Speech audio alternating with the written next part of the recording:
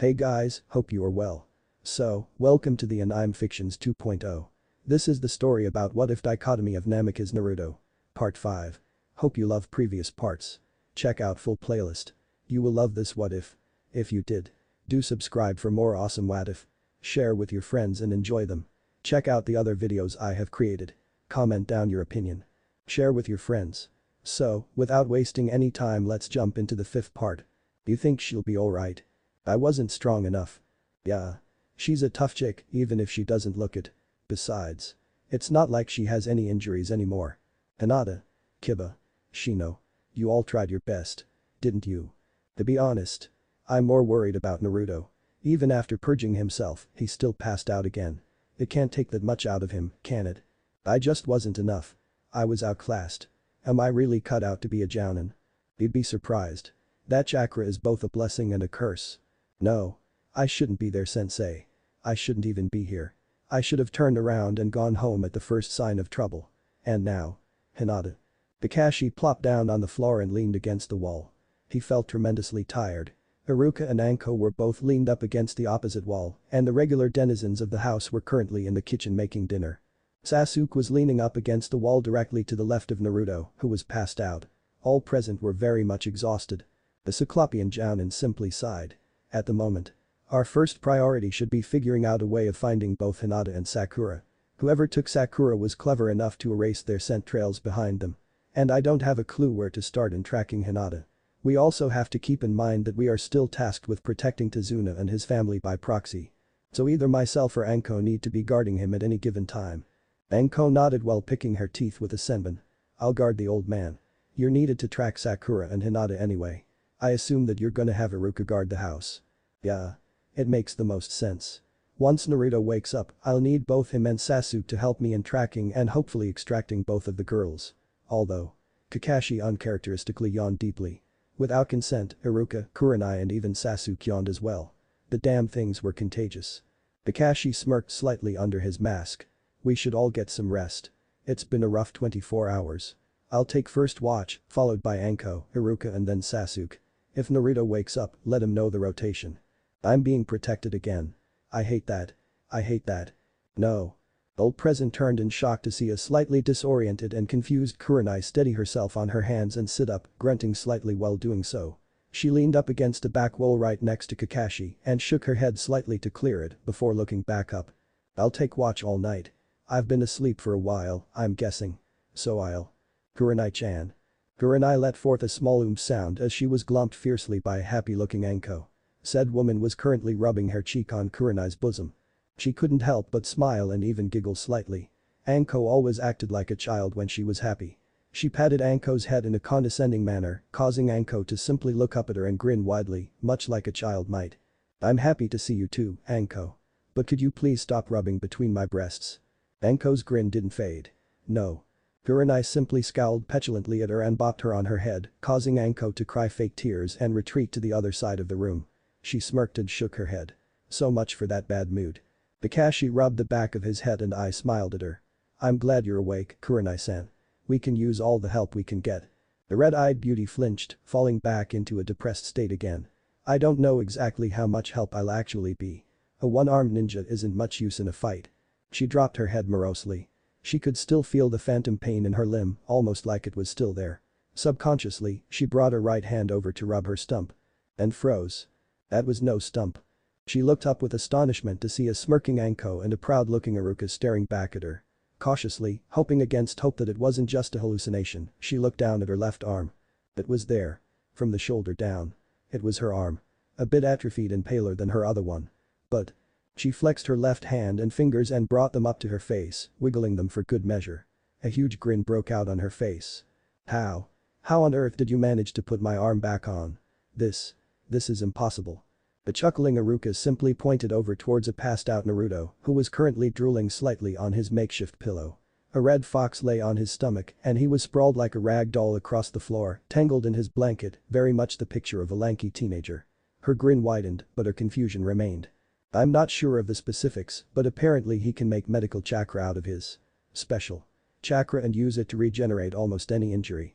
Poor kid was in a world of pain for a while because of it though. He passed out. Again. About 15 minutes or so before you woke up. Anko's smirk was still firmly in place. Her eyes widened and her grin dropped. So. Naruto had regenerated her arm. This wasn't her old arm, the one that had been cleaved off by Mamachi's abuser. This was an entirely new appendage. She glanced back over at the sleeping blonde and felt her respect for the boy rise considerably. As did her gratitude. She immediately began thinking of ways she could thank the boy. He had effectively given her ninja life back to her. She sobered immediately. That is. If I'm still even cut out to be a ninja. Shaking herself, she set her eyes on Kakashi. How long have I been out? Kakashi tapped his chin for a moment before replying. I'd say. About 2 days, probably a little bit more. Naruto healed you completely about a half hour ago, otherwise you probably would have been out for weeks.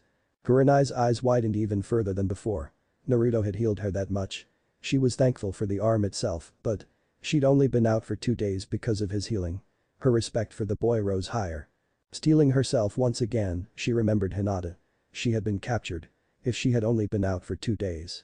Then Hinata still had a chance. She also realized that she had no idea what state the rest of her team was in. Glancing over at where Shino and Kibble lay, she let out a small sigh of relief. Both were breathing steadily and they looked to be much more recovered than they had been when they had been brought in. Even Akamaru looked better than before. She felt a stab of guilt in her heart. They wouldn't even be this injured if she had been better. If she hadn't been so weak. If she had made the right decision. Clearing his throat, Kakashi brought Kurenai back into awareness. If you don't mind. All of us are a bit unclear on just what happened to cause all of this. We got your missive regarding Zabuza and his apprentice. But that's about the extent of what we know, other than the fact that the enemy is Gato. She nodded.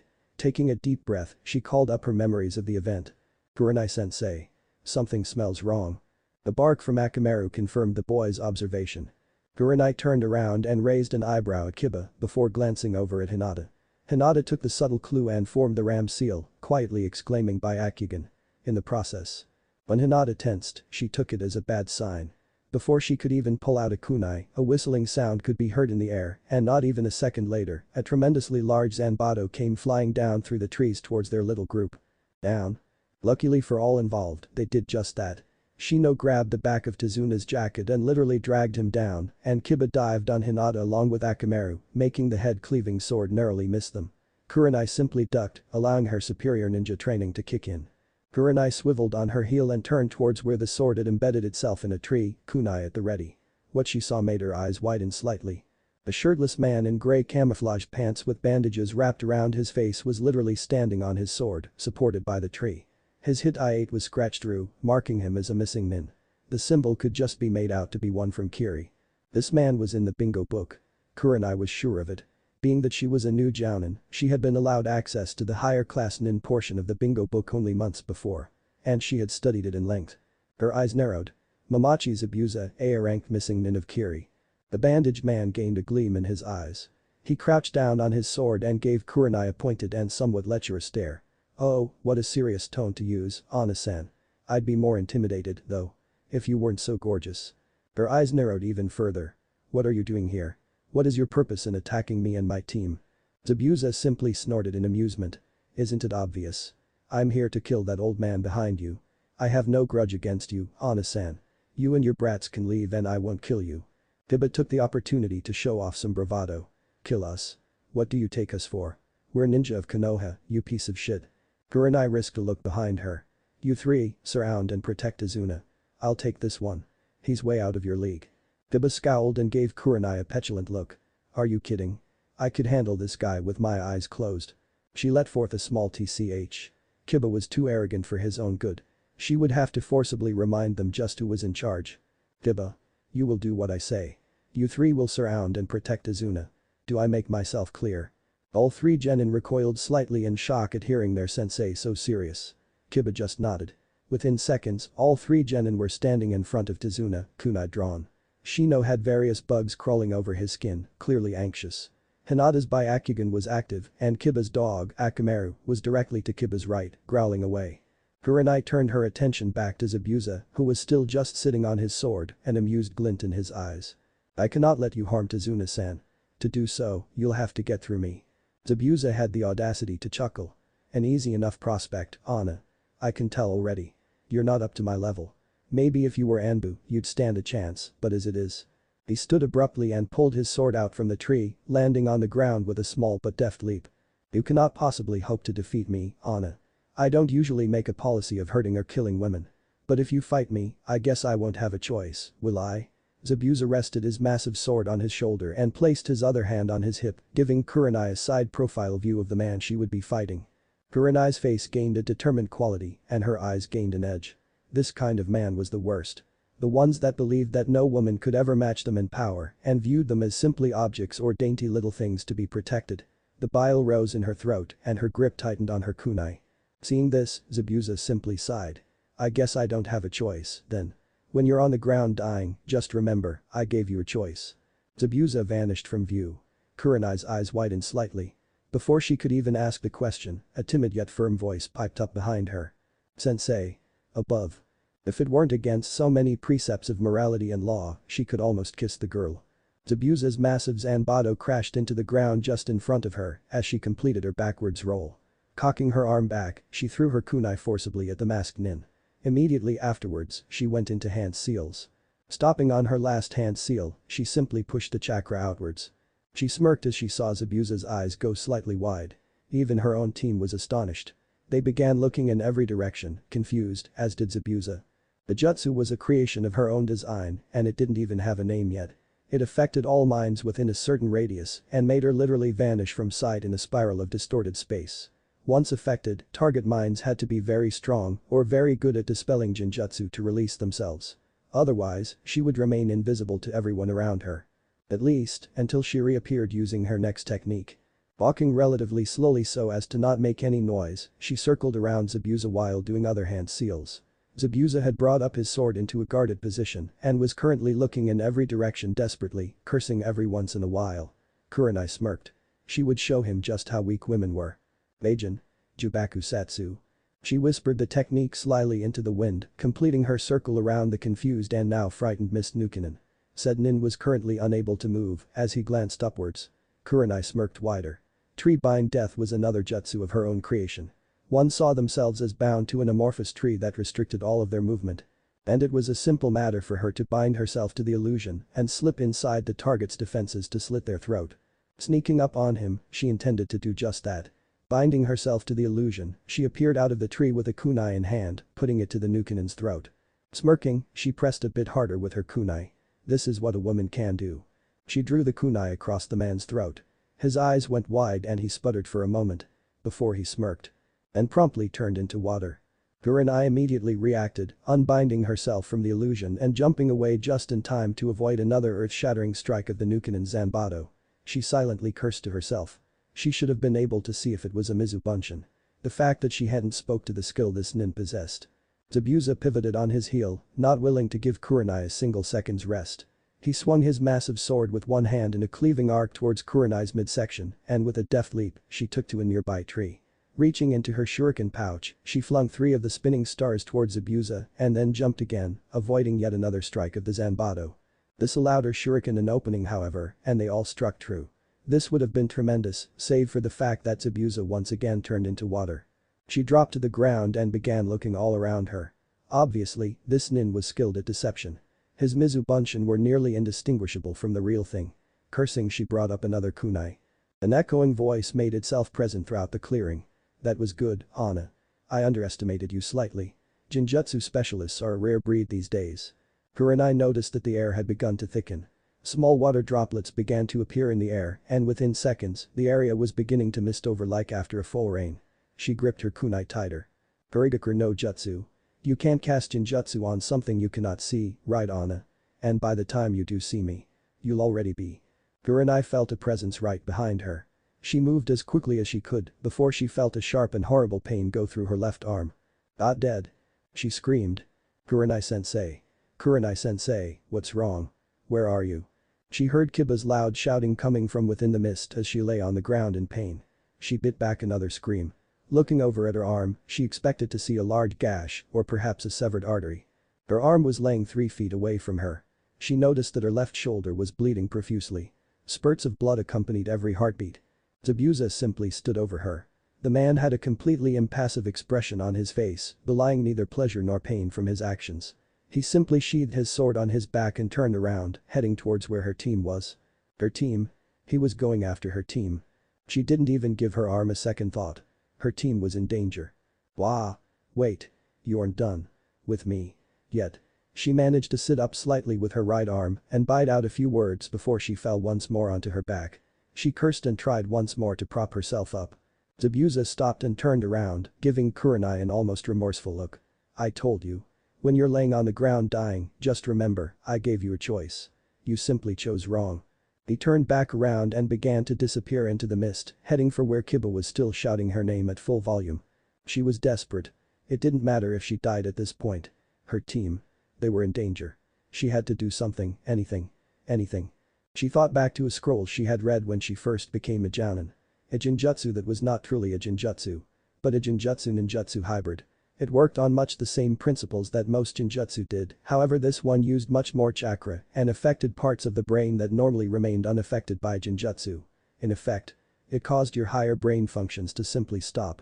It destroyed the target's mind. The drawback was that it used an absolutely enormous amount of chakra, even for a jounin. It was considered a kenjutsu for that reason alone. Using this jutsu was considered something that was done only as a last resort, as the nin who used it would undoubtedly suffer chakra exhaustion or perhaps even worse. Kurenai-sensei. Damn it. Akamaru, where is she? Hinata, can you see her? Damn it. Kurenai-sensei.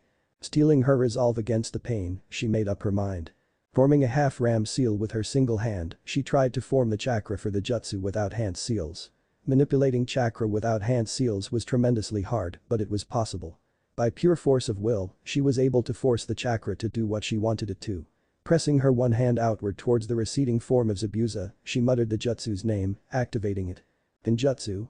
Zessen no Jutsu. Tatsu. She felt it. The chakra was literally sapped from her body as the jutsu activated, and she could feel the chakra mold outside of her body to create the hybrid jutsu. Her vision got hazy. But it was still clear enough to see Zabuza stiffen for only a few moments and then unceremoniously drop to the ground, presumably dead. Or brain dead as it were. A decidedly anticlimactic ending. She was just glad that it hadn't been yet another Mizubunshin.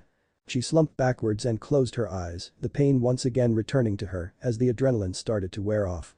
She could still sense the warm blood cascading out of her left shoulder at the stump. She could feel herself getting lighter. Almost feathery. Things started to fade. She was overtaken by a serene sense of calm. She nearly smiled. So this was death. It didn't feel nearly as bad as she thought it would. Kurenai-sensei. Oh shit. Oh, shit. What do we do? She's gonna die. Look at all that blood. Kurenai-sensei. PP please don't die. Calm down, both of you. Kiba, take off your jacket and use it to stop the blood flow. Hinata, reach into her shuriken pouch and find a blood pill. Kurenai nearly raised an eyebrow. Or would have, if her motor functions were functional. Shino never talked that much. She supposed that in situations like this, however, when a cool head was needed, he was the one to count on for taking action instead of panicking. After a few moments of silence, she could hear two muttered acknowledgements. The sound of cloth rustling hit her ears and she could feel Hinata fiddling with her shuriken pouch. She nearly winced in pain as Kiba pushed his jacket onto her bare stump of an arm, but the pain was really nothing at this point. Everything was nothing. She would be passed out already if it weren't for her own stubborn will to live, making her cling to consciousness. Gradually, she began to feel the blood stop coming out of her left arm. Kiba was pushing as hard as he could against her shoulder. After a few more moments, she could feel a small hand come up to her mouth and push something into it. Kurenai-sensei. Please chew this. It's a blood pill. With as much effort as she could muster, she clamped her jaw down on the pill and unceremoniously shoved it down her gullet. The effects were immediate. Her eyes shot open as her veins and arteries once again filled with blood. It was an almost painful sensation. She could feel her heartbeat return to normal, and as luck would have it, her stump was only bleeding a fraction of what it was before. Blood pills worked by stimulating bone marrow to produce more blood. This had the unfortunate side effect of making the user slightly more brittle than they would be otherwise. Because of this, as Kurenai tried to get her right hand under her to push herself up, she could feel a bit of pain as smaller bones developed hairline fractures and larger bones developed only slight stress fractures. In the long run, they were nothing. You got more fractures practicing taijutsu than you did from taking a blood pill. But they still hurt nonetheless. Kurenai-sensei. Are you alright? She nearly groaned. Kiba. I'm missing an arm. Do you think I'm alright? Kiba recoiled slightly from her barb and she realized immediately that they were frightened. even Shino. Seeing someone like her. Someone they thought was strong getting so easily beaten must have been hard to watch. More than that. Watching someone they cared about almost die. She smiled warmly at Kiba and gave him a grateful and reassuring smile. But. I live thanks to you three. Thank you.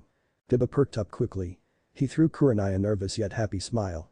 She noticed out of the corner of her eye that Hinata was drying tears and smiling as well, and even Shino looked relieved, though you could barely tell it. She sighed.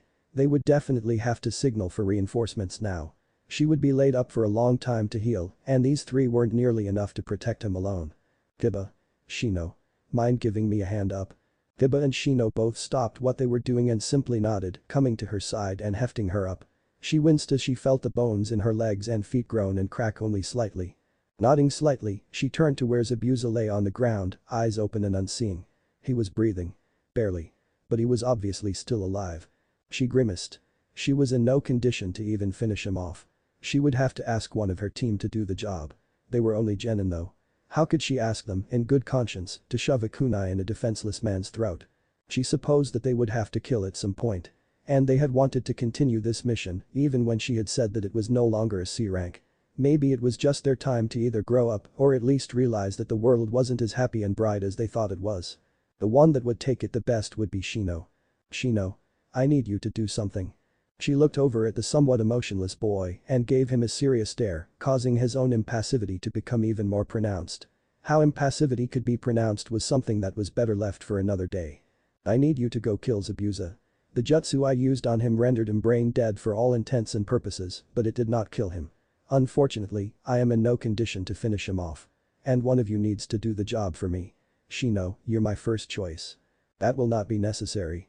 She whipped her head towards where the sound had come from, only to see what looked like a mirror made of ice melt back into water right in front of a very feminine-looking boy. The only thing that signified him as such was his complete lack of breasts, but it was obvious enough. The boy had a blue kimono on, with a gray obi tied around the midsection. His hair was tied up in a decidedly feminine fashion on his head with red pins, and he wore a white undershirt that showed through at the neck. The most defining characteristic, however, was his white and red patterned mask that covered his face. It had the symbol of Kurigakure on it. She narrowed her eyes only slightly. Hunter-san. Just how long have you been there? The boy quirked his head ever so slightly. I just got here, Shinobi-san. I apologize for not arriving sooner. However, it is unnecessary for your gen in charge to end this man's life. I shall take care of that. Kurenai almost breathed a sigh of relief. She noticed that Shino, who moments before had been extremely tense, was now more relaxed. She gave him a slightly apologetic half smile. She turned back to the hunter nin who was currently drawing two deadly-looking senbon and studied him thoroughly. The boy certainly had the aura of a hunter nin. And more than that, he even had the slender fingers needed to manipulate senbon properly. She noticed as he calmly slipped the two senbon into Zabuza's neck at a 45-degree angle from each other and then watched as the nukenin tensed before shuddering slightly and deflating. His chest did not rise again.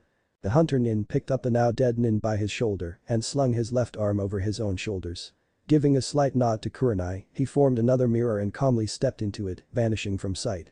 This time, she really did sigh in relief. Before she could even tell what was going on, she felt herself being lifted up. Looking towards the person that was currently holding her, she saw spectacled glasses, white hair and teary eyes. I'm so sorry. You almost died because of me and my stubborn ways. All of you. Izuna, as she now realized, was crying. Openly. The man had a look of almost pure guilt written on his face. He was clutching Kurenai for all he was worth. The old man started forward, walking towards an unknown destination, Kurenai in his arms bridal style. The rest of her team followed blithely. The old man kept crying. I'll take you four to my house. You can help your sensei recover there. You have done more than enough for me now. I'll manage without you. I want you to leave back for home whenever you get a chance. Kurenai was almost tempted to agree, but then she remembered that they had taken this mission willingly. No, Tazuna-san. We agreed to take this mission, even knowing the risks. We'll stick with it. I will be calling for reinforcements, however. Kiba gave her a petulant glare. No way, Kurenai-sensei. You may be hurt, but we can take care of anything that comes our way, now that the bandage-faced guy is dead. It's just bandits and mercenaries now, right? Kurenai sighed and returned Kiba's petulant glare with a serious one of her own. Never underestimate your enemy. We don't know that those were the only nin that they hired, and we don't know what else Gato has to throw at us. With me effectively out of commission. We need reinforcements. It's not a slight against your skills, it's simply fact, Kiba. Don't let pride get in the way of duty or survival. Kiba looked as though he wanted to protest once again before his head shot up. Kurenai sensed it at about the same time. As a testament to their teamwork, Shino and Hinata both dropped into fighting stances alongside him and Tazuna increased his grip on Kurenai. She nearly scowled. She hated not being able to fight. Within seconds, they were upon the group. Grungy and filthy-looking mercenaries with equally shoddy swords descended upon them in a wave and Kurenai had to restrain the urge to curse. Even to a genin, mercenaries were really nothing, but in such numbers, without her help, they could be a problem. Abruptly, right before they would have been in combat range, all of them stopped. She was confused until the middle of the small army of mercenaries parted to allow a small man in a black coat through. He had brown hair that was sticking up at all angles in an almost afro formation, and he wore dark spectacles not unlike the ones Shino wore. He held a decidedly slimy feel to him that made Kurenai's skin crawl. The man laughed. I see that Zabuza got at least some of it right. Oh well. A few brats and a cripple shouldn't be too bad to take out. Kurenai's eyes narrowed. She brought her free hand up and formed a half-ram seal, creating the most rudimentary genjutsu she could muster, considering that she had only enough chakra for perhaps just that. The men surrounding them seemed to grow confused and the man himself held an almost hollow look that suggested that he too was affected by the confusing genjutsu. Shaking his head, he simply made a motion with his cane. The mercenaries attacked, although clumsily. Her students acted quickly.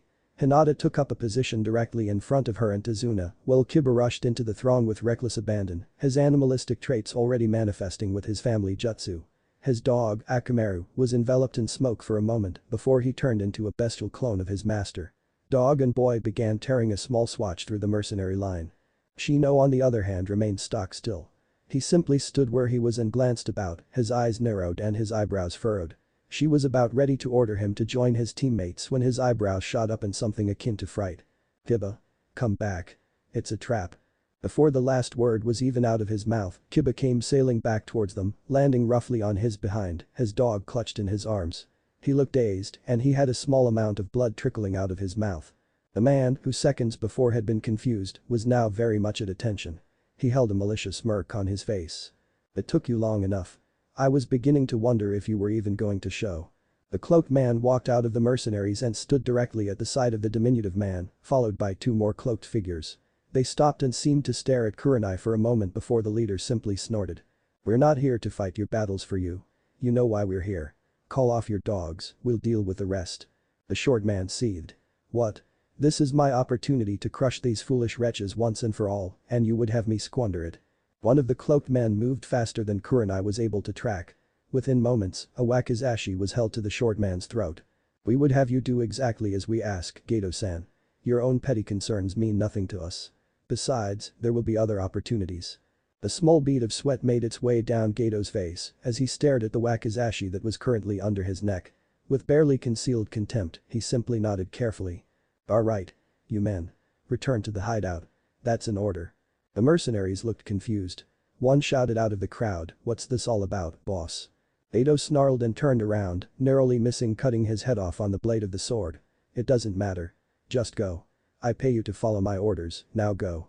After only a moment's hesitation, the mercenaries began to walk in the opposite direction, most of them grumbling incoherently or taking swigs from hidden casks. The few that Kiba had knocked unconscious were still laid out. Snarling again, Gato rounded on the cloaked figure that had made him dismiss his army. Your superior will hear of this. Mark my words. Without further ado, Gato stomped off in the opposite direction, two mercenaries following him as bodyguards. Kurenai surveyed the scene with curiosity and just a bit of fear. These were no normal men. They were most likely ninja. She cursed under her breath. Just their luck to be hit with even more ninja after she had been critically injured. The head cloaked figure simply looked at them. Kurenai opened her mouth to speak, but before even a word could leave her mouth, all three figures blurred and reappeared closer to them. She had seen what they had done, even if her team had not. Shino was the first to collapse. Blood sprayed from his injuries and his spectacles fell off his nose. With naught but a groan, he fell, unconscious. Kiba was the second. He and his dog both fell to the ground in much the same manner that Shino had, but with much less ado. He hadn't even had time to groan, as Shino had. Kurenai's eyes widened as she struggled against Azuna's grasp. Inwardly, she seethed. Hinata, for whatever reason, had been left untouched. The leader walked up to them without a word. Hinata took up a defensive stance once again, which caused the leader to stutter step only slightly before he once again blurred out of existence. Hinata fell unconscious, not a wound present on her body. The leader unceremoniously slung her limp form over his shoulder. Kurenai was simply too weak from adrenaline letdown and blood loss to do anything. We will meet again. Were it not for my orders, I would kill all of you. Prepare yourself, however, as your death is near. Without a sound, the leader chopped both her and Tizuna on the back of the neck. Her world faded to black. Kurenai sighed as she recalled the events from memory. After that. I woke up here after the town had sent out a small rescue party for us. I had just enough energy to write the missive, summon the pigeon, and place a rudimentary genjutsu around the house before I passed out again. During that time, I realized that the hunter nin that had supposedly killed Zabuza was most likely working for the man. Seeing as how he did not dispose of the body at the scene, nor did he cut off Zabuza's head, as is customary. He most likely used some form of acupuncture to put him into a near-death state. That means that Zabuza is still alive somewhere. Although, he's probably brain dead. Rubbing her left arm, her gaze fell to the floor. I have no idea why they didn't kill us. And I have no idea why they took Hinata. All I know is that. Whoever they are. They're good. They're ninja. And they're working with Gato. Although I have no clue why. Silence permeated the small room that they all shared. This was news indeed. There were other nin working for Gato besides Zabuza and his apprentice. More than that. They had been given ample opportunity to kill Tizuna, Kurenai and her entire team. And they hadn't. There was something else afoot. Takashi just didn't know what it was. Yet. Sighing, he rubbed the bridge of his nose. This entire thing was becoming much more dangerous and much deeper the further they went. They had unknown ninja to deal with, they had 2 missing kunoichi, they had an unaccounted for Nukanon duo, a city that was recovering from occupation, and only 6 ninja in battle-ready condition. More than that, they really couldn't expect backup at any time. Takashi stifled an exasperated chuckle. When life gives you shit. Put it in a bag and set it on fire. Standing, he walked over to Naruto. The boy was still out cold. Probably would be for most of the day. He had used a large amount of chakra to heal Kurenai. More than that. He would have to ask Naruto to heal Kiba and Shino in much the same way as soon as he woke. They literally needed every hand they could get and 2 genin that were immobile and injured could become a liability. He sighed again. It seemed that he was doing a lot of that these days. Right then. For now. We can't worry about anything but getting some rest and making sure that this house is secure. Since Kurenai has volunteered to keep watch all night, we can all get some much needed rest and relaxation before the real fun starts. We can do introductions and information gathering when we're all in a better condition to do so. All parties that were currently awake nodded. Kakashi smiled and headed for the door, sliding it open ever so slightly, followed by the other occupants of the room, including Kurenai. They would have to bunk up in the few guest quarters that the family had. Iruka and Sasuke followed Kakashi into a room, while Anko took another, smirking silently that she got a room to herself. Kurenai simply headed outside and began stretching out from the long period of inactivity. Ayubi, who had been silently observing and listening, simply closed her fox eyes and drifted off into a relaxed, almost meditative state on top of Naruto's stomach. When Naruto woke, which was whenever she decided to inject him with a small amount of her own chakra, she could fill him in. For now. The boy definitely needed his rest as much as the rest of his team did. Another few hours, at least. The boy twitched slightly in his sleep, muttering something that ended in chan in a somewhat guttural way. Kyuubi inwardly chuckled. At least she had never muttered anything with kun in her sleep. That would be just humiliating. Not that she hadn't ever dreamt about such things. She inwardly smirked. Those had been some nice dreams. She drifted deeper into aware meditation, wondering just which chan in his life he was referring to. She tried not to get her hopes up. The kunai came down, missing the nin by a hair's breadth, neatly clipping off strands of his dark black hair in the process. The kunai, however, was no longer connected to anything, as the nin who had been wielding it was now dead on the ground, 2 slowly melting icicles sticking out of his throat. The masked nin twirled on the man's partner, finding the man going through quick hand seals. He grimaced. He didn't really have enough speed left to dodge. The earth jutsu hit him full on in the chest, throwing him back several feet and causing him to cough up small amounts of blood onto the forest floor. He looked behind him to check on his charge. Seeing Zabuza still staring blankly at the sky, a small smile came to his face and he twirled on the nin once more, senbon at the ready. Only to see that there were now at least 25 of them. He quickly put away his senbon, picked up Zabuza and began to run. Luckily for him, it was at that point that his explosive note that he had planted on the bed back in the splintered building decided to explode. The building rocked as the force of the explosion was kinetically transferred throughout the mostly wooden complex. Wooden shrapnel rained down on the assembled 25 stone nin in a hailstorm of splinters and spikes. Much to Haku's dismay, however, it didn't seem as if any were seriously injured. That had still given him a head start. The kunai whizzed by his ear, and a shuriken embedded itself in his back, hitting the thin but strong layers of armor underneath his battle kimono. Nevertheless, it stuck, and Haku was forced to stifle a cry. How had things gone so horribly wrong?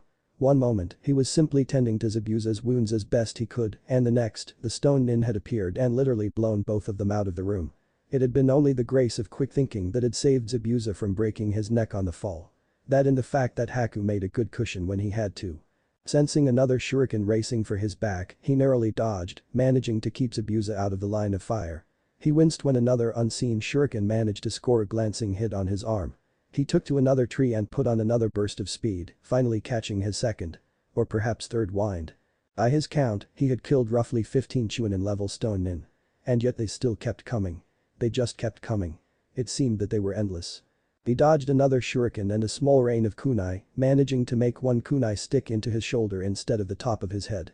Stifling his cries once again, he used some of what little chakra he had left and formed an ice mirror. He had to get away.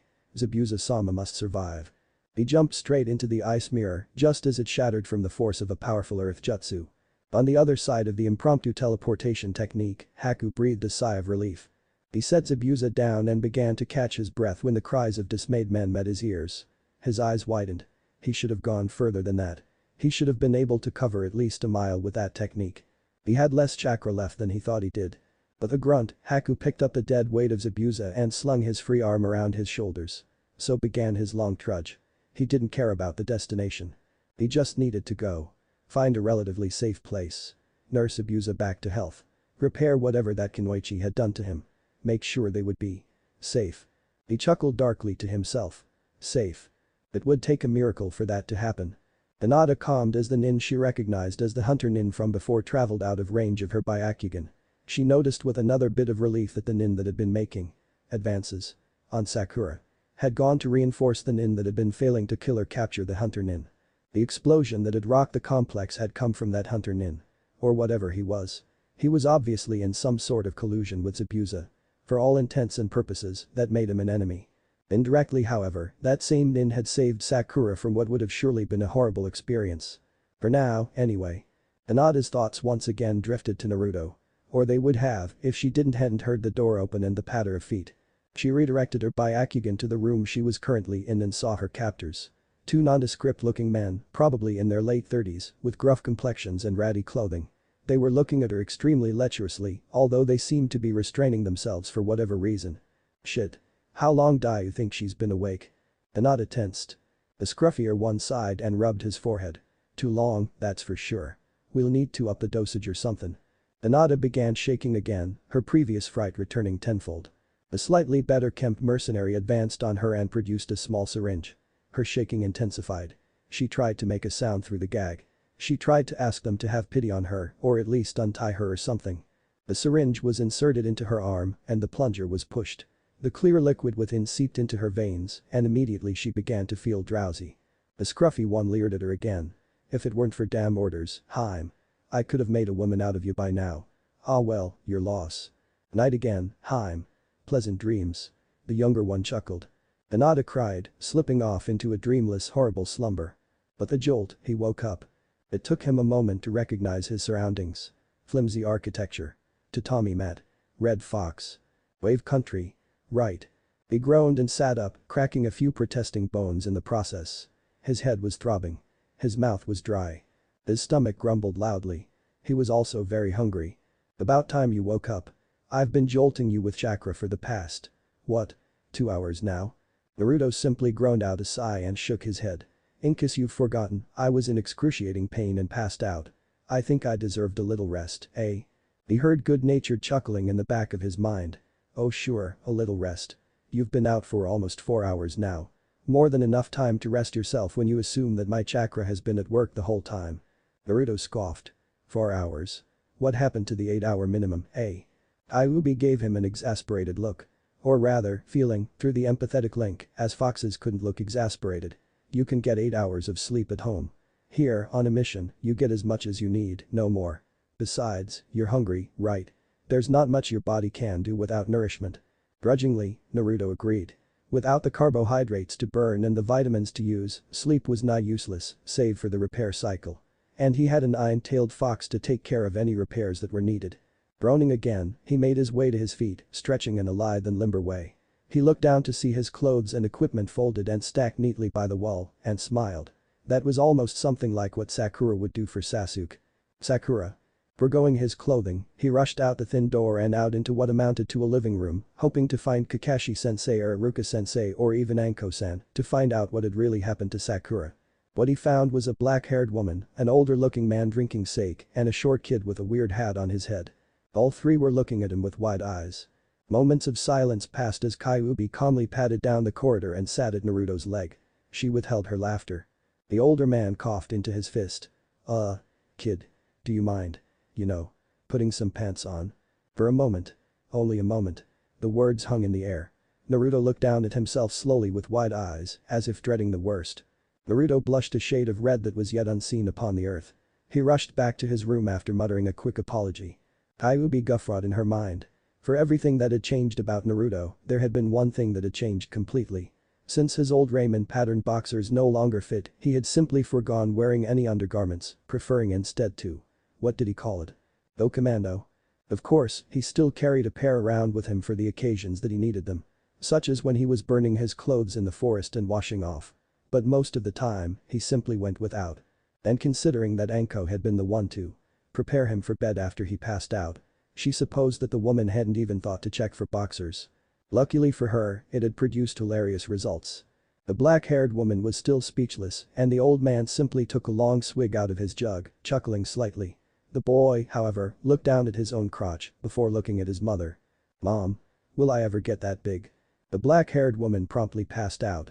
Kyuubi's internal laughter spilled out into small yips and grunts as she almost literally rolled on the floor. The old man had spit out his mouthful of sake and was now currently laughing as hard as Kyuubi was, and the child was simply staring at the whole thing with a genuinely curious expression on his face. What did I say? I just asked if my. The older man placed a hand on the boy's mouth, managing to contain. If only temporarily. His laughter. Boy. Heh. Boy, it'll get bigger one day. Heh. Ha. The man broke down laughing once more. The kid just shook his head and proceeded to start shaking his mom slightly. He muttered something that sounded close to weird adults. A few minutes passed, in which Tazuna and Kyuubi both were able to contain their mirth. Tazuna, however, still had a face-splitting grin on his face, and Kyuubi was still very much amused. As if on cue, Naruto walked back into the room, this time dressed fully in his normal attire, mask firmly affixed over his face. He didn't want anyone seeing his blush. The old man gave him an almost wistful look.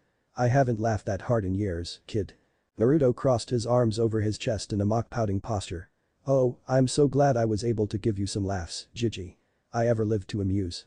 Azuna simply chuckled and took another sip out of his jug of sake, patting the sofa next to him in an invitation to sit down. Naruto grudgingly complied. Name's Tazuna, Gaki.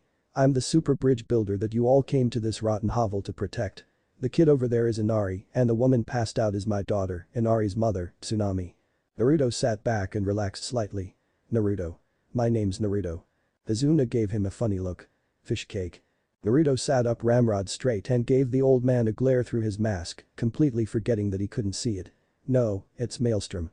In kanji, damn it. The old man chuckled and gave Naruto a placating gesture with his hands, taking another swig out of his sake jug at the same time. Right. Maelstrom. I got it. The blonde prodigy leaned back into the sofa again with his hands crossed over his chest, doing a very good impression of his old pouting pose.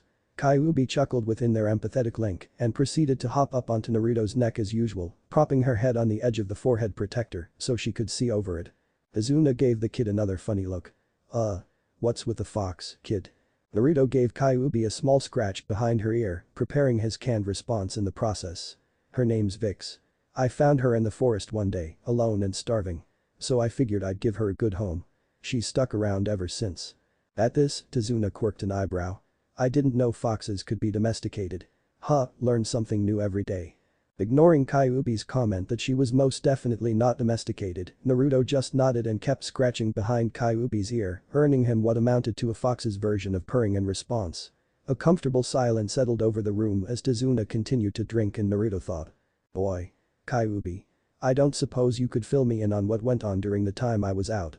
Kyuubi's purring, or equivalent thereof, stopped. Yeah. I listened in on their conversation. Lem bring you up to speed. Kurenai got soundly beaten by Zabuza. She used a last resort jutsu on Zabuza, causing him to go brain dead. And then he was promptly saved by his apprentice or cohort or something, who was disguised as a hunter nin. After that, they ran into some mercs and some as of yet unknown ninja, who proceeded to trash Kiba and Shino and kidnap Hinata. That's about the gist of it. Naruto frowned. And what about Sakura? Kyuubi sighed. Kakashi believes she has been kidnapped in much the same manner as Hinata. Naruto's eyes widened and he stopped petting Kyuubi. Hinata and Sakura both were being held captive. What exactly was going on here? Moreover, why weren't they out in the countryside searching for them right now? He hadn't realized that he had thought that into the link he and Kyuubi shared. Kakashi isn't sure what's going on, really. And they're not out there looking for them because they need sleep. You may have me to rely on, but they don't. Without sleep, they'd be sloppy and make mistakes. And you don't want that for a rescue operation. Frowning deeply, Naruto agreed. But he didn't want to. He wanted to do something. He wanted to jump up right now and go do something. Hinata and Sakura both were being held captive and he was just sitting here, doing nothing. Abruptly, he stood. Tazuna-san. If any of my team asks where I went, just tell them I went to train. Tazuna gave him a mostly uncaring look. He was mostly sloshed already.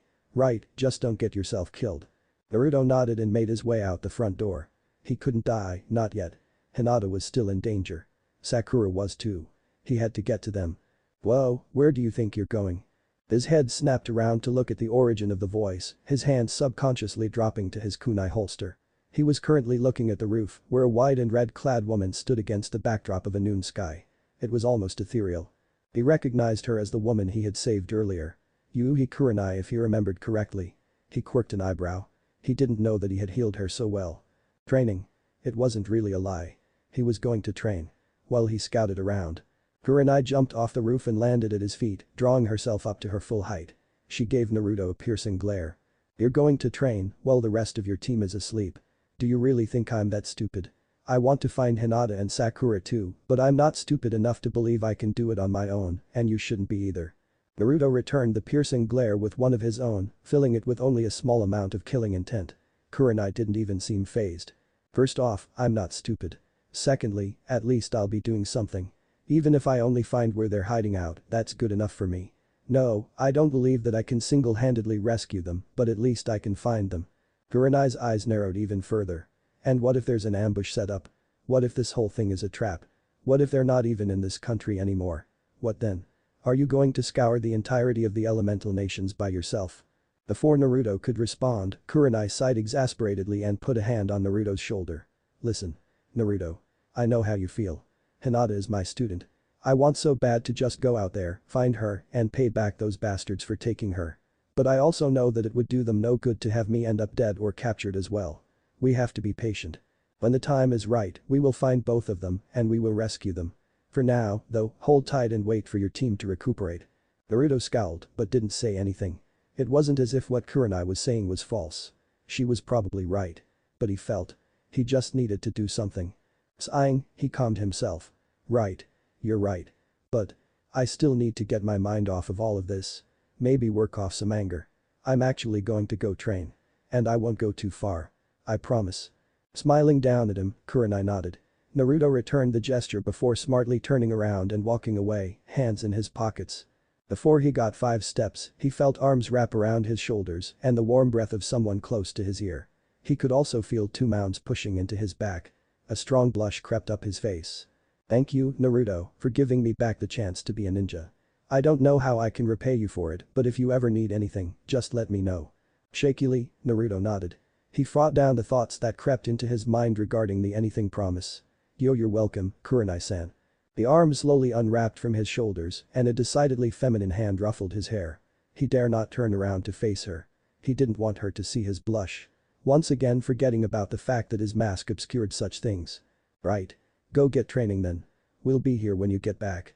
He nodded again, this time taking off at a much faster pace than before. He didn't want to give Kurenai a chance to do something even more embarrassing to him. Kurenai simply chuckled and walked back to the house, hopping back up onto the roof. Perhaps Anko was onto something with her whole tease routine. It was fun. Kyuubi huffed. Bitch. Huh? Did you say something? No, not at all. Nutrient bars tasted like shit. Not that Naruto had ever tasted shit. But if he had, he would say that shit tastes like nutrient bars. Nevertheless, they were all he had to eat. Kyuubi, now in her human form, just smirked at him, interpreting the look on his face for one of disgust. She interpreted correctly. You should have had that black-haired lady make you some food before you left. I'm sure she was probably a good cook. Naruto gave Kyuubi a look that clearly said, you're just now suggesting this. Kyuubi grinned. Shoving the last of his nutrient bar down his gullet, Naruto stood up unceremoniously and made to take out his sword.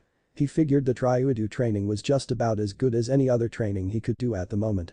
He didn't want to use his jutsus as they tended to attract attention and ostensibly the only other thing he could work on was the Rasengan. But that had already proved fruitless. Kyuubi stood up with him and put a hand on the hand that was about to pull out his sword, shaking her head at him at the same time. Naruto quirked his head to the side in confusion. She motioned him over into a larger part of the clearing they were currently in, where she stopped and turned on a dime to face Naruto. You could train Ryudo. Or you could train Rasengan. And either would be good. But, I have something that is much more important and it just so happens to be the most opportune time to do it in. Naruto unsnapped his mask from his head and clipped it to his belt, giving Kyuubi an anticipatory expression that was coupled with his kitsune-looking confusion. What else is there? I suppose we could have a chemistry lesson or something. But. Kyuubi looked him dead in the eye. Uchiha no jutsu. Naruto's eyebrows rose. Sighing, the former nine-tailed kitsune began her explanation. Just because you have the contract doesn't mean that you can immediately start using the foxes that you summon. Just like any other sentient life form, foxes have free will. You can summon them, sure, but without gaining their favor or familiarity at least, they'll treat you like just another human, and I doubt they'd even obey your requests. Naruto gave Kyuubi an incredulous expression. Then what the hell is the point of the contract in the first place? If the foxes don't obey me, then what use is summoning them? Besides, you're the freaking Kyuubi. Don't they have to obey you? Kyuubi shook her head. Back when I was fully corporeal, yes. They would have had to obey me. I was their Taishu after all. But now that I'm sealed away. And most of my power is being held back. No, they really wouldn't have to obey anything I say. There might be a few who are loyal for whatever reason, but I'm betting that the majority of them has either forgotten about me or didn't even care in the first place. Didn't care in the first place? What do you mean? Naruto sounded genuinely perplexed. Kyuubi sat down, motioning for Naruto to do the same. Sighing, she looked at him. This might be a long story, so bear with me. When I was first created as the nine-tailed fox. Or recreated as it were. I was given a specific task over and above my normal ones. I was tasked with being the leader of the armies of Inari. A massive army comprised of all sorts of foxes that ranged anywhere from one-tailed kits to eight-tailed behemoths. At the time, it was considered to be the most massive army that any demigod had ever amassed, and its combined power could have easily toppled the gates of hell itself. Her expression darkened. However. I did not perform as I should have. I checked in on the armies maybe once every 2 to 3 years at most, and I left most if not all of the actual workings of the army to the Kitsune Council. Comprised of 8-tailed kitsune. I was really nothing more than a figurehead. She sighed once more. As such, the armies began to disintegrate. Desertion, infighting, restlessness, leading to even more fighting. Without a true leader, no one knew who to follow, who to obey. No one knew who was in charge. All the while, I was off having a grand time globetrotting and generally having fun. I knew of the problems that my armies had, but I didn't much care, either due to arrogance or simple apathy, I don't know. Kyuubi blew a loose strand of hair out of her face. It remained that way even up until the day that I fell. After that, I pretty much lost all contact with the armies and I haven't re-established contact since, for obvious reasons. I have no reason to believe that they trust me and I have no real reason to believe that they'll still follow me, as I'm probably considered all but dead. She looked up and met Naruto's eyes once more. That's about the long and short of it. While you may have the ability to summon foxes, those foxes are just foxes until you can control them. You need to start gaining their respect and familiarity as soon as possible. The whole reason why I want to do it out here is because. Let's face it.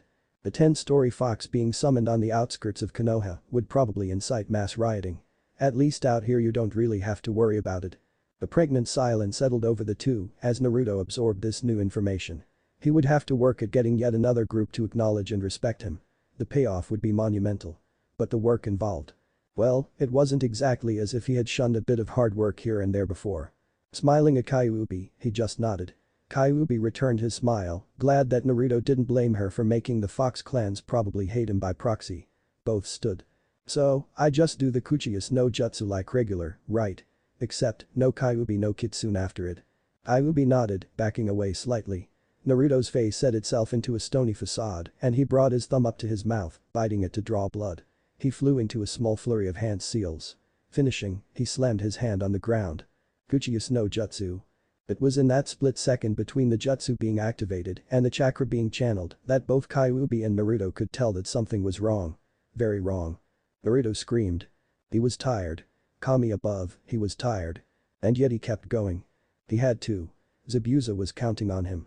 He was the man's tool to use as he saw fit. Right now, the tool was doing exactly what the master would have wanted. He was dragging the master to safety, even at the cost of the tool's usefulness. He didn't know how long he had gone. He didn't know how long he had trudged through this damnable forest. He just knew that he had to keep going. He had to. He must put one foot in front of the other. His knee buckled underneath him, sending both Haku and Zabuza to the ground in a heap. Haku tried, in vain, to lift Zabuza once more, to keep going, to force his legs to work. The cursed appendages would barely even twitch. Resigning himself to a small rest, he propped his back up against a nearby tree, keeping Zabuza squarely on his back, as near to him as possible. He knew those damned stone nin were still after them. If he tried hard enough, he could hear their panting, their incessant chattering, their beating hearts. It was enough to drive him mad, if he let it. Gulping for air, he glanced around his surroundings.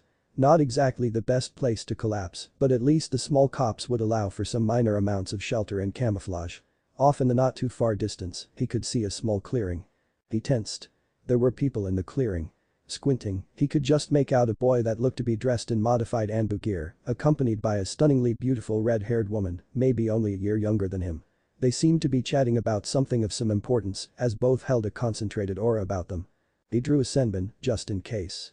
They didn't give off any markers of being hostile, nor did they look as though they had spotted him and Zabuza. So for now, they were just benign. They might make a good distraction or the stone nin, however, should it come down to it. The boy and the woman stood, chatting for a moment more, before the boy brought his thumb to his mouth and bit it, drawing blood. Haku's eyes widened. They were getting ready to summon something. He focused harder, trying to make out just what was going on, not just for their safety, but for his own curiosity. He had only ever seen a summoning once before. The boy made hand seals and slammed his hand into the ground. Immediately, he knew something was wrong. Perhaps it was the scream of the boy as he doubled over in pain, or perhaps it was the absolutely massive amounts of red chakra that boiled out of him. Perhaps it was the clouds that appeared overhead, as though summoned. He didn't know. He just knew that he really wanted to be anywhere but here right now. He tried to move his legs once more, failing. He sighed. He supposed he was stuck here until he regained his strength. He might as well make the best of it. Concentrating, he was able to witness just what was happening with the boy, who was currently in massive amounts of pain. It would be the start of a turning point in Haku's life. It hurt. It hurt so much. It was like nothing he had ever felt before. It was as if something was sucking him dry of chakra. Like a massive vacuum had just been placed over the seal and turned on high. He could literally feel Kyuubi's chakra resisting the flow, but no matter what she did to stop the chakra, it seemed to simply keep going, as though the resistance wasn't even there. The sharp pain hit, deeper and more resonating than the first. He screamed. He wanted to tear at the seal, rip off the skin. Anything to get rid of the pain. And as quickly as it began, it was over. He simply lay on the ground, panting and wheezing for air. He could hear the almost pleading yelling of the Kyuubi for him to say something or get up or oh god, what's happening? But at the moment, all he could focus on was the lack of pain. You could tell that a pain was intense when you literally felt the lack of it rather than relief. For whatever reason, Kyuubi's yelling stopped. A few moments later, he felt a cool sensation flood his body. He relaxed. It felt good. It was the direct antithesis of the pain he had been feeling only moments earlier. Opening his eyes, he saw a man. Not a fox. The man was slightly tanned, with high cheekbones and a defined jaw, accentuated by his sparkling purple eyes and bright red hair that flowed behind him in a very long braid. He was clothed in a platinum-colored kimono and a jet-black haori, with a deep red obi tied around his waist. On his legs was a baggy cloth hakama that were colored in the same deep red as the obi. Wooden jeta adorned his feet. In a word, he looked noble. It was offset by the carefree look on his face. A look that Naruto had sported more than a few times. Sorry about that. If I'd known the chakra for the signal was sealed so tightly, I would have made it a bit less prominent. Coughing slightly to clear his windpipe of excess phlegm that built up during his screaming, he slowly made his way to his feet, feeling a bit sapped of energy. Strangely enough, the cool sensation remained. Who are you? What the hell just happened? The man simply smiled wider and put a hand behind his head in a bashful way. Ah, right, introductions. Well, seeing as how I'm kin to the cause of your pain, I'll go first. The man promptly executed a lavish and over-exaggerated bow. Straightening, the smile on his face was much more reserved and calm than it had been before. My name is Inari. I am a demigod. Naruto simply stopped. He stopped breathing, he stopped moving. He simply stopped. And then scowled. You really expect me to believe that? You're telling me that you're a demigod. Not just any demigod, Inari. I'll call bullshit on that one, thank you. The man just looked at him in confusion, once again much more reserved than before. You do not believe me? Huh. I would have thought my entrance was enough to convince you. Naruto rolled his eyes. Your entrance was made by giving me a ton of pain. I don't really see how that makes you some sort of kami. Inari chuckled lightly and walked over to Naruto, his eyes shining with mirth. He reached out to Naruto's head and before he could react, poked the spot right between his eyebrows, sometimes referred to as the mind's eye. In an instant, Naruto's world changed. No longer was there a man standing in front of him. No. That was no man.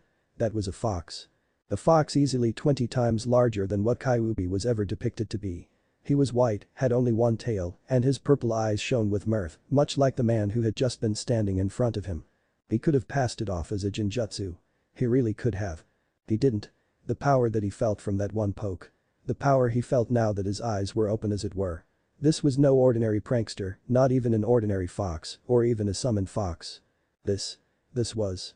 His vision faded and he was suddenly once again seeing as he was before. The man stood before him again, eyes alight, and the area around was much the same.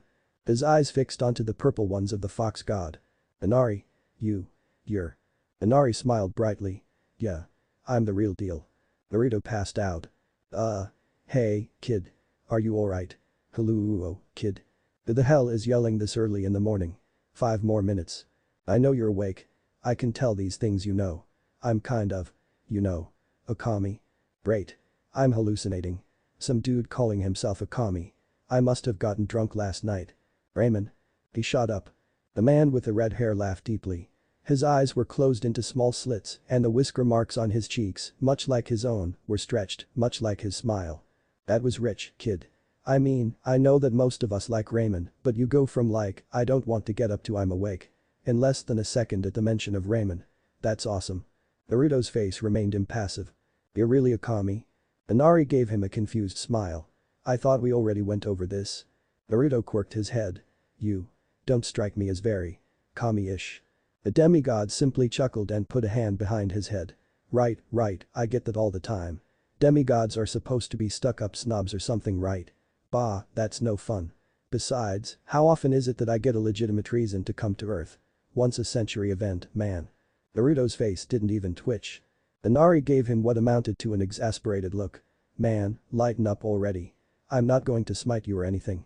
Not my department. Hell, I didn't even know that I was gonna be coming down here anytime soon. At this, Naruto did cock an eyebrow. Inari gave him a much more reserved smile. I suppose you just wanna know what's going on, right? Naruto nodded. He also noted that Kyuubi was nowhere in sight and he couldn't feel a thing through their empathetic bond. He could feel her consciousness nestled away in the seal, however. It seemed as though she was trying really hard to hide. Inari plopped down on the ground unceremoniously and crossed his legs and arms, taking a deep breath in the process. Well, I'll explain it to you. Wait. Naruto felt a tug at the seal. With no more than a pop, Kyuubi appeared right next to him in her human form. She squeaked. Inari chuckled. Trying to hide. From me? Come on now, Kyuubi, you know better than that. Faster than Naruto could comprehend, she was prostrate before the man's feet, nose touching the grass below them.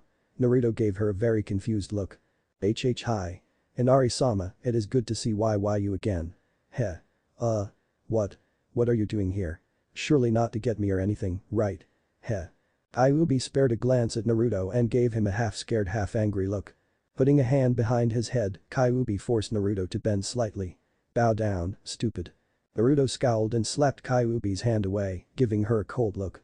Kyuubi actually started at that. Naruto had never given her a cold look before. She forgot all about Inari. Naruto looked away from her and set his gaze on Inari's own. Bow down. To this guy. He hasn't even earned it yet. Demigod or no, I don't bow to people who don't deserve it. If possible, Inari's eyes became even more filled with mirth.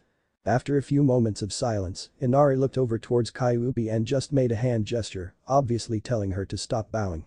Again, faster than Naruto could comprehend, she was in a traditional sitting position, with her head bowed. Inari glanced over at Naruto with a chagrined smirk. You're interesting, kid. Real interesting. Most times, when I try to talk with people, it's sorry this or forgive me that or I'm not worthy. But you. You got guts to stand up to a demigod. I like that. The demigod laid back and sprawled on the grass in a very undignified position, hands behind his head. He looked as though he was just staring at the clouds. Right then. I suppose you want that explanation I promised you. Well. It all started when the big guy created heaven and earth. And it was kinda cool, so he created this huge ball of gas and ignited it, right? It shined down on the earth and that was pretty cool too, except it was really hot and you could get burnt if you got too close. Anyway, he had a bunch of us brainstorm what animals should look like. Except we were kinda drunk at the time. I think some dude named Mercury came up with the duck-billed platypus. He was always coming up with weird shit. This has what to do with me, exactly. Naruto was staring at the demikami with barely concealed exasperation. Inari brought his head up slightly and gave Naruto a faux innocent expression. Oh, nothing really. It's just that in all the tales where Kami creates everything, it's always so serious and crap. You'd think the Kami doesn't have a sense of humor or something. His head dropped back down onto the grass. Anyway, jump a few million of your years into the future. Kami gives me custody of this really cute-looking nine-tailed fox named Kyuubi. He tells me to keep an eye on her, raise her well, give her my knowledge. Etc. Well. Long story short, I kinda didn't. The soft wind blew by, ruffling Naruto's hair slightly. Inari's tone became almost forlorn. And much more subdued. I shirked my duties. I'll spare you the details. But. I liked my lifestyle at that point and a charge isn't what I wanted. I liked playing pranks on people, I liked seducing evil dudes and then making their lives hell. And of course, I had the duties of making people prosperous and keeping the economies of the world in check. Truth be told. Taking care of a nine-tailed fox that was supposed to be the Taishu of my armies wasn't exactly what I had in mind as fun. Inari squirmed lightly on the ground. So I didn't. I left her to her own devices, for the most part. I checked in on her every once in a while. But it was rare that we saw each other. I kept doing my thing and she kept doing hers and the world kept on spinning. I figured that so long as she didn't inadvertently end existence or something, everything was cool. He sat up suddenly, his head bowed, his eyes no longer shining with mirth. Naruto thought he looked sad. Which was something he had yet to see on Inari. And then I heard of your fall. Kyuubi. To his right, Naruto heard Kyuubi gasp. Another stiff wind blew through the clearing. When I heard that you had joined them. I wasn't really angry, to be honest. I was more disappointed in myself. I mean, if you had died, I would have been sad and disappointed, but I would have gotten over it. But you had fallen and fallen hard. And most of the blame could be placed directly on me. It was really selfish of me, actually. I was only thinking about myself and feeling sorry for myself. And not even really caring about you, at the time anyway. Naruto noticed that Inari's voice had dropped in volume. So. I requested and was granted an audience with Kami himself. I asked him point blank, let me lead my armies into hell, dethrone the Dark One, rescue Kyuubi and the rest of the Biju. And then return. There was a pause. Naruto couldn't hear any sound outside of his own breathing and perhaps the breathing of Inari. It was as if nature had just shut up. I was denied. Naruto noticed that Kyuubi had begun to shake. Inari sighed deeply. I was being selfish and he knew it. I was only trying to make up for my past mistakes. I didn't really care about Kyuubi or the rest of the Biju so much as I cared about trying to save face. I mean. All of the demigods had lost a charge when the Biju fell. And despite the fact that I was the only one with an army, I had been the only one to even approach Kami about it. The others, at least, recognized their failures. The demigod's eyes brightened slightly. He set me straight. He humbled me, really. It was one of the best things that's ever happened to me. But. I still felt bad. Kyuubi was suffering for my mistakes. She had fallen because of my mistakes. It felt horrible to know that she would forever be a beast of destruction. As Kyuubi let forth a small sob, Naruto put a hand on her shoulder.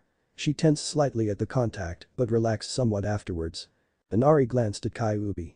And Naruto thought he saw a wince. Kami told me, however. That the Biju, when they were released upon the world. would be defeated. At first, I was incredulous. But then again, Kami doesn't make a habit of lying. He told me that the Biju would be sealed into humans and that those humans would be special. He never really elaborated on just how special they would be. Inari kept himself from wincing again. He didn't like lying to those who didn't deserve it, but the kid didn't need to know just how special he would become. That much, Kami had made explicitly clear to him. He cleared his throat. Long story short, he made me a deal. When someone signed the Kitsune contract and attempted to summon, instead of a fox, they would get me. I would be allowed to come down here to Earth in a corporeal form and meet with Kyuubi and the one she was sealed in. However, since no one on this plane of existence has the power needed to actually summon a kami, it was decided that the chakra from the Biju would simply be used as a homing beacon of sorts. The chakra would be forced out, I would feel it, and then summon myself onto the mortal plane. Pretty ingenious, actually. Naruto gave him a look that clearly showed his quickly building petulant anger. Oh, yeah, great plan. I'm rolling around in enormous amounts of pain, and you call it ingenious. I so totally hate you. Inari gave Naruto a huge grin and simply scratched the back of his head again. I already said sorry. Naruto huffed. Clearing his throat again, Inari continued. So here I am. You tried to summon a fox, and you got me. That's what's going on here. Any questions? Naruto quirked an eyebrow at the Demikami. You said something about me being special. What did you mean by that? And why, exactly, do you even need to meet with Kyuubi and me? He noticed Inari's face go slightly rigid for just a moment. Before it settled back into one of childish mirth. It had barely been long enough to catch, but it had still been there. Well, like I said. Kami didn't exactly tell me what he meant by that. So I can't really answer. As for the other question. Inari sighed and scratched the back of his head again. I guess. I wanted to come down here to apologize. To Kyuubi and to you. I also wanted to come down here to see if there was anything I could do to make amends. I know that nothing short of reinstating Kyuubi in her previous position will make up for it. And that's something I can't do. But I needed to do something, you know. Naruto cocked his head to the side.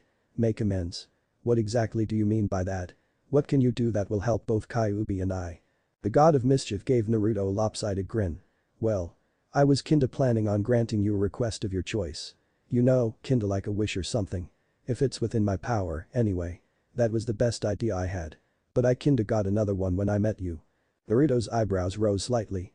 Inari abruptly stood up and crossed his arms, giving Naruto a piercing stare that seemed to somehow bore straight through him. There was something like killing intent in it. But it wasn't exactly the same. Nevertheless, Naruto felt compelled to stand. Kyuubi did the same. For what seemed like a full minute, Inari just stared at Naruto, his purple eyes focused and unwavering. Throughout the entire time, Naruto tried very hard to keep himself from fidgeting. Kyuubi just stood at his side. A smile broke out on Inari's face. Right. You'll do. Before Naruto could even comprehend it, Inari was standing right in front of him, drawing himself up to his full height. The stare was very much still there. It took every bit of self-control he had to keep from fidgeting or backing up. Namikaze Naruto, son of Namikaze Minato, container of the Kyuubi no Kitsune and genin of Konohagakure no Sado. I hereby offer you the position of Taishu of the armies of Inari. Naruto promptly fell on his butt. What? Taishu. Of. An army. Why would you want me for that? Inari chuckled warmly. Quite a few reasons, not the least of which is the fact that you have a hell of an indomitable spirit. Add onto that the fact that you have access to Kyuubi's chakra and get yourself into dangerous situations rather often, and you have an ideal general for an army of foxes. The confused Naruto raised an eyebrow. Why on earth would it be a good thing for me to be getting into dangerous situations? The Demikami once again chuckled. Because, my army loves to fight. Undoubtedly, you'll get yourself into some bad situation sometime, and you'll have to call on the powers of my army to aid you. They get to fight, you get the aid you need. Everyone wins. Inari's face darkened slightly, however. Above all of this, however, is the fact that neither I nor Kyuubi have been a good Taishu for my army. We've neglected them for too long. We haven't even really used them save for once or twice apiece. Perhaps a human like yourself will have more use for them. And perhaps you will be a better general for them than either of us could ever be. Naruto's eyes softened slightly. Even after the demigod had all but admitted to his negligence concerning both Kyuubi and his army. He was trying to set things right. He felt compassion for his troops, at least. That. And Inari recognized his deficiencies for what they were. Naruto thought for a moment, weighing various pros and cons of the situation and what this would mean for him, before he came to a decision. He stood, this time without feeling the need to flinch or retreat, and looked directly into Inari's eyes. I, Namikaze Naruto, humbly accept the position of Taishu of the armies of Inari. Inari's eyes widened before they set themselves into a look of unbridled joy. The demigod put a hand on Naruto's head and ruffled his hair, much to Naruto's consternation. That's great. Really, I was half expecting you to outright refuse. But I guess I misjudged you again. Right then. You're now the Taishu of my army. You can use them as you see fit. I'll make sure to give them all the order that you're to be treated with the same respect they give me. Naruto started slightly. Same respect they give you? Surely you don't expect them to give me the same respect they give a demigod. Inari gave Naruto an authoritative look. I expect them to do exactly as they're ordered. I may acknowledge that I haven't been much of a Taishu to them all, but that doesn't mean that I've stopped being their leader. Hell, even with you as the new Taishu, I'll still be commander-in-chief, so to speak. I'm still a demigod, remember. The blonde Jinchuriki had the decency to look sheepish. Right. All-powerful and all that. Got it. Said all-powerful entity just shook his head exasperatedly, but with humor. Not all-powerful. Just. Powerful. I'm not Kami. I'm just one of his servants.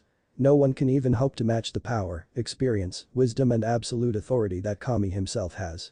Hell, I don't even come close. Naruto gave Inari a curious expression. What's he like? Kami, I mean. Inari showed a slight look of surprise before he put a hand on his chin and adopted a thoughtful expression. Truthfully, he was trying to figure out just how to describe Kami to a mortal. It was nearly impossible. Then again, that had never stopped him before. Beside, he's a paradox, wrapped in a riddle, punctuated by an enigma. Truthfully, that's about the best explanation I can give you. He's everything, he is the beginning, and he is the end. All that dramatic bullshit. All you really need to know about him is that he has one hell of a sense of humor. Everyone always imagines him to be this serious and ethereal being. But in reality, he's the type of dude you could go out to a bar and grab a drink with. By the way, alcohol is Kami's way of saying he loves you and wants you to be happy. Naruto full-on smiled, shaking his head slightly. That makes more sense than you can possibly know. Inari returned the smile with one of his own. Of course it does. It's a quote from one of Kami's drinking buddies. Both parties simply laughed. The absurdity of the situation they were in, coupled with newfound revelations and positions of authority, caused their emotion to transmogrify into mirth. Laughing was as good an outlet as any for emotional stress. Once they had calmed down, Inari adopted a somewhat solemn expression and gave Naruto a sideways glance. Naruto. Would you be able to give Kyuubi and I a few minutes? Alone? I just want to speak to her for a bit. Naruto gave Inari an only slightly wary glance before turning to face Kyuubi. Said Fox gave him a hesitant, if apprehensive nod, giving him leave to give her a smile and trudge in the direction of a small copse of trees. Kyuubi noticed the boy focus on his hand intently and she also saw the beginnings of what looked to be Rasengan training. She wished him well. And then she looked at Inari and winced once more. Inari walked up to where Kyuubi was kneeling and kneeled down himself, placing his hands on her shoulders. She tensed at the contact. Kyuubi. I know you're ashamed right now. I can feel it coming off of you in waves. You're afraid that I'll punish you somehow, or reprimand you, or chastise your decisions. Am I right? Kyuubi nodded slightly. The demigod gave her an almost guilty smile. I had nothing like that in mind. It never even crossed my mind to do such things.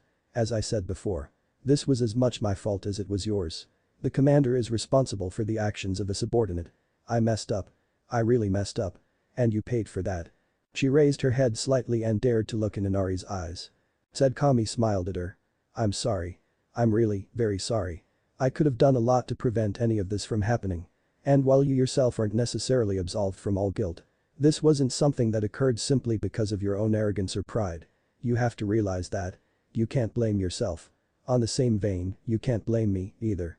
You cannot blame anyone, save for the Dark One himself. We made mistakes. But he took advantage of that. Kyuubi lowered her head again. But. I made the conscious decision, Inari-senpai. I was the one who decided to go to hell, I was the one who convinced the others to follow me. I was the one who gave in. Even with your guidance. Do you really think I would have been saved from that? Inari's grip on Kyuubi's shoulders tightened and when Kyuubi looked up, she saw tremendously regretful eyes staring into her own. His face was set in a visage of near pain from the feelings of his emotion. Yes. I do. With my guidance, you might never have fallen, with my guidance, you might have taken charge of the armies. With my guidance. Who knows what would have happened? Only Kami knows that, and you know as well as I do that he doesn't share the events of the future with anyone. What happened, happened. All we can do is say that we're sorry, help each other through it and come out on the other side, changed for the better. Hopefully. Ayubi managed a meager smile, eyes darting to the ground as she began to allow herself to feel better. Thank you, Inari-senpai. That means a lot to me. Inari put on the most reassuring smile he could muster. You're welcome, Kyuubi. She looked up into his eyes and they both shared a knowing, almost commiserating laugh. Again. It helped to clear away the depression that had threatened to set in them both. Breaking the comfortable silence afterwards, Inari stared over at the boy who was still trying. Mostly in vain. To get his Rasengan to work correctly. He's quite the human, isn't he? I haven't seen one with his spirit and fire for quite some time now. And he carries a sadness and grief. It'd be amazing if it weren't so sad. Kyuubi gave Inari a knowing smile. You have no idea, Inari-senpai. He's unique in every definition of the word. Wherein most shinobi refuse to show emotion. He thrives off of it. Whereas most humans hold a grudge for revenge and vengeance towards those who have wronged them. He forgives with only the smallest feelings of true remorse that those same people show him. He's really like no other human I have ever met. This time, it was Inari's time to give Kyuubi a knowing smile. Quite the glowing recommendation, eh Kyuubi?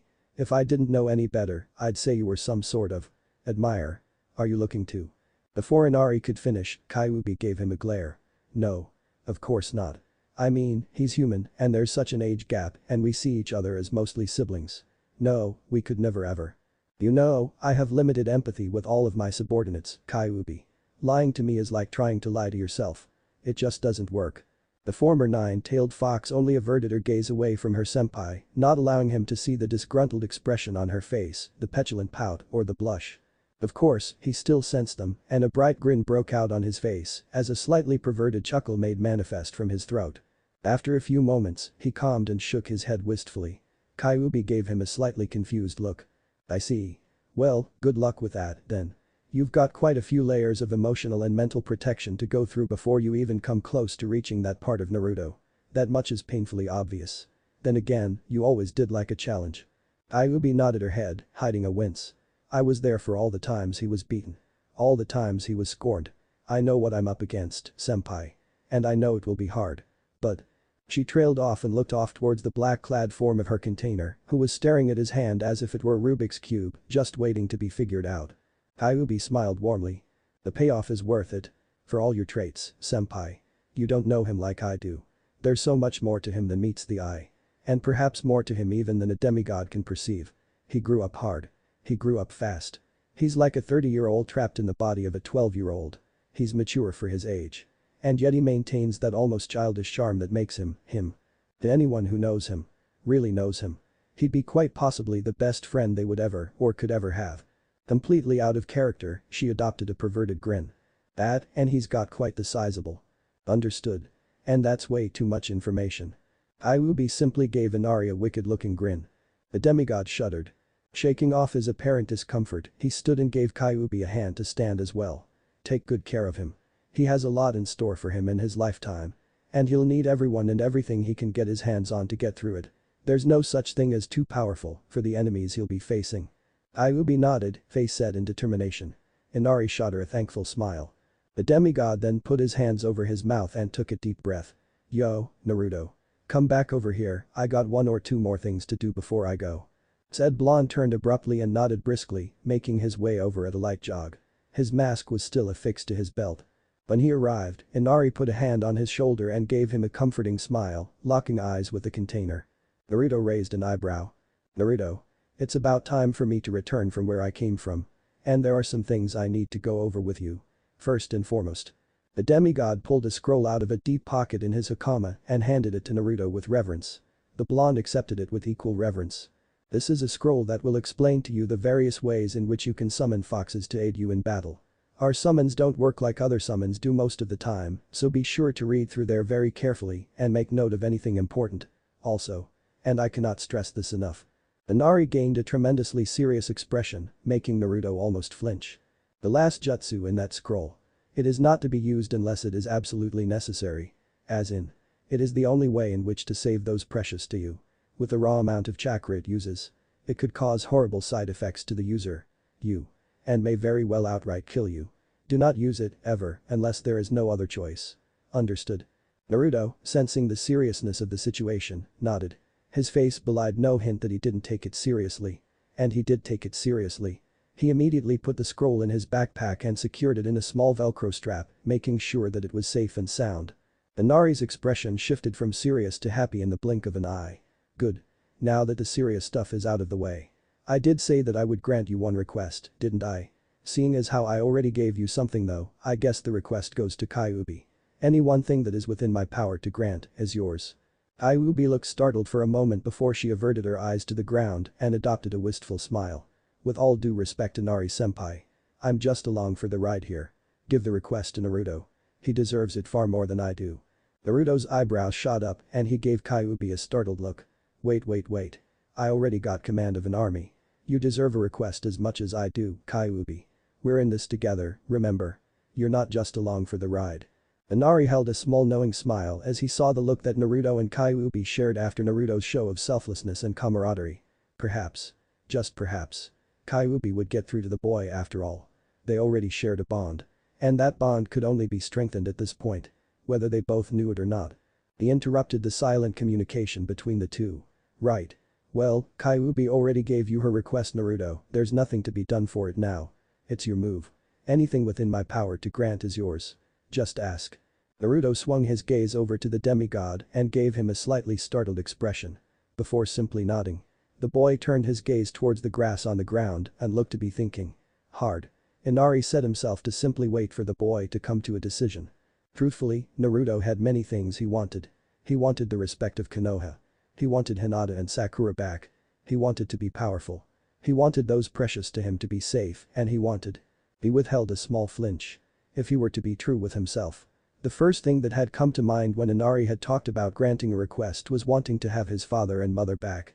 It was selfish of him, he knew that much. But, didn't he deserve it? After everything he had gone through. After everything he had endured. Didn't he deserve to be selfish just this once?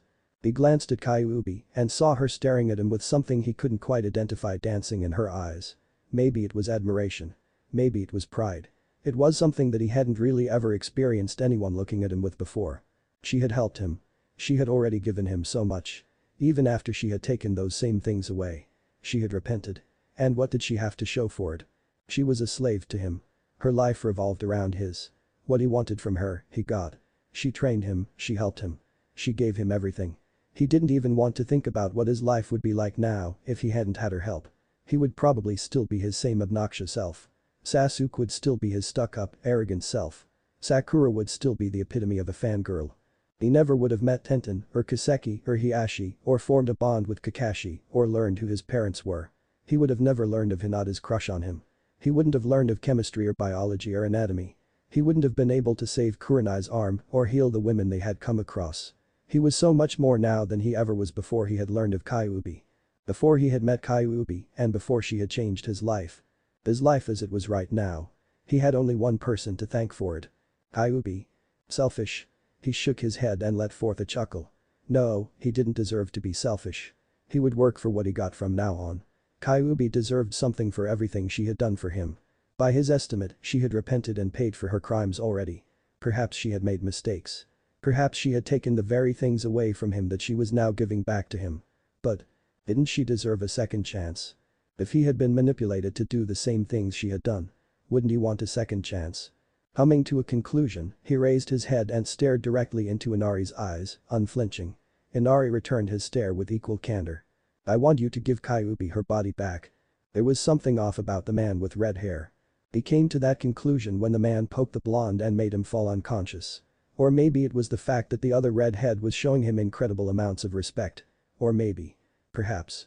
It was some other type of sensory perception that he couldn't quite figure out. Any way you looked at it, he was just. Different. Haku's eyes darted to Zabuza, who had just stirred slightly from his slumber.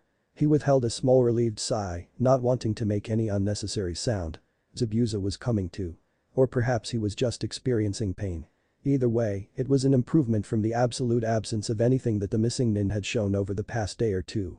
Abruptly, a kunai with an exploding note attached to it buried itself to the tree he was leaning up against. His legs still wouldn't move. He didn't have enough chakra to form an ice mirror. As it was, he could barely even try to shuffle out of the way. Instinct honed from years of being a tool kicked in. He flung himself over Zabuza, shielding his master from the blow that was sure to come when the note started to burn down.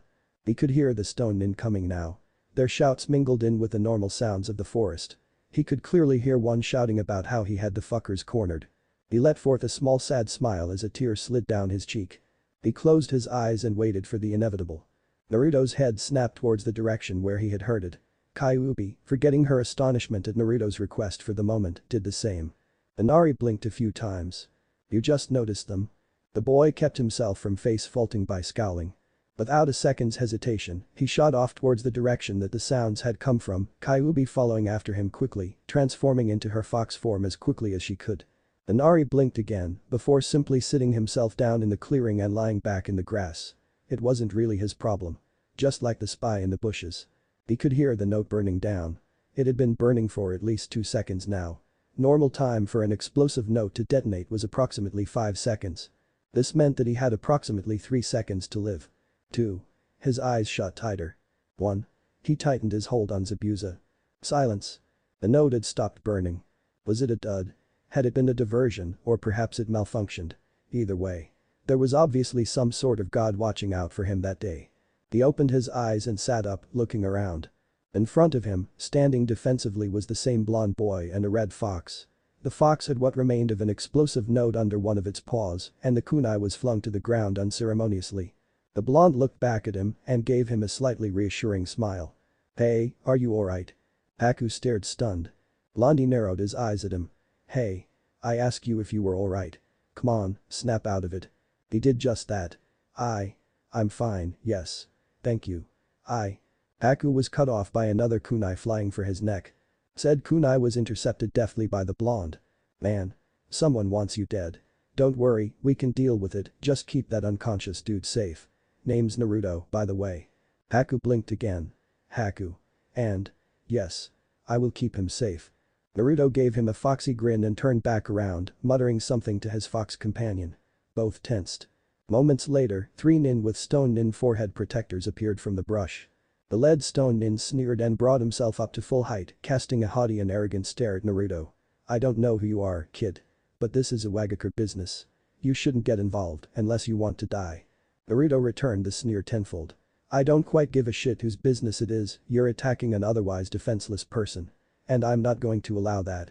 Leave now or I'll gut you like I did the rest of those mercs." This caused the stone nin sneer to turn into an amused, if malicious, chuckle. "Comparing us to mercenaries? An academy student in a Wagakure could have killed the mercenaries that inhabited the village, kid. We're ninja. If you don't already know the difference, then you're as good as dead." Naruto moved his right hand down to his belt and brought his mask up to his face, securing it tightly onto his face. Reaching up to the hilt of his sword, he drew it slowly, settling into a stance that put his weight on his right foot that was behind him and putting his center of balance right above his bent knee. His left foot was out in front of him, foot turned parallel to his body, and his left arm was pointed straight out, paralleling the sword that was held in his right arm, above his head. His left hand twisted so that the palm was upwards and his fingers were together. His voice took on a much colder quality. It was as if his mask had changed his entire persona. "I know the difference. The question is, will it really even matter?" His left hand made a come gesture. The lead stone nin snarled. Before either party could move, Kyuubi sprung into action, flinging herself, in her larger battle form, towards the rightmost stone nin. Said nin raised his kunai and brought it into a guard position roughly parallel to his chest. In mid-air, Kyuubi shifted herself slightly and with a cry from the nin, latched her teeth onto his arm, ripping and lashing with it with enough force to dislocate his elbow. Uncaring to his teammate's predicament, the lead stone nin rushed Naruto with kunai in hand, shouting incoherently in some sort of battle cry. Naruto's head lowered slightly and a blue glow enveloped him only seconds afterwards. His head came back up. And he disappeared. Haku looked around frantically with wide eyes, trying to find where the blonde had gone. He had left no afterimage, he had made no sound. It was as if he had simply vanished into thin air without so much as a wisp of a wake behind him. The lead stone nin looked around as well, alert and slightly startled to see such speed. His kunai was raised even higher and he stood stock still, eyes searching. During this time, Kyuubi had successfully rendered one of the other stone nin's arms effectively useless.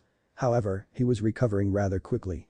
The stone nin lashed out with his kunai, scoring a small scratch on Kyuubi's left leg and then brought his kunai around and threw it towards Kyuubi, who was in midair. She snatched a kunai out of the air with her mouth, dropping it at the same time.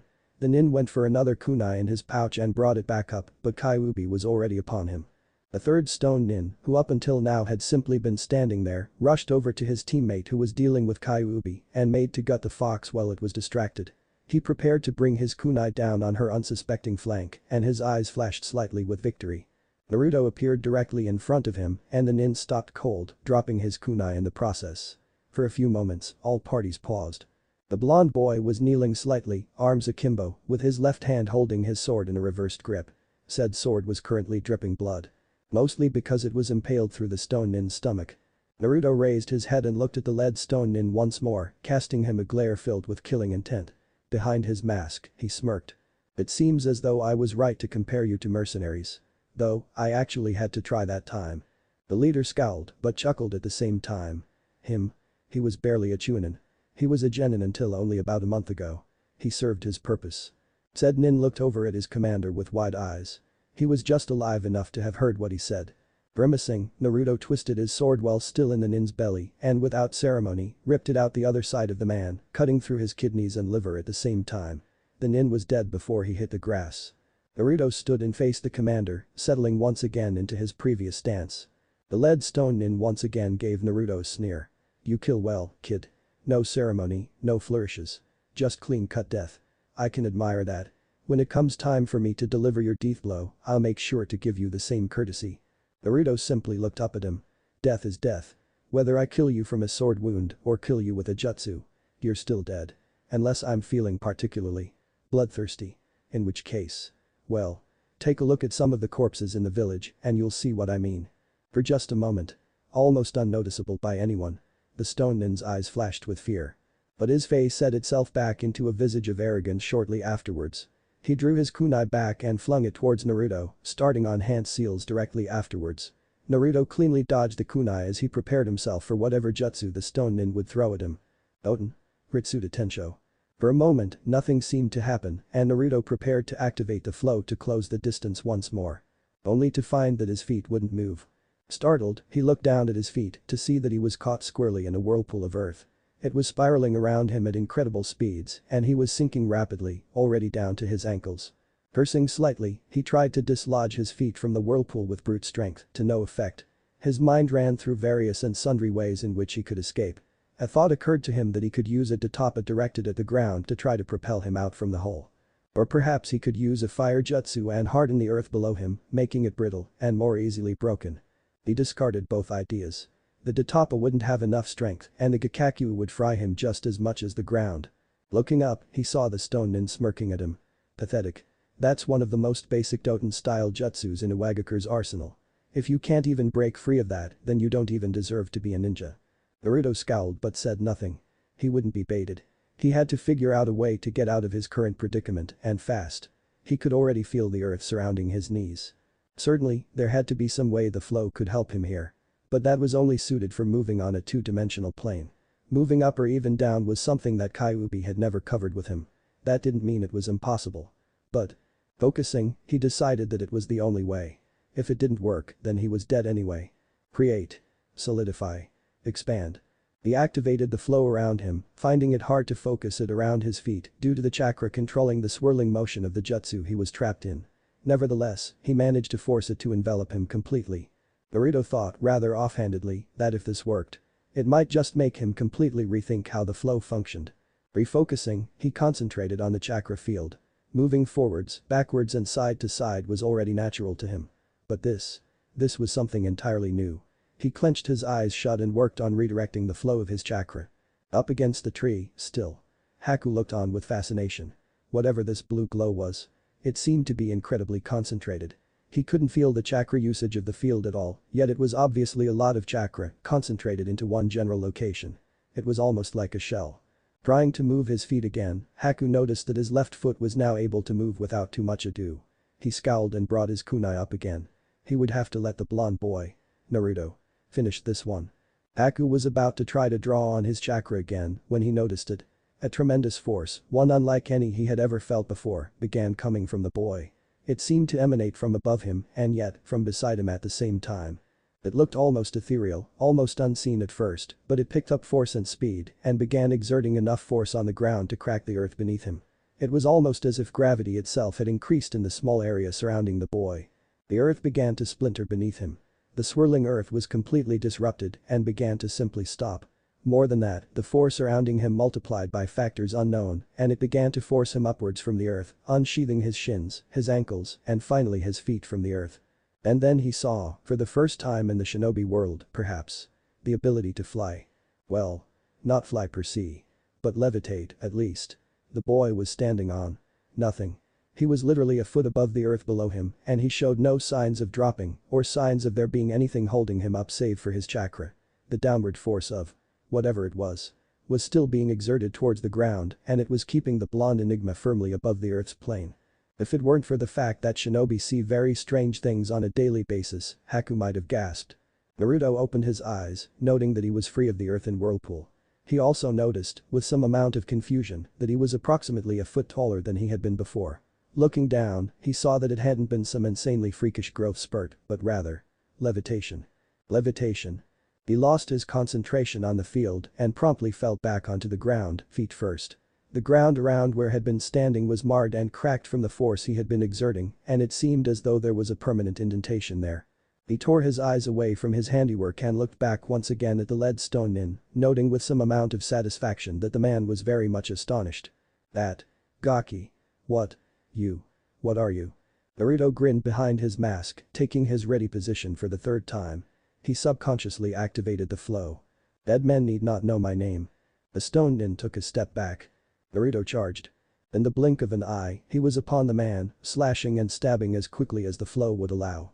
He spun counterclockwise and took a low sweep at the man's knees, still bathed in the blue glow of Ryudu.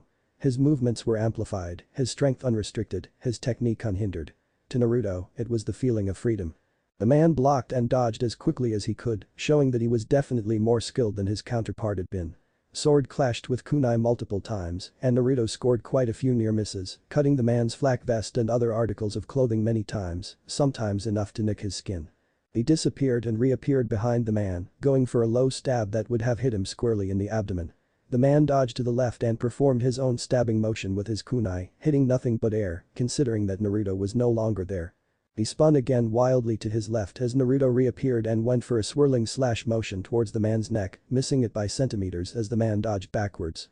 The man swung his kunai in a downward arc towards the top of Naruto's face, hoping to crack or penetrate his skull. Naruto brought his sword up into a high parry and began spinning once more, dodging and simultaneously blocking the forward progress of the man's kunai, throwing him slightly off balance. Seeing an opening, he spun again, clockwise, and made to slash the man's lower neck, gunning for the carotid sinus. With a backwards dodge, the man managed to evade the slash, but only by the slimmest of margins. The sword left a small bleeding mark for its efforts. With a very quick backwards flip, the man put distance between himself and Naruto, beginning hand seals as quickly as he could. Naruto sheathed his sword and began his own, anticipating a purely offensive jutsu, much like the last time. True to form, the man slammed his hands down on the ground and seemed to grasp at the earth. Leaning back up, he took a good-sized chunk of ground with him, raising it up above him with both hands, after forming it into an ovular shape. Oten. Doryu Dango no Jutsu. The stone nin hurled the huge earthen ball towards Naruto, who simply smirked and slammed his own hands onto the ground with as much force as he could muster. Oten. Daruki Geshi no Jutsu. The large slab of earth flipped up from the ground in front of Naruto and stood ramrod straight, facing the oncoming ball of concentrated rock. With a resounding crash, the two earth jutsu slammed into each other, causing a massive amount of debris to be flung into the air, obscuring everyone's vision. Kyuubi, however, was mostly unaffected. Debris notwithstanding, her nose was hundreds of times more effective than even Naruto's was. She could still smell her opponent's blood through the haze, and she could tell that he was trying to retreat backwards to regroup. Undoubtedly he was trying, in vain, to pop his elbow and shoulder joint back into place on his arm. Bounding forwards in the direction of where she smelled the blood, Kyuubi struck. Naruto, on the other hand, was only barely able to smell his target through the haze, as the smell of earth was very strong in his nostrils. Nevertheless, he had a general direction in which to aim. Making the requisite hand seals for the jutsu he was going to use, he thrust his hands out into the miasma of dust. Fueton. Ditapa. A massive cone of wind materialized from right in front of Naruto's outturned palms, blowing away most of the dust in front of him. The embedded wind blades in the jutsu tore through massive chunks of upturned earth on the way towards their intended target, and as the dust cleared, Naruto could plainly see the stone nin looking around him. Trying in vain to find Naruto through the haze that had just cleared. Unluckily for him, it was too late. The wind blades embedded in the jutsu slammed into him, cutting him deeply all across his body. He was blown back into a tree, where he grimaced in pain and slumped over, clutching his chest. Naruto sighed slightly and began to walk over towards the stone nin, readying himself to give the final blow. He noticed offhandedly that Kyuubi was trotting up to him from his left, blood on her muzzle and paws. He gave her a small smile. Aku watched all of this with astonished curiosity. This blonde boy had taken out 3 stone nin, with little effort on his part. Granted, each nin couldn't have been more than Chunin level at most, but combined, they should have been more than enough to defeat a child and his fox. The thought didn't quite occur to Haku that he was only a few years older than the boy standing only a few meters from him, and that he himself had killed his own fair share of the stone nin as well. Standing only a few meters in front of the heavily injured stone nin, Naruto knelt down and brought his sword in front of him. The thought crossed his mind that he didn't really have to kill this nin. But he disregarded even the notion. Were the positions reversed, the other man wouldn't have any qualms about finishing him off. "You're good, kid. Never seen a shinobi like you. I can." The man coughed a few times, splattering blood onto the ground. Wiping his mouth, he heaved in a deep breath. "I can definitely see why I lost. Heh. Imagine. Me, losing to a kid less than half my age. It's disgraceful." Naruto sighed and stood, bringing his hands into a cross grip on his sword in a typical beheading stance. "Naruto. My name's Naruto. You asked earlier. And I figure that you should at least know the name of the person who killed you." The stone nin looked up with a chagrined smile. "Yeah. Kid. Listen. Make a name for yourself. That way. When I tell everyone down in hell." He let forth another rattling cough, holding his stomach. The man breathed a deep sigh again and looked up with an almost pleading expression. "When I tell everyone in hell who killed me, at least they'll know that I died from someone powerful and not some idiot."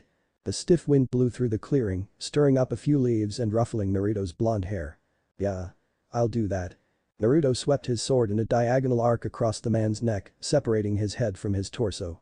The man's neck sprayed blood for a moment only, before the man's body slumped to the side and his head hit the ground with a small thump.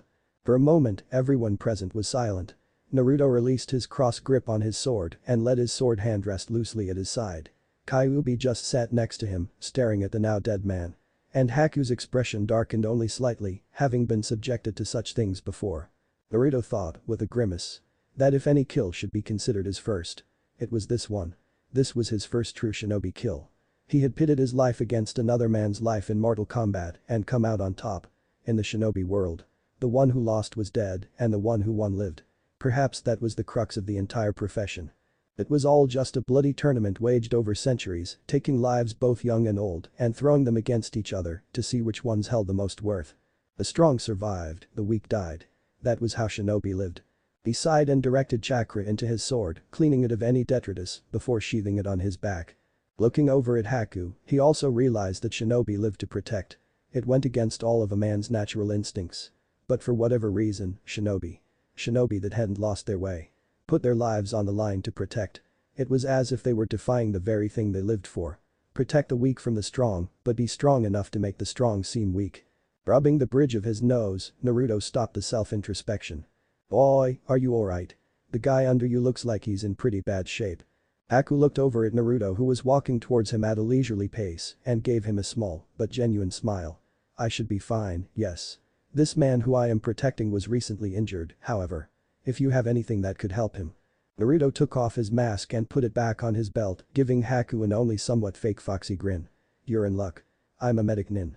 I can probably fix him up rather easily, assuming I find out what's wrong with him. But it can wait until we get back to where I'm staying, right? Performing medical duties out here would be a bit awkward."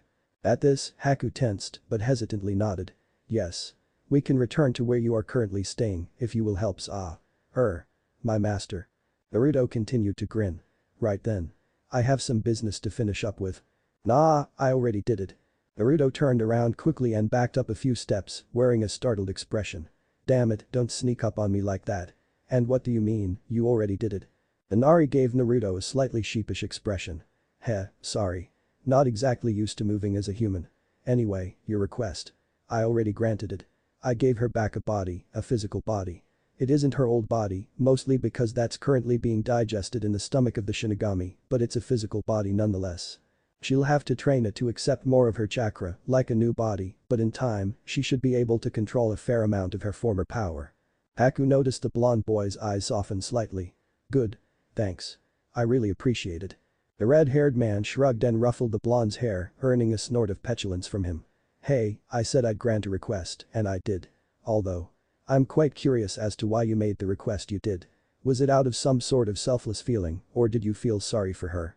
Naruto glanced over at Kyuubi and saw that she was looking downwards.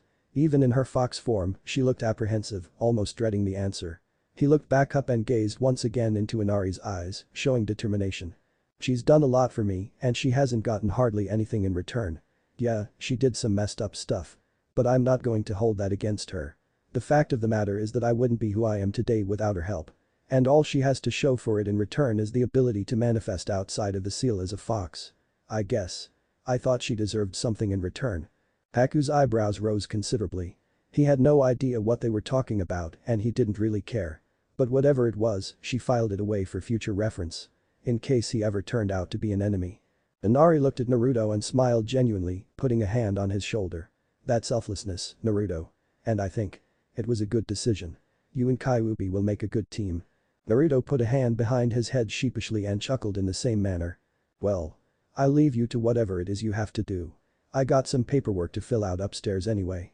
Take care of each other, you hear me? Oh, and Naruto. Inari gave Naruto a lopsided grin. We need to go out for a drink sometime. I get the feeling you'd be quite entertaining when you're drunk. The blonde gave Inari what amounted to an evil grin. Oh. Most definitely. The demigod turned his back and started walking away, waving over his shoulder. Adios. Till we meet again. And with that, he promptly disappeared. For a moment, everyone in the clearing was silent. That is, until Naruto sighed deeply and turned back towards Haku. Right then. I'll carry you, and my fox can carry the dude who looks beat up. That work for you? Haku simply nodded. Naruto walked up to Haku and gathered him up, making sure not to jostle him too much. Kyuubi walked up to the other man and wrapped a tail around his torso, slinging him over her back. Both parties began walking in the general direction of the house where they were staying.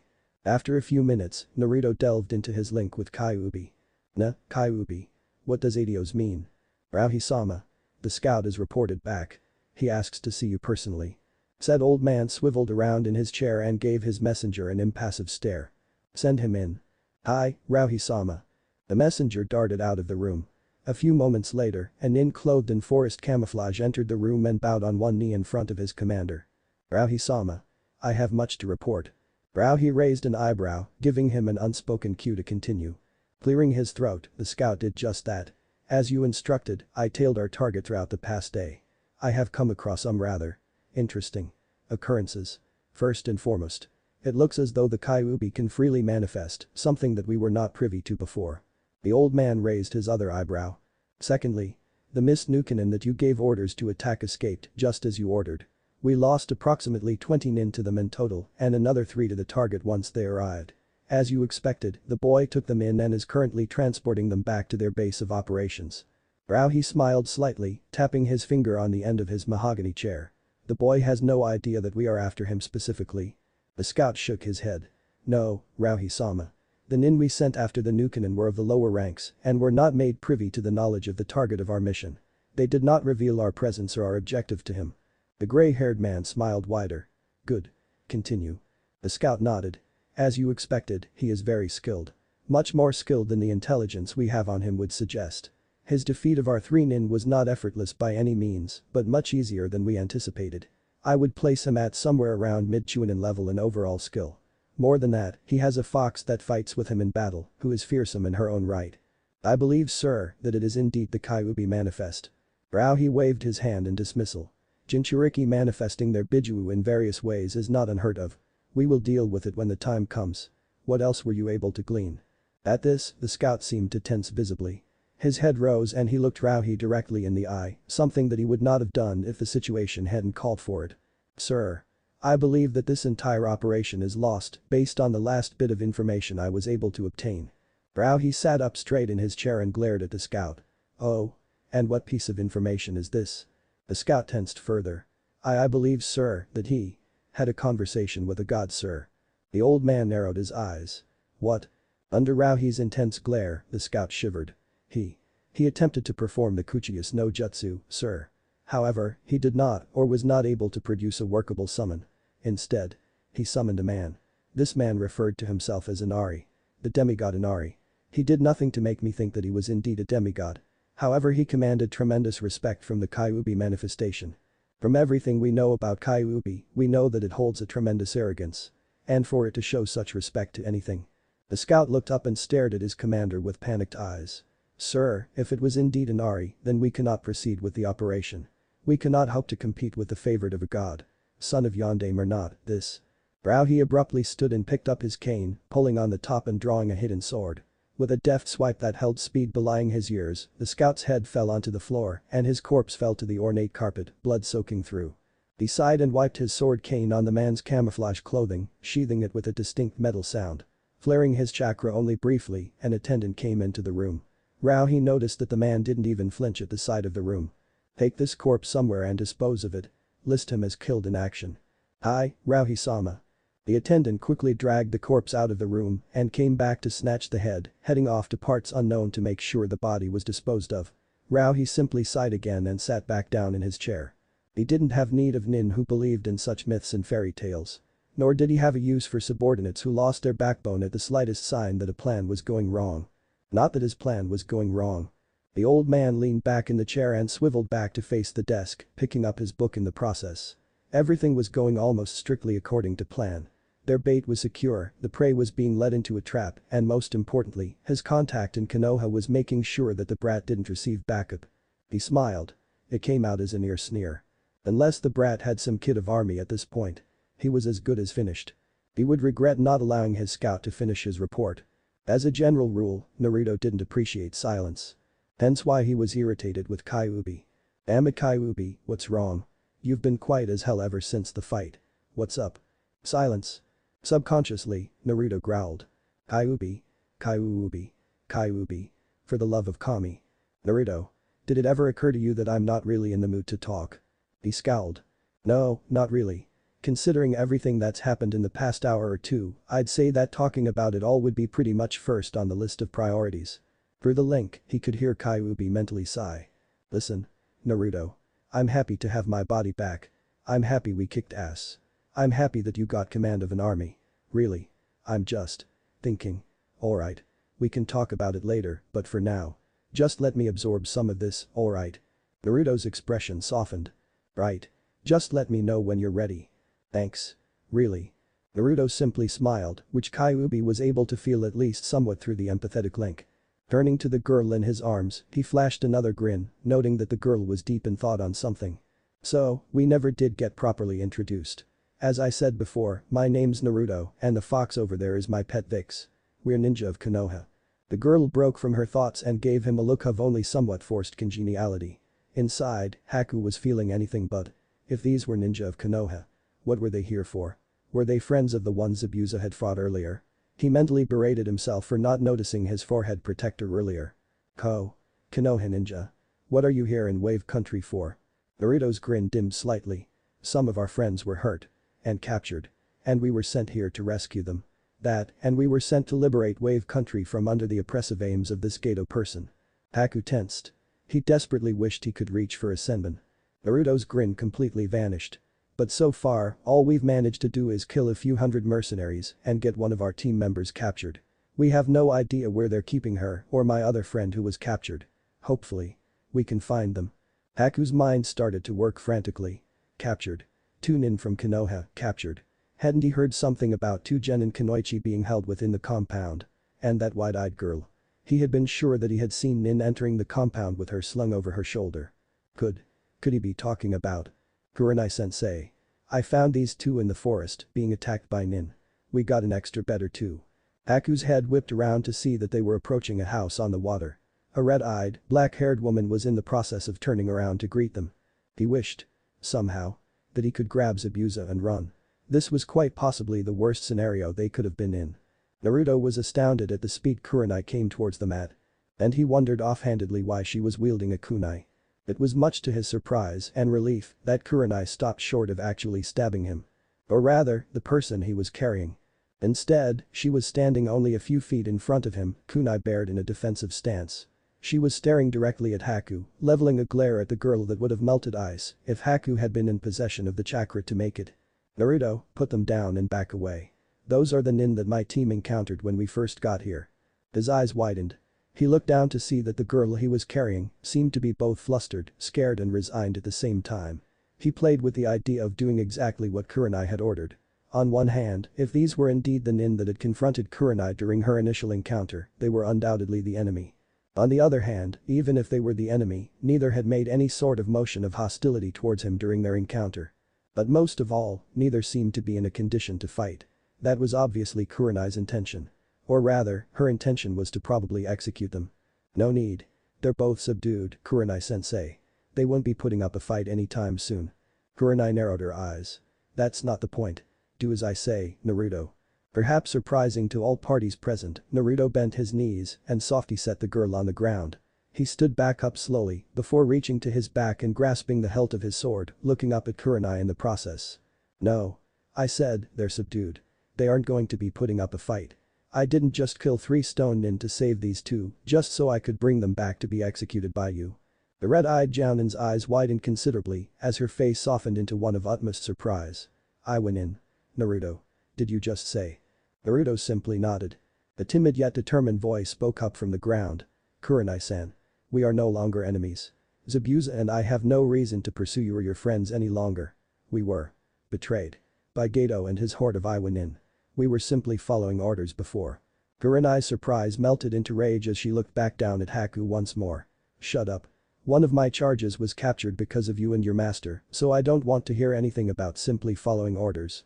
To Haku's credit, she didn't flinch under the intense gaze of the Jounin. I understand. I was unaware of that situation until Naruto-san informed me of it on the way here. I believe that I may have information on where she is being kept. Now it was Naruto's turn to look surprised. You do? Where? Where is she? Can you take us to her? Haku turned her head to look at the blonde who was now kneeling directly to her left. Hi. I do indeed know where she is. However, I am currently too injured to take you to her. I believe that my directions would be woefully inaccurate. The Ice Nin hoped beyond hope that they bought it. In reality, she was holding out to see if they could heal Zabuza before she gave them any information. Perhaps they could heal her too. Then they would be able to make an escape. It's alright. You left a scent trail, I think. And if you came from the place where Hinata was being kept, Kakashi or I can probably track it. Right. Kurenai, let's get them inside and then we can wake the others. Haku grimaced. If they could already track where she came from, then she had nothing to hold over them. Internally, she started making plans to escape by using whatever means were necessary. Zabuza had to survive. The red-eyed Jounin gave Naruto a pointed glare. If they left a scent trail, then they aren't useful to us anymore. They'd just be more mouths to feed, and regardless of what he said, they're still enemies. Naruto put down his confusion at Kurenai calling Haku a he. Instead, he focused on returning Kurenai's glare. I think that she is telling the truth. They're not enemies. They have no more reason to hurt us now than we do them. Kurenai shook her head and if possible, her glare increased. They're Nukenin, Naruto. Nukenin cannot ever be trusted. You must always assume that Nukenin are the enemy. Always. I understand that you just saved them from some Iwanin, Naruto, but we cannot take the chance that they won't try to kill us at some point when our guard is down. That boy is dangerous, even when injured. Instead of glaring back and arguing the point further, Naruto simply unsheathed his sword and put it to Haku's neck. Haku, stunned, simply froze, but readied his left hand to make seals. Even if he couldn't form ice needles at the moment, he might be able to do something. If it came down to it. Naruto's sword remained static. Kurenai, if they try anything, I will kill them both myself. I'll take full responsibility for them while they're here and I'll make sure they're under full surveillance. Is that good enough for you? Kurenai's eyes narrowed. How can you possibly keep them under surveillance the entire time? And don't tell me that you won't sleep because I'm sure that Kakashi won't allow that. Prepared for this, Naruto simply bit his thumb, hoping beyond hope that this worked the way it should. And again, he hadn't even read the scroll yet. As he formed the necessary seals, Kurenai's eyes widened. She recognized those. That was a summoning jutsu. How? How could this boy possibly possess a summoning contract? Moreover, what was he planning on summoning?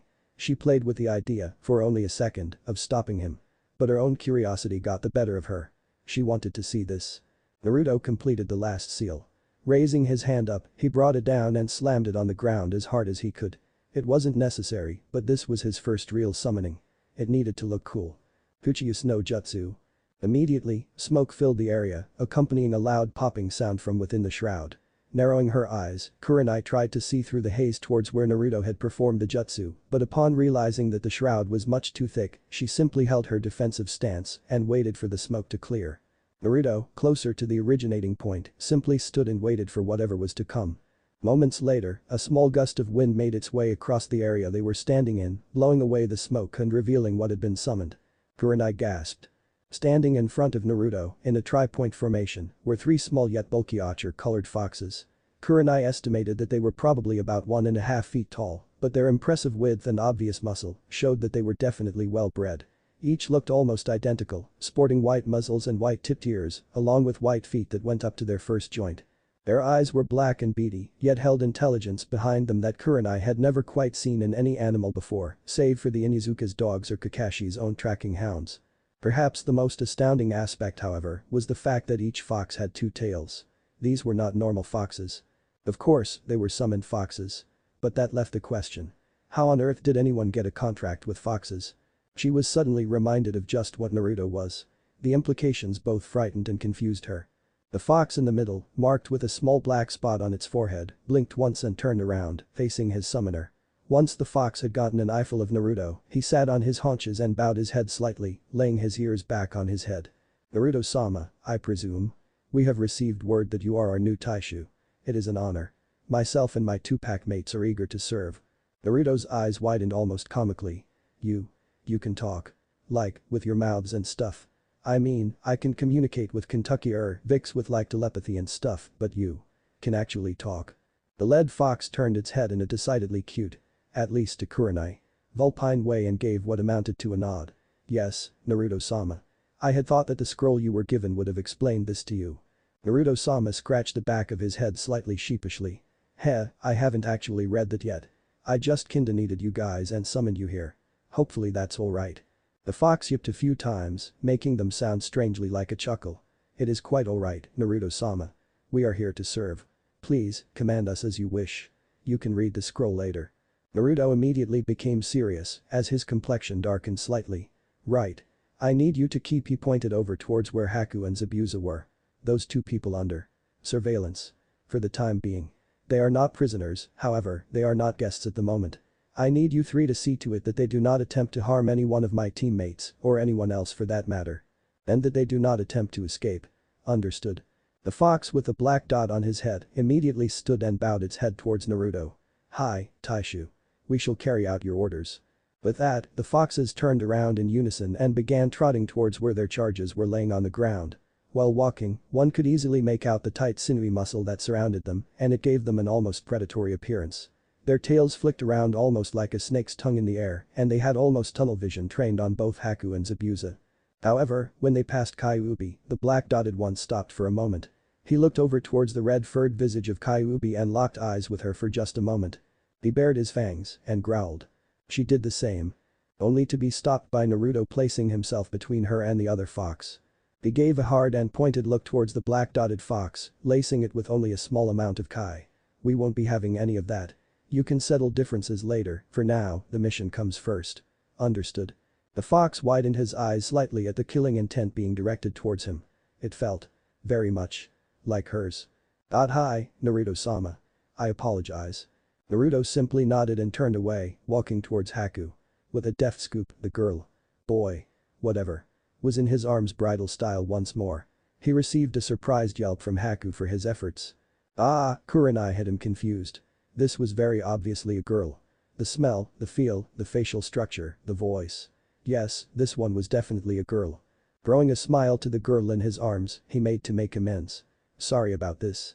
I know you're not dangerous, but Kurenai's still a bit steamed about the whole arm getting chopped off thing. Can't say I blame her, but what can you do, eh? Heh. Haku returned his smile with a slightly uneasy one of her own. Hi, I understand. It's alright. As Naruto's smile widened, he began walking towards the house once again, foxes trailing behind him. Kyuubi was still carrying Zabuza on her back, and Kurenai followed him cautiously, kunai still in hand. Haku, however, was thinking a mile a minute. None of this was alright. Not a bit of it. He was in no condition to fight, even if he were to be healed. He had chakra exhaustion.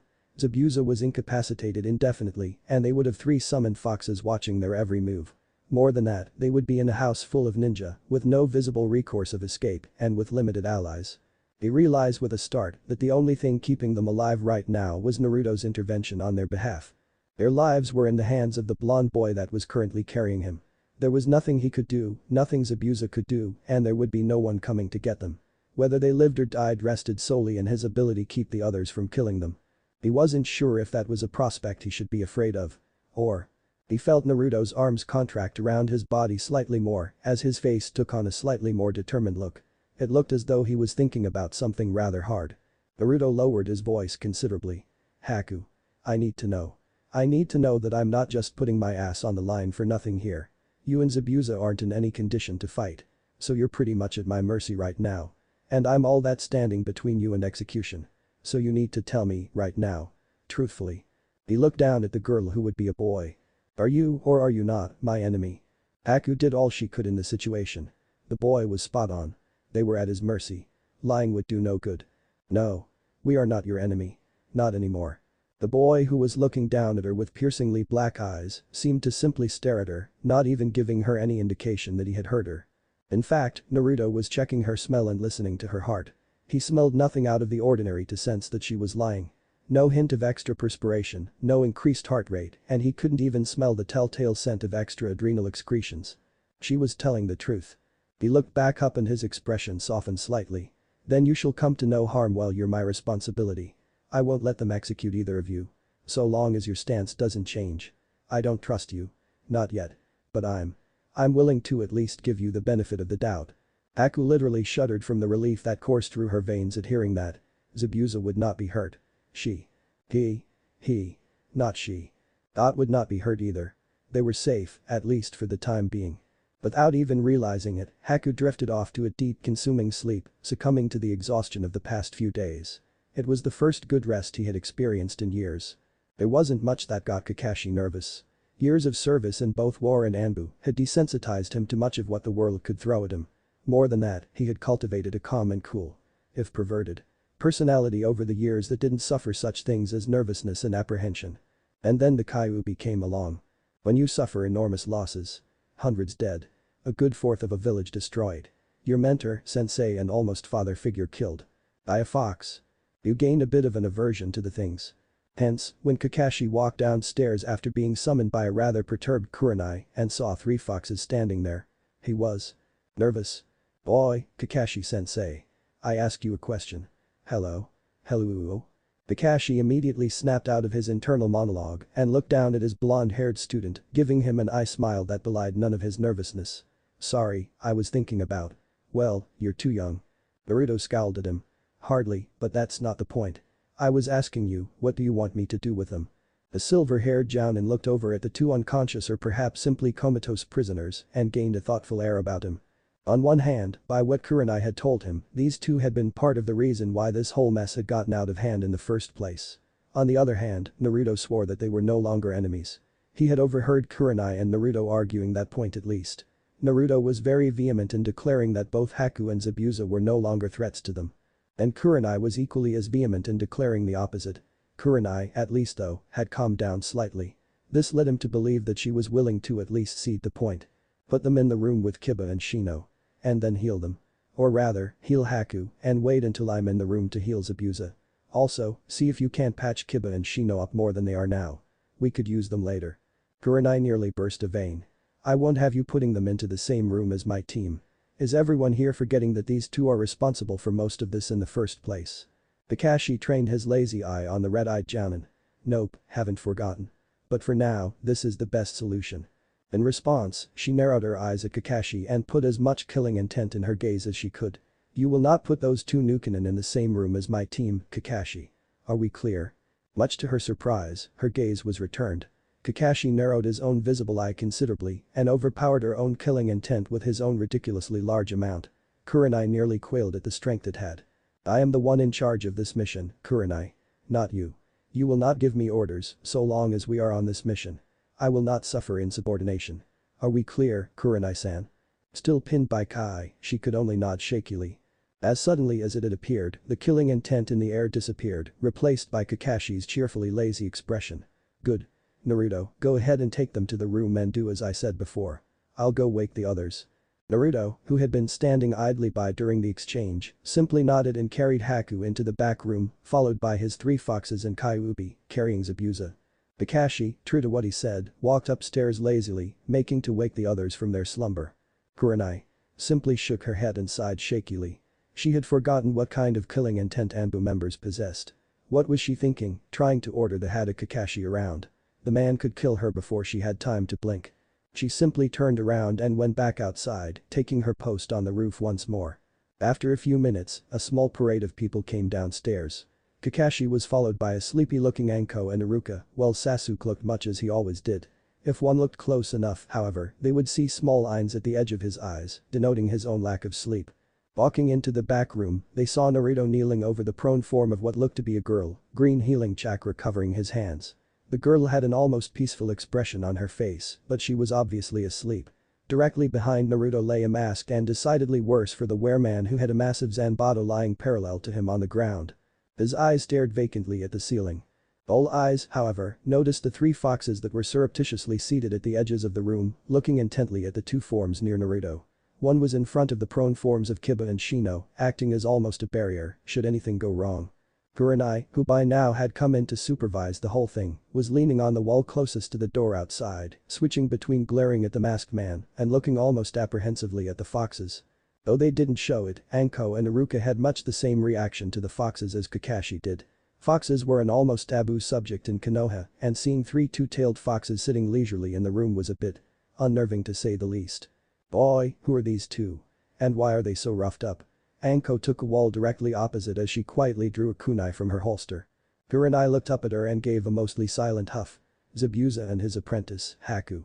They're the two that tried to kill me and my team when we first got here. Anko and Iruka's eyes widened. Without anyone noticing him, Sasuke took to leaning on the wall directly to the other side of Haku, paralleling Naruto. Kakashi chose that moment to intervene. They're not enemies any longer. According to Naruto at least. He took up his own wall to lean against, close to Shino and Kiba. He sent a questioning glance towards Naruto. I am curious though. How did they get so roughed up? And how did you find them anyway? Naruto, who was still focused on healing Haku, sighed slightly. It's a bit of a long story. The condensed version is that I went out into the forest, did some training in a clearing, and then I heard a fight going on a little to the north of me in the forest. When I got there, Zabuza was unconscious. Or something like that. And Haku was really badly injured. A few seconds after that, a few stone nin showed up. What? Kakashi shot up from the wall and let his arms go slack at his side, his eyes wide. Stone nin. Here. More than that, Naruto had fought stone nin. What on earth were stone nin doing here? Moreover, why were they attacking Zabuza and Haku? Were there more of them? Questions popped up in Kakashi's mind one after another, none of them finding answers. Naruto just looked at him and shrugged, returning his focus to healing Haku. Yeah. Stone nin. 3 of them, actually. 2 of them were probably nothing more than genin turned chunin. But the one I fought was pretty damn skilled. I managed to kill one right off the bat and then Vix killed another one, but the last one. I think he was their commander. Gave me trouble. If it weren't for me finding a very new use for my sword style, I would probably be rotting 6 feet under by now. Unseen to the rest of the room, Kakashi clenched his fists. There was no love lost between him and Iwa Nin. That much was absolutely certain. To hear that Naruto, someone he desperately wanted to protect, had fought Iwa Nin. When he next spoke, his voice was as cold as ice. And his tone was subdued, yet carried an air of authority to it that no one in the room had ever heard. This changes everything. Stone nin are known for their overwhelming numbers in battle. They fight by attrition. Quantity over quality. If you fought 3, there may be 30 more out there. If they were attacking Zabuza and Haku, they may be working for Gato. Naruto's eyes widened. As did everyone else's. Kakashi bowed his head slightly, his visible eye gaining an edge to it, before he brought it back up and gazed around the room. Everyone present was awed and scared by the literal 180-degree turn that Kakashi's personality had taken. He had hardened, sharpened. Anko, Kurenai and Iruka had seen it only fleetingly before. They knew that Kakashi was once an Anbu commander. Anbu commanders were second only to the Hokage in power, prestige and overall command, and more than that, they were supposed to be the most potent killers in the entire ninja population of a village. They realized that, without a doubt, that's exactly what they were seeing now. Hada Kakashi was gone. Inu was in his place. Kakashi turned his gaze to Naruto. Heal Haku, return her to consciousness, do whatever you have to do to that end. We need information, and I think she has it. After that, get Kiba and Shino active using whatever means necessary. Naruto could only nod almost shakily and turn back to Haku, the green glow in his hands getting brighter. Next, he turned to Kurenai. She resisted flinching only by virtue of biting her tongue. Kurenai. Take Iruka and do a preliminary search of the surrounding area, 2-mile radius. Report back here as quickly as you can. Kurenai nodded, wide-eyed, and motioned Iruka over to her. In an instant, both were gone out the makeshift door. Next, he looked at Anko. She seemed the least affected of everyone. But then again, she looked serious, and perhaps that was the greatest change she could make. Anko, take Sasuke out to the forest and do a preliminary search of the site of the battle. It shouldn't be hard to find. Vector where Haku and Zabuza came from if at all possible, and then report back here as quickly as you can. If you come across any stone nin, terminate them on sight. Anko narrowed her eyes slightly and nodded, motioning a thoroughly surprised Sasuke to follow her. He complied without a word. Both leapt out the door and into the forest, going as quickly as they could. Now bereft of anyone else that could hear them, Kakashi turned his gaze once more to Naruto. He kneeled down to his level and looked directly into his eyes. Naruto almost lost his focus on his medical chakra. Kakashi exuded a small amount of killing intent at his pupil. He needed Naruto to take this seriously. Naruto. If you ever come across that situation again, you will run. Do you understand me? Much to Kakashi's surprise, Naruto went from scared to pissed in an instant. No. If there's someone being attacked, I'm not going to sit around and let them die just because I want to preserve my own life. That's bullshit. I'm a ninja, Kakashi-sensei, not a coward. Kakashi grabbed Naruto's shoulders and bodily hauled him away from Haku, almost slamming him into the wall. As it was, Naruto's feet were dangling feet above the floor and his shoulders hurt from the pressure Kakashi was exerting on them. Kakashi's one visible eye was narrowed and he exuded killing intent like nothing Naruto had ever felt. He was almost proud for himself for not shivering. I'm not giving you an option, Naruto. I'm telling you. If you ever do something like that again, I will personally send you back to the academy and take you off of active duty. Jinchuriki or not, you are a genin, Naruto. And I will not have a genin that foolishly endangers his life like you did. I will not see you killed because you're too arrogant to realize your own shortcomings. Again, to Kakashi's surprise, Naruto's eyes narrowed even further. Inside, Naruto was seething. He had defeated 3 stone nin. He had rescued potential allies and gotten potential information on where Hinata and Sakura were being kept. He had successfully summoned 3 foxes from his new army to watch over them and he was now healing the one who could give them more information on Hinata and Sakura. And Kakashi had the fucking gall to tell him it was foolish. In a rare flash of inspiration, he realized just what was going on. Kakashi, in his own misguided way, was trying to protect him. Not because. Naruto narrowed his eyes at his sensei and grit his teeth. His voice came out cold. Kakashi, would you be telling me this if I wasn't his son? In an instant, Kakashi's one visible eye widened. Naruto's eyes narrowed even further. His suspicion was confirmed. Naruto all but slapped Kakashi's hands away from his shoulders and dropped to the ground in a slight crouch, standing once again as quickly as he could. He looked up into Kakashi's one visible eye and summoned every bit of Kai he could from both his own reserve and a bit from Kyuubi's. It didn't even come close to equaling his sensei's. If I was just another genin and I had defeated those 3 nin, you would be telling me good job. Or I'm proud or something, right? But no, I'm his son. Because of that, you feel some shitty compunction to protect me, don't you? You don't want me getting into danger situations or pushing my limits because I'm his son. This has nothing to do with me being a genin or a Jinchuriki, does it, Kakashi-sensei? Because I'm his son, you think that you have to make it up to me or to him by making sure that I don't get in over my head or something, right? Kakashi only continued to stare. Naruto all but growled. His voice gained an even frostier edge. My father trusted me with the burden he gave me. I grew up alone. I grew up being hated. I grew up as an object of scorn and derision my entire life, Kakashi. And where the fuck were you?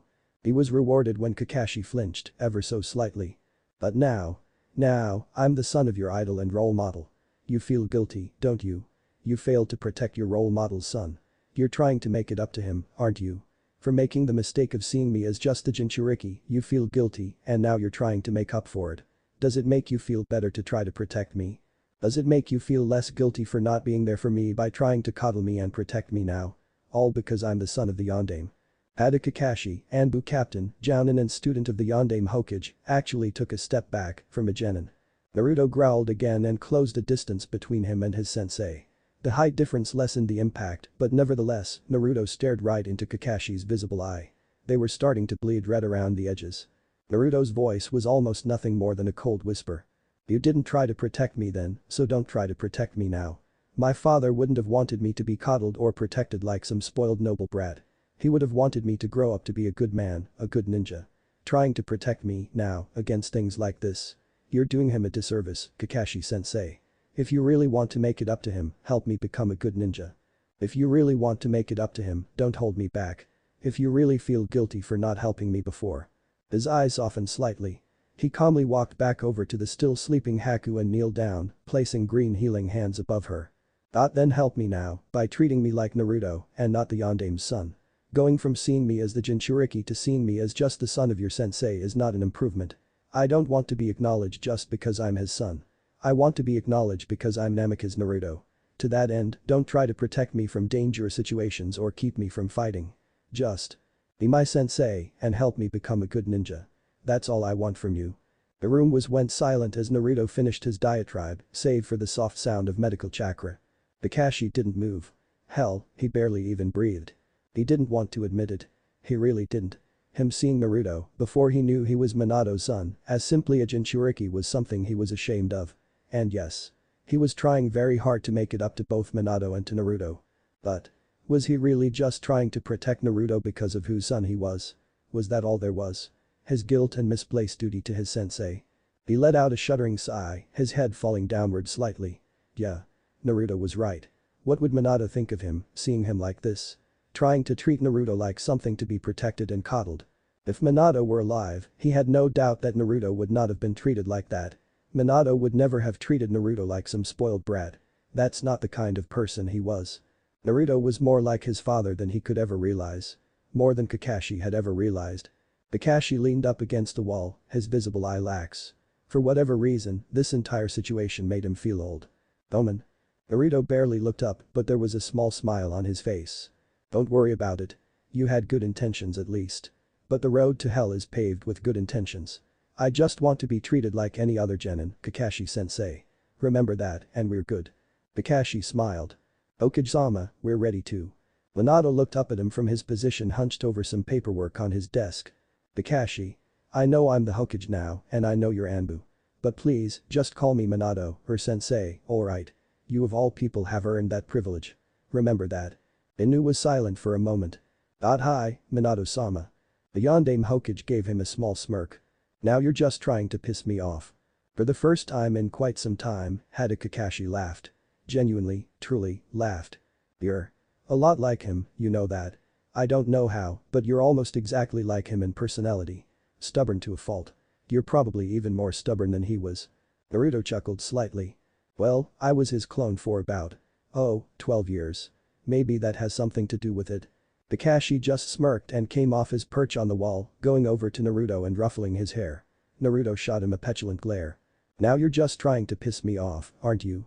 Kakashi chuckled heartily and gave Naruto his patented eye smile. Naruto just huffed. A soft sound like footsteps came from the direction of the flimsy door to the outside, alerting both Naruto and Kakashi that someone had just returned. Moments later, Anko and Sasuke came in the door, both looking rather serious. Sasuke shot Naruto an almost jealous glare, but it had an edge of almost frustration to it, rather than malice. We found the site of the battle, Kakashi. 3 stone nin, dead from various wounds. 1 decapitated, 1 cut from stomach to liver, and the other with his neck torn out. We tried to figure out where they came from, but it seems as though they crisscrossed the forest the entire time they traveled. Makes it near impossible to track them without some sort of tracking animal. Judging by their vests and equipment, I'd say they were all Chunin. Kakashi stood from his kneeling position and gained his serious persona once more, though it wasn't nearly as cold or violent as it had been before. Right. We'll wait for Kurenai and Iruka to get back, and then I'll flesh out where we go from here. Naruto, how close are you to being done healing her? Naruto sighed slightly and refocused as well. I've already corrected most of the damage in her body. As it is, she's just suffering from sleep deprivation and chakra exhaustion. I can wake her up at any time. The silver-haired Jounin nodded. Good. Start on Kiba and Shino then. We'll be needing them for this. Even if they're not at 100%, it's still better having them awake than having them as a liability. Naruto simply nodded and stood, walking over to where Shino and Kiba were both prone. Placing his hands above Shino's abdomen, he forced a fair amount of chakra into the boy's coils, and he immediately felt his patient's bugs lapping it up greedily. Shino's regenerative abilities, thanks to his bugs, immediately began working faster. Turning and setting his hands above Kiba, he activated his medical seal and began the healing process once more, doing what he could to get the boy back up and functioning. Kakashi and Anko took up positions against the wall, quietly debating possible ways with which to go forward. Anko still held her serious expression, while Kakashi's hadn't changed one bit.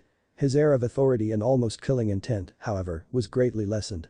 Sasuke on the other hand, simply walked up to where Naruto was healing Kiba and leaned up against the wall, arms crossed in front of him.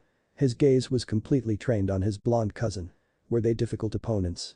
Naruto looked up at Sasuke momentarily, noting the almost impassive expression on his face. His hands didn't deviate from their position over his patient, however. Yes, actually.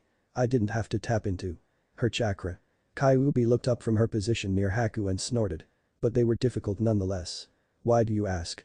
Sasuke almost scowled, but simply looked away, staring at the prone form of Haku in the corner, his eyes glazing over slightly. Do you think that if I were faced with the same situation, I would win? Naruto looked back down at Kiba and shrugged, trying his best not to sigh in almost exasperation. Yeah, probably. Like Kakashi-sensei said. Stone nin are known for their quantity, not quality. That much was obvious when I fought them. Their Chunin are probably equivalent to our Genin, and their Jounin are probably nothing more than well-trained kunai fodder. With your Sharingan, I don't doubt that you'd come out on top. The raven-haired Genin, who up to this point was trying his best to quell his rising jealousy, seemed to almost snap his gaze to Naruto, his eyes widening slightly. Naruto was actually telling him that he was good enough to take on full-fledged ninja. Since when had Naruto actually had genuine confidence in his abilities? Almost sensing his unasked question, Naruto didn't restrain himself this time from sighing as he looked up and met his cousin's eyes. You're a good ninja, Sasuke, regardless of if you think you are or not. Don't be jealous of me just because I killed a few ninja and you didn't. Sasuke's eyes narrowed. But they held no real malice. I wasn't jealous. Naruto huffed, almost chuckling. Right. Of course you weren't. Cracking the slightest smirk, Sasuke simply huffed and pushed himself off the wall, walking over to where Kyuubi was laying down, ostensibly guarding Haku. He sat down and began scratching Kyuubi behind the ear almost as a reflex as he stared at the ceiling. Kyuubi sighed. However a fox can sigh. In happiness. Sasuke knew that Naruto was right, of course. He shouldn't be jealous. It didn't make much sense to be. After all. He'd get his chance to prove himself eventually. There were more stone nin out there. He'd find them. And then. His small smirk grew into an almost malevolent smile. They would indeed be a good test of how far he had come. And how far he had left to go. A relatively comfortable silence settled over the room as Naruto healed Kiba and Shino. Anko and Kakashi had finished strategizing over various ways to go about a rescue mission, and Sasuke was playing his training and his various fights over in his head, trying to find even the smallest flaws in his style or execution. Naruto, on the other hand, was feeling the distinct impression that he was being watched.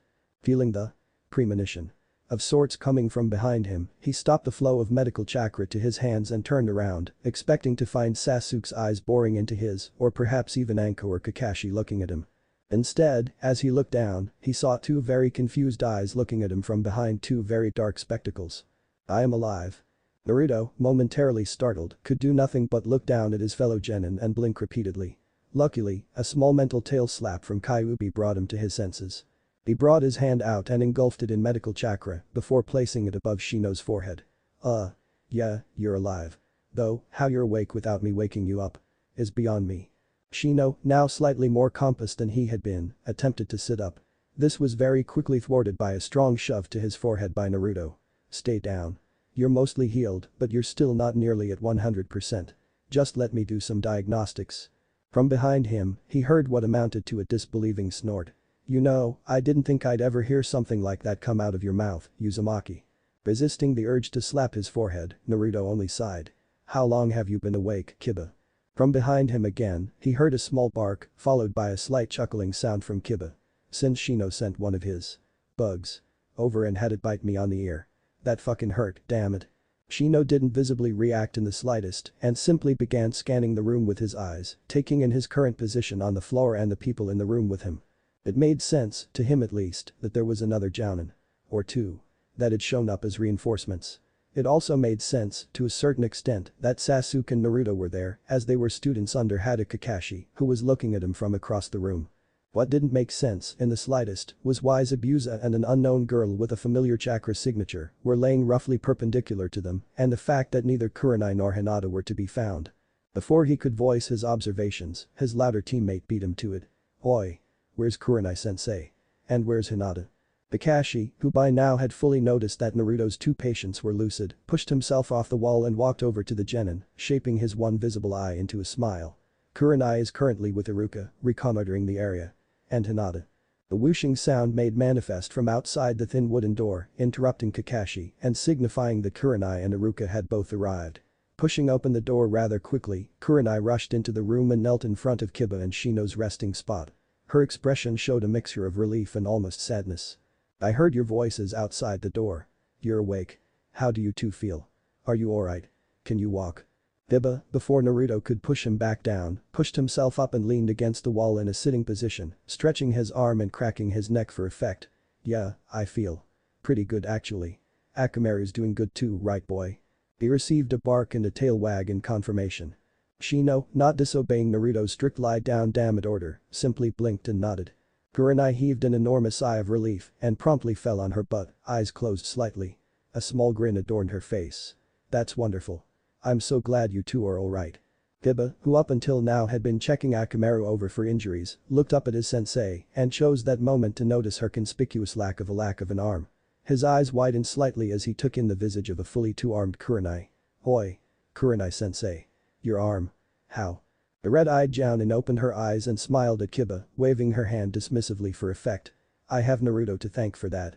It's a long story. But he was able to regrow my arm using some really advanced medical jutsu." The dog boy's eyes widened even further. "Kurenai-sensei. Where is Hinata-san? And why is it that Zabuza is currently laying unconscious on the floor next to us? Also, who is that girl?" Kurenai put a finger on Shino's lips to silence him, ending what could have been quite a long exposition. When Shino started to actually talk, it was rather amazing how much he could actually expound on a situation. "Boy, actually. And Zabuza. Girl." All parties turned their heads towards Naruto, who by now had shuffled himself away from teammate to lean up against an adjacent wall. "Definitely a girl. During my medical diagnostics, I noticed that she definitely has the correct anatomy for one of the female gender. Ovaries, breasts, and a conspicuous lack of a specifically male anatomical feature." Kurenai looked befuddled for a moment before she shifted her gaze over to the sleeping girl on the mat across the room. "You're sure? I could have sworn that." Naruto simply nodded. "Absolutely sure." She could only stare in askance. Kurenai was sure that Haku had been a boy. She, after all, had no obvious breasts. And the facial features. Shaking her head to clear her obvious confusion, she turned her attention back to her revived team. "Right then. Anyway. A lot has happened while you two have been unconscious. There's a good reason why Zabuza and his apprentice are currently in the same room as us. According to Kakashi and Naruto anyway." No one missed the almost petulant glare the red-eyed Jounin shot the one-eyed former Anbu. Kakashi didn't even look like he noticed it. "Ma, we can fill you two in on everything later. For now, we need to get some information from Haku on the whereabouts of Hinata and Sakura. Naruto, if you'd be so kind as to wake her up." Kiba literally shot himself from sitting to standing in the space of a second. "Hinata, what happened to Hinata? Where is she?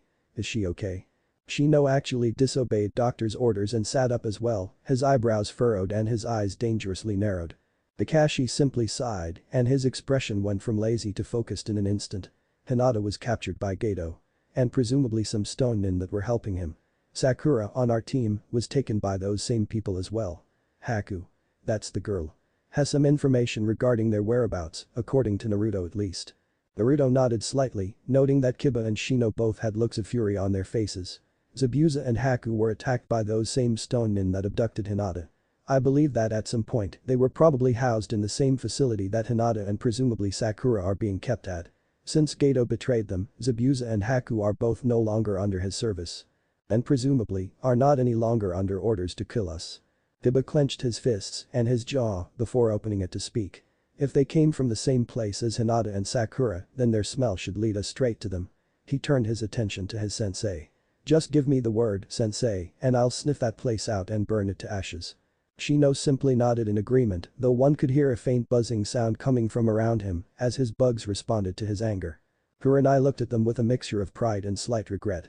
Walking over to her two remaining genin, she placed her delicate yet strong hands on their heads and gave them the most reassuring smile she could. "We can't, Kiba. Not yet. We need to get more information on this before we go to save Hinata and Sakura. Believe me. I would love nothing more than to burst in there and massacre those who have hurt our team member. But as ninja, we need to learn to exercise prudence before emotion. Remember that, you too." Before Kiba could protest, she playfully ruffled both genin's hair in a decidedly big sister way and gave them a beaming grin. "Your concern for your teammate, however, is very commendable. Don't ever lose that." The dog boy managed a small smile. But the small clap from Kakashi, the room's attention was drawn to him completely. "Right. I think we're ready to wake Haku up, assuming Naruto says it's alright." Naruto simply nodded. "As I said before, she can be woken up at any time."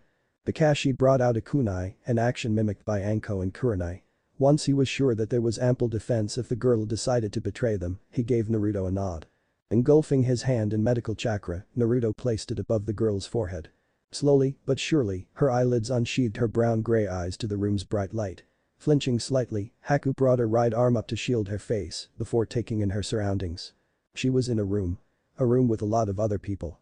People with kunai. People who, judging by the killing intent a few were exuding, wanted her dead. 5 more minutes.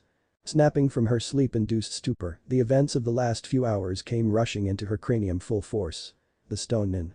The blonde and his fox. The black-haired Kunoichi. And. She looked over towards her master. Zabuza was lying on a cot not too far from her, his chest heaving in a rhythmic motion. She sighed in relief. They were alright. They had come to no harm. Naruto had kept his promise. Taking her hand away from her face now that her eyes had fully adjusted to the light, she stared up into the kind yet slightly impassive face of her unofficial savior. Naruto, seeing her focus on him, smiled reassuringly while moving his hand away from her forehead, letting the medical chakra peter off. Haku's eyes went slightly wide. He was a medic nin. She had nearly forgotten. "Haku. It's time to fulfill your end of the bargain. We need information." He gazed up into Naruto's expressive black depths, trying to formulate the words that would do what he now intended. He was a medic nin. And Zabuza was injured. He had already expressed a desire. Or at least, ability to heal her master. She wondered, offhandedly, if the revelations of their allegiance, or rather, former allegiance had negated that. Haku prayed that this worked. Sitting up, he set his plan in motion. "Information. On your captured teammates, right?" Naruto nodded. Tensing slightly, Haku stared Naruto in the eyes. Not without something in return. Faster than a blink, Kiba was across the room, nearly on top of Haku, if not for the restraining hold of Naruto and Kurenai, the latter of the two giving a harsh glare to the ice nin sitting only feet away. "We don't need her information. I'll kill her. I'll rip her apart." Kiba's eyes shone with fury unleashed as he tried in vain to make good on his threats. To his credit, Haku didn't even flinch. Though, he figured that they needed to be set straight about his gender. Or rather, set askew. "I'm a boy. Not a girl. And you do need my information if you wish to actually rescue your teammates and not just find them." Kiba renewed his attempts to get to Haku. Kurenai, though very much of the same opinion as her genin, kept him properly restrained. "You're a girl." Haku froze. Her breathing stalled and her eyes widened as her head turned ever so slightly to face Naruto. Naruto, who had since let Kiba go, trusting Kurenai to keep him away from Haku, calmly sat down across from the girl once more. His face betrayed nothing, but his eyes were not nearly as expressive as they had been. "I'm a medical ninja. I have the ability to almost literally look inside you with chakra and find out everything from what the last meal you ate was to if you have a genetic predisposition to cancer. You are a girl. Why you insist on trying to make us think otherwise is beyond me." Perhaps for the first time in ages, Haku actually felt fear. Her eyes widened to their natural limits and her eyebrows shot up. "And no. I'm a boy. You have to be mistaken. You made a mistake." Once again, Naruto's face showed impassivity. "I did not make a mistake. You have 2 perfectly functioning ovaries, a functioning uterus, developing mammaries, and a conspicuous lack of male genitalia. There is absolutely nothing in your physiology to suggest that you are male. Regardless of if you wish to accept it or not, you are a female. But this is not what our conversation is about." Haku's mind blanked. She had never had anyone actually call her bluff before. Especially not with incontrovertible fact to back it up. Naruto stood, his eyes never leaving the form of the girl in front of him. Stunning a few people in the room who did not know him nearly as well as they thought they did, he grabbed Haku by the collar and shoved her up against the wall, meeting her eyes with his own on a level playing field. "Let me explain something to you. We don't need to be asking you anything. Kurenai probably has genjutsu that would make you feel as though you were in the depths of hell itself. Anko probably knows pressure points that would send you into convulsions of pain the likes of which you would never recover from. But more than any of that." Letting the now thoroughly discombobulated Haku fall to the floor unceremoniously, Naruto walked over to where Zabuza was laying on a cot across the room. He unsheathed his sword and immediately, the room fell deathly silent. Haku tensed. "I will kill him. Promise or not, my teammates. My friends. Mean everything to me. I will gladly kill this man to get you to tell me everything you know. And there is nothing you can do to stop me. So, you have two choices. He let his kai flow freely. She couldn't help but shudder. You can tell us about our teammates and eventually be set free to do as you please." Naruto pressed the blade of his sword onto Zabuza's neck, drawing the smallest bead of blood. "Either I can kill this man, Kurenai can break you, and Anko can keep you in pain for the rest of your life. And we will still get our information." He narrowed his eyes at Haku, who was now alternating between too many emotions to count. "Your choice." He pressed slightly harder. It was the worst case scenario. She had been found out to be a girl, Zabuza was incapacitated, she was completely without chakra, and they were both surrounded by hostile nin. There was nothing she could do to get them out of the situation, aside from giving the nin what they wanted, and she had no leverage whatsoever, seeing as how. Well. Killing Zabuza would break her. She would be completely unable to resist giving them what they wanted when her one reason for living was dead. Her head fell. Zabuza's life was at stake. She had no choice. She could eventually find someone else to heal him. Hopefully. I'll tell you. Please, don't hurt him. Immediately, the sword was taken away from Zabuza's neck.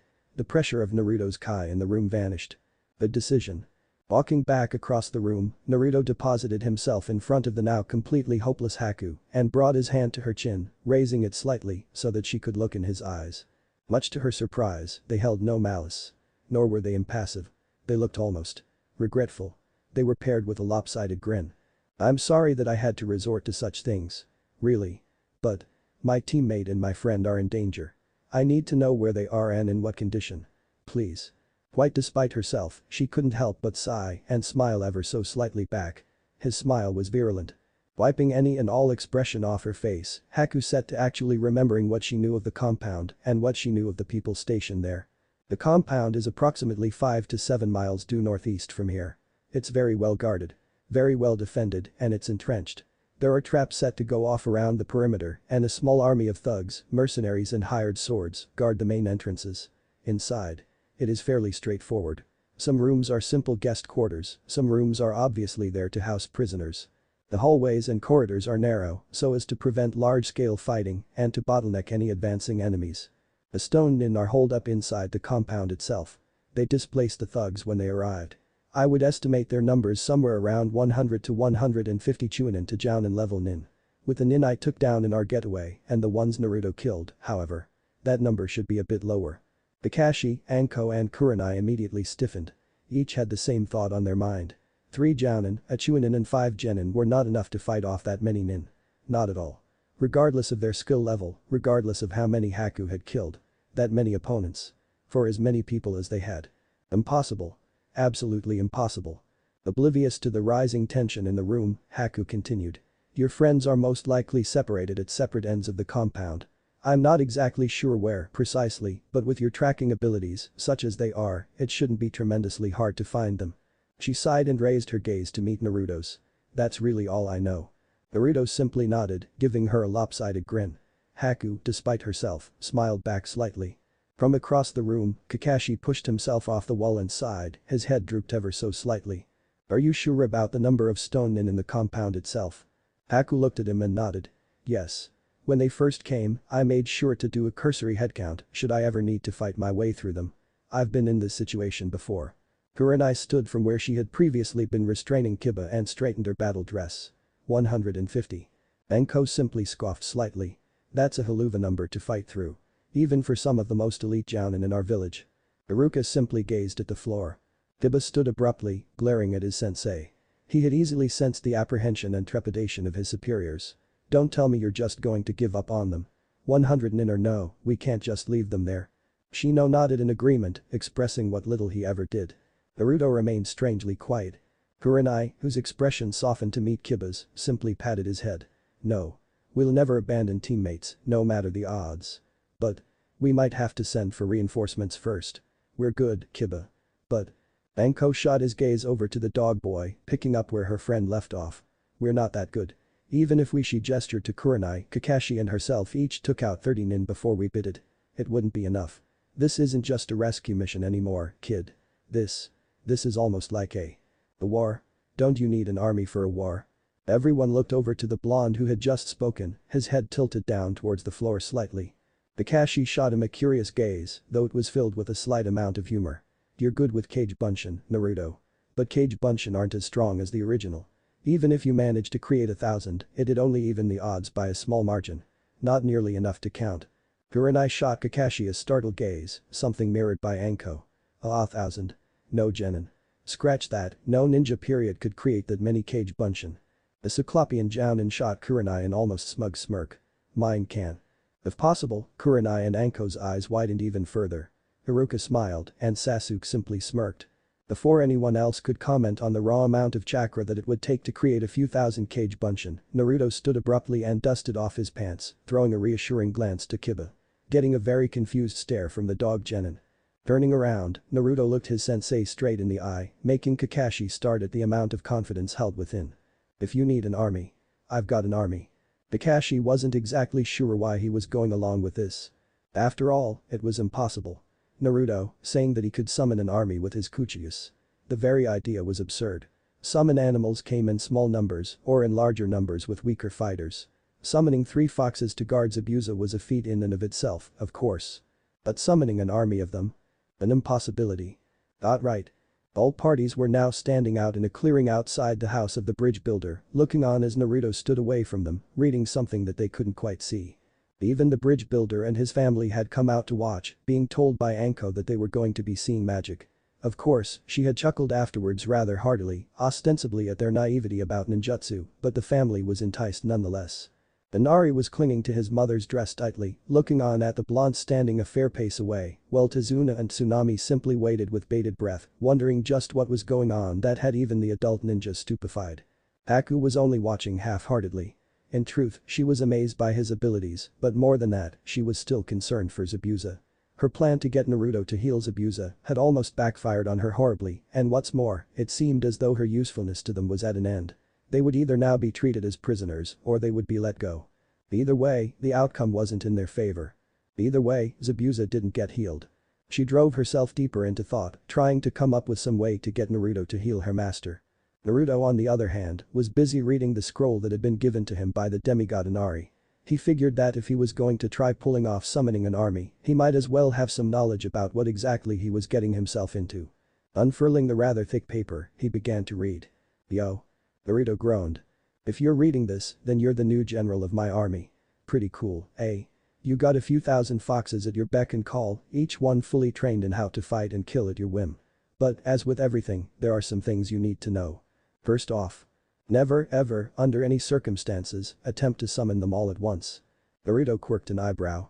You need to understand, well, this army is yours to command. They are on a completely different plane of existence from you. Calling them means using your chakra to pull them through various dimensional barriers, and your blood is being used as a beacon thereof.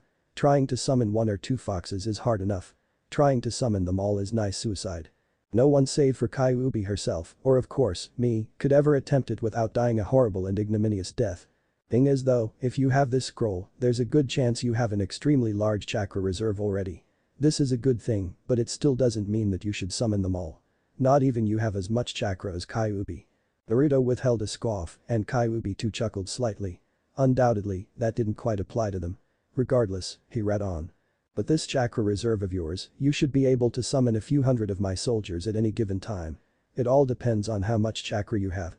I'd experiment with it, find out how much chakra you use to summon 1 fox, and then multiply that by how many foxes you want to summon the next time.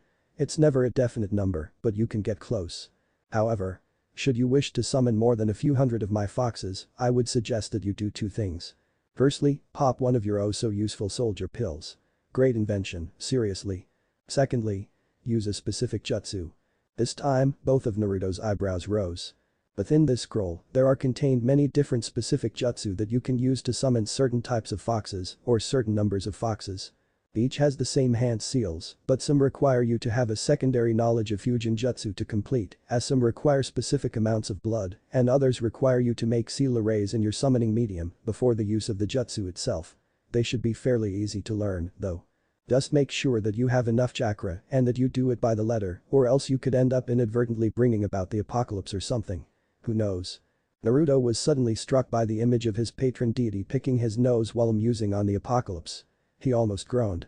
Enough about summoning. You need to know a bit about the summons themselves as well. Anything and everything you know about summon animals. You should forget right now. Naruto, again, looked surprised. Most summoned animals are of the more mundane variety. For example, low-level snake summons are almost mindless and lower-level toad summons are extremely weak. More than that, it's rare that you can summon more than one or two of them at a time, due simply to the fact that most summon clans are run like families as opposed to armies.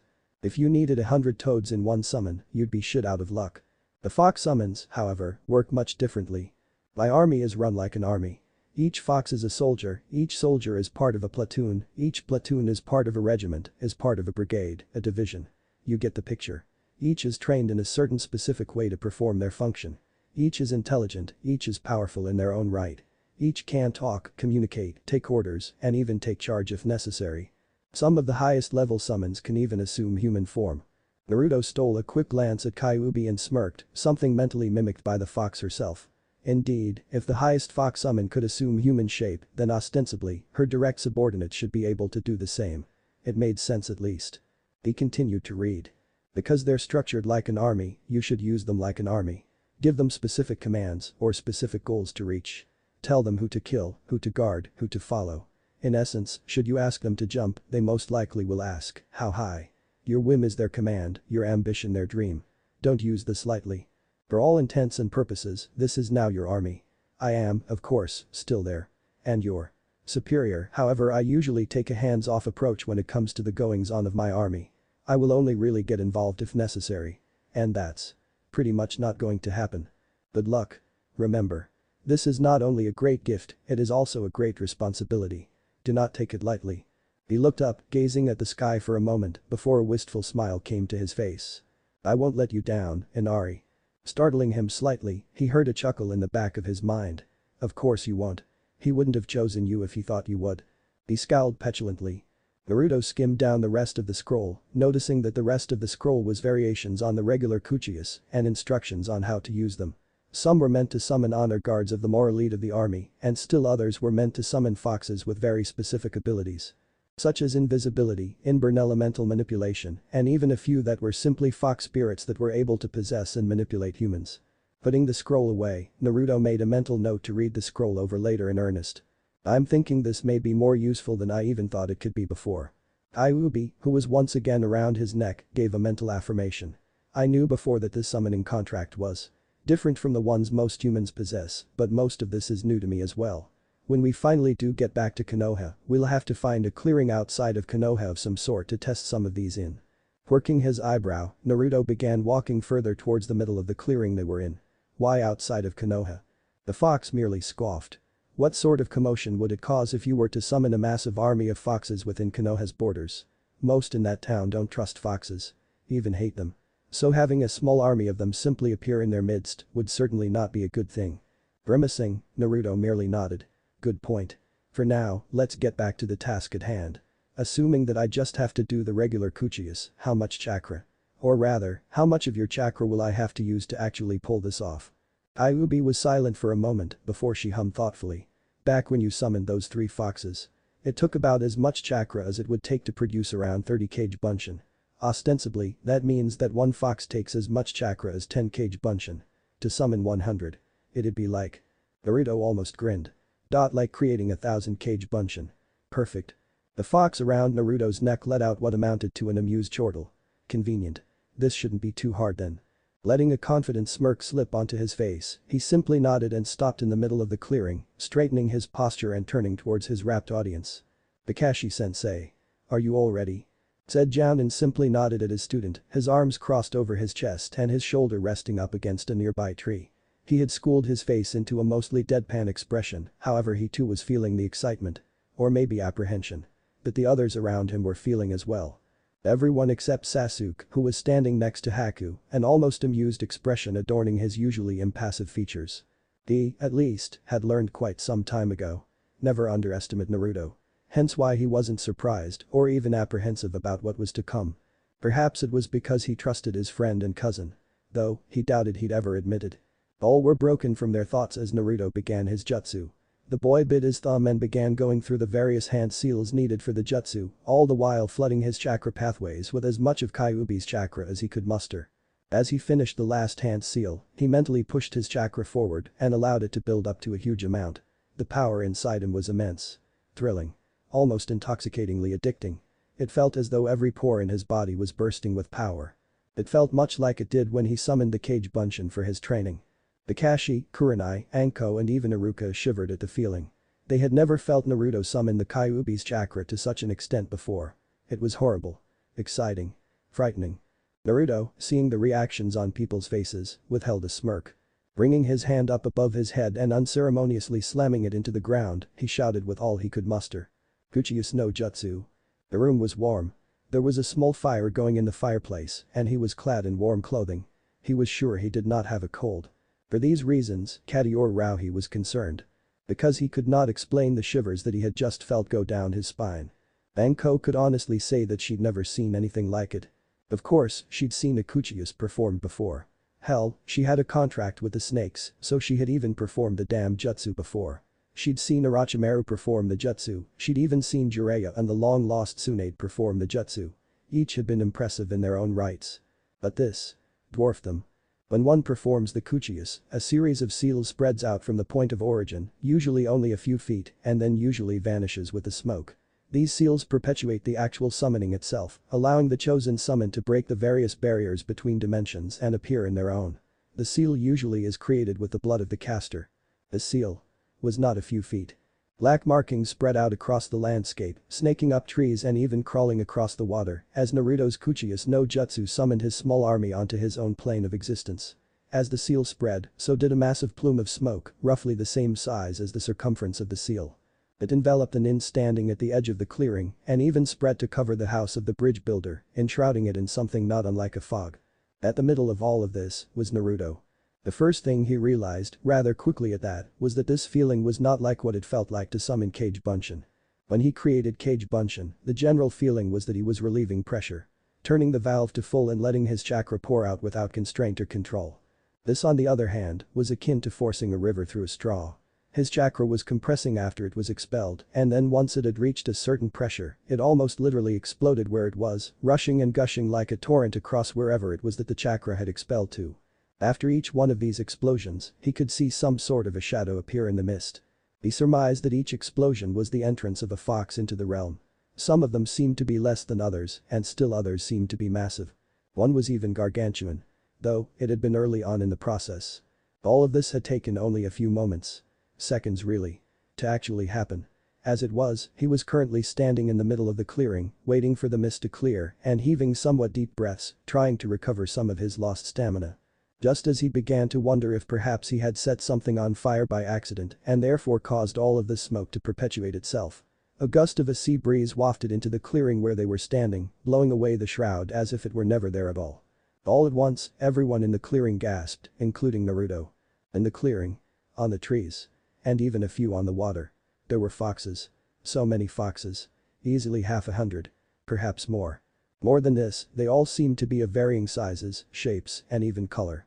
Near the edges, there were two-tailed foxes, not unlike the ones that Naruto had summoned to guard over Zabuza and Haku earlier. They looked to be roughly the size of a normal dog, or perhaps just smaller. Some were the same ochre color, while others were as dark as obsidian, and still others were white as snow. The two-tailed variant of the foxes Naruto had summoned seemed to make up the bulk of the actual force. Closer to the center, and forming the second ring, were slightly larger three-tailed foxes. Maybe the size of a larger dog, with the bulk of one as well. Again, they varied with colors and patterns, running the gamut between dark and light, and even a few more vibrantly colored foxes. The main difference, however, between the two-tailed and the three-tailed foxes was that the three tails were wearing what appeared to be armor. They had metal plate coverings on their head and torsos, some glinting in the sun and others painted darkly so as to be more useful for stealth. They had leather coverings over their joints and tendons to prevent them from being easily accessed during battle, and a few looked to even have metallic canines in their mouths that jutted out over their lower jaws. From Naruto's vantage point, they looked serrated. As Naruto scanned the foxes, however, his attention was not kept long by the 2- and 3-tailed varieties. Not when, at the center of them all, stood a massive 4-tailed, armored and battle-scarred obsidian-colored fox. It stood almost as tall. And just about as long as 2 full-size Clydesdale horses, and while it wasn't tremendously wide, only about as wide as a couple oxen, its muscles rippled beneath the surface, giving it a menacing, warrior-like look. It stood imposing over the clearing as its tails whipped back and forth over the heads of its subordinates. Its stainless steel, futuristic-looking armor glinted and glared in the sunlight as its head began to swivel, taking in its new surroundings.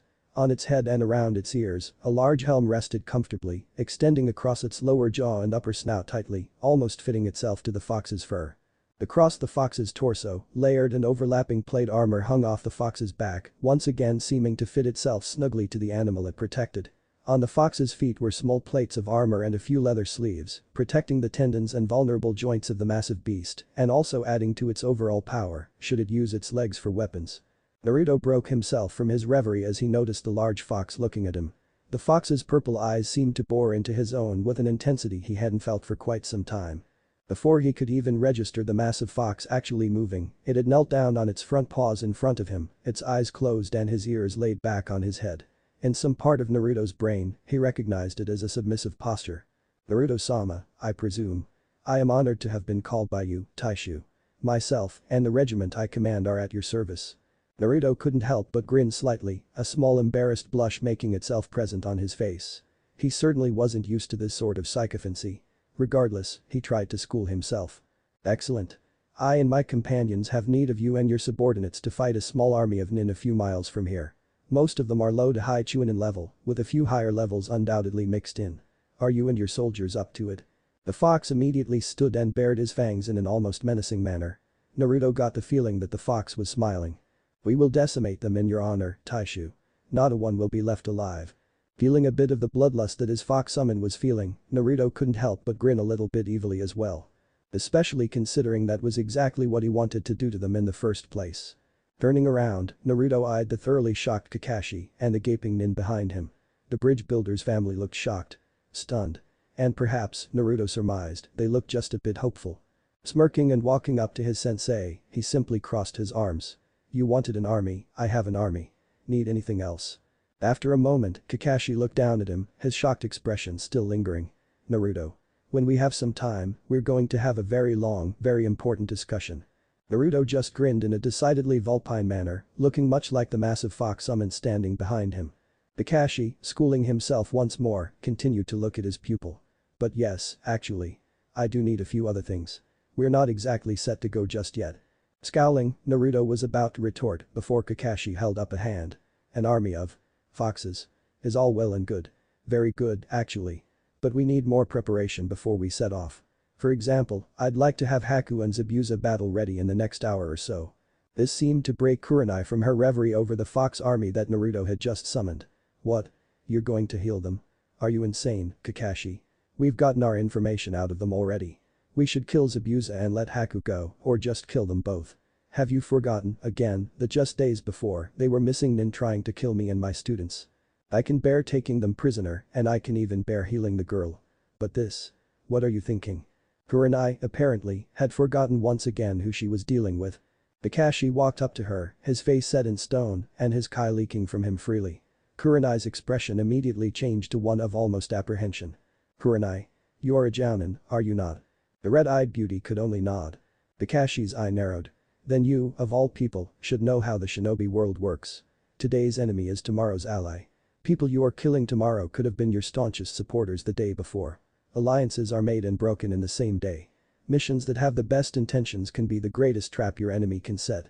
Allegiances are as flimsy as the paper the contract is written on." Kurenai literally shrunk back from the harsh sound of Kakashi's voice. Even Iruka looked to be intimidated, even though the tirade wasn't aimed for him. The genins looked frightened, save for Sasuke and Naruto, and Anko was just leaning up against a tree, staring at the ground. This was a lesson she had already learned. Kakashi got even closer and began talking in a subdued voice, not allowing anyone but her to hear him. I understand your trepidation. I understand it completely. The difference, Kurenai-chan, is that I don't care. Zabuza and Haku both have nothing left to gain by betraying us.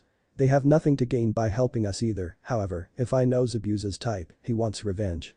And as much of a submissive dog as Haku is, she'll follow him to the ends of the earth and then some. They will be powerful allies, Kurenai. And because they're missing Nin, we don't have to worry about their safety or even their lives. Are you understanding me? Kurenai could do naught but nod. In truth, she now completely understood where Kakashi was coming from. It was brilliant. To be expected from him, of course. Kakashi leaned in a little further and got right by her ear. Good. Do not question my authority again. You're an able jounin, a good ninja and a good teacher, but should you circumvent my orders or resist them in any way from now on, I'll incapacitate you until we get back to Konoha and then I'll have you court-martialed. If you want to be accepted as a jounin, as fresh as you are, then start acting like it. Are we clear?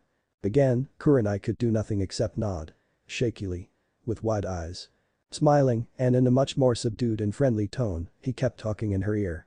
Good. I like you. I don't want to hurt my friends and comrades. But there's a fine line between concern and treason. Don't take any of this personally. I'm just helping you become what a jounin should be.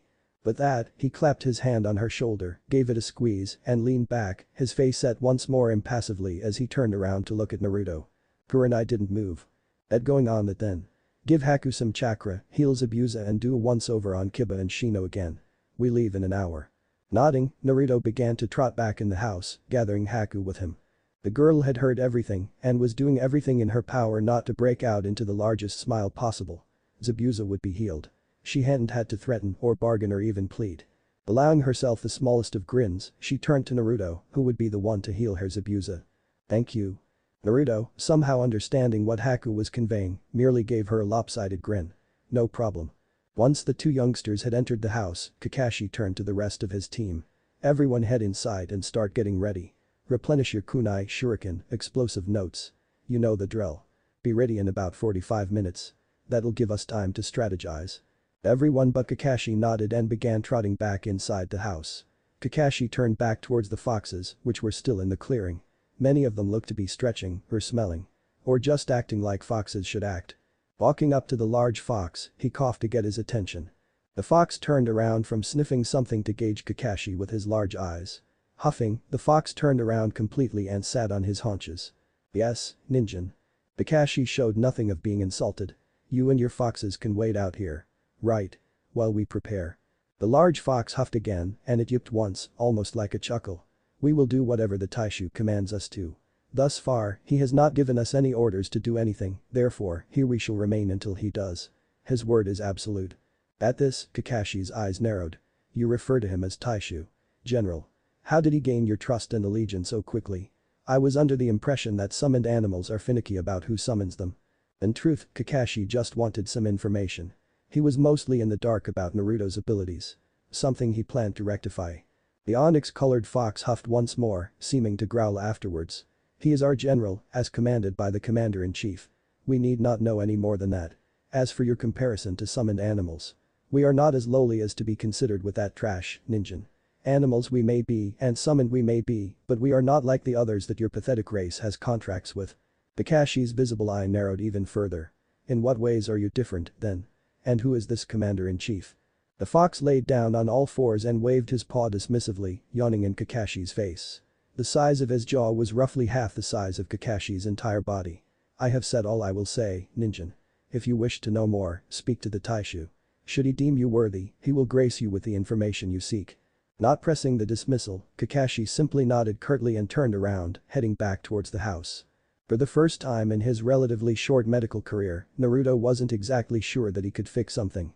Because he had no idea what was wrong. He had run his diagnostic jutsu over Zabuza probably 5 times already. Each time, he had come up with the same thing. Vital signs normal chakra, no serious injuries. Yet, the man kept staring straight forward at the ceiling, his eyes blinking once every few seconds. It was as if he simply wasn't there. Sighing, he turned around to regard Kurenai, who had taken up residence on the wall directly behind him. Ostensibly to keep him company and guard him should Zabuza become violent. Naruto noticed that her features seemed to be fluctuating between many emotions, ranging from outright hatred to almost resignation. Kurenai-sensei. What jutsu did you use on him, exactly? I can't really find anything wrong with him. He hoped that Kurenai would be able to give him more information to work with and point him in the right direction. Kurenai narrowed her eyes slightly but sighed and drooped her head afterwards. An extremely powerful ninjutsu hybrid. It affects the brain directly. Something about the cerebral cortex or something to do with higher brain function. To be honest, it was a desperation jutsu. I only barely know it. Naruto's eyes widened in comprehension. Oh. So it's a brain injury. That makes sense. But my diagnostic jutsu should have picked up any irregularities in his brain structure. As it is, his brain is perfectly normal. Near as I can tell anyway. Kurenai simply shrugged dismissively. You're the medic nin. You know way more about what might be wrong with him than I do. The blonde-haired prodigy threw her a half scowl. That. And you don't really want to be helping me in the first place. Again, Kurenai shrugged. Naruto just shook his head slightly and went back to looking over the missing nin in front of him. He barely even registered Haku, who was sitting roughly parallel to him across of Zabuza's body. In truth, Naruto wasn't exactly sure what to do. He had barely delved into anything regarding the brain during his studies. It was an extremely advanced topic. He only really knew enough to perform chakra anesthesia and paralysis. Beyond that, it was a mystery to him. Setting his hands above Zabuza's head, he activated a diagnostic jutsu again and delved into his link with Kyuubi, who was sitting near his lap. Any ideas? I could just use the regeneration jutsu with your chakra. But that'd put me out of commission for a little bit. Kyuubi seemed to pause in her own musings. Naruto got the distinct empathetic impression that she was mulling over the events with Inari. And gave a thoughtful hum over their link. From what little Kurenai described. The jutsu she used is essentially a chakra overload of parts of a person's brain.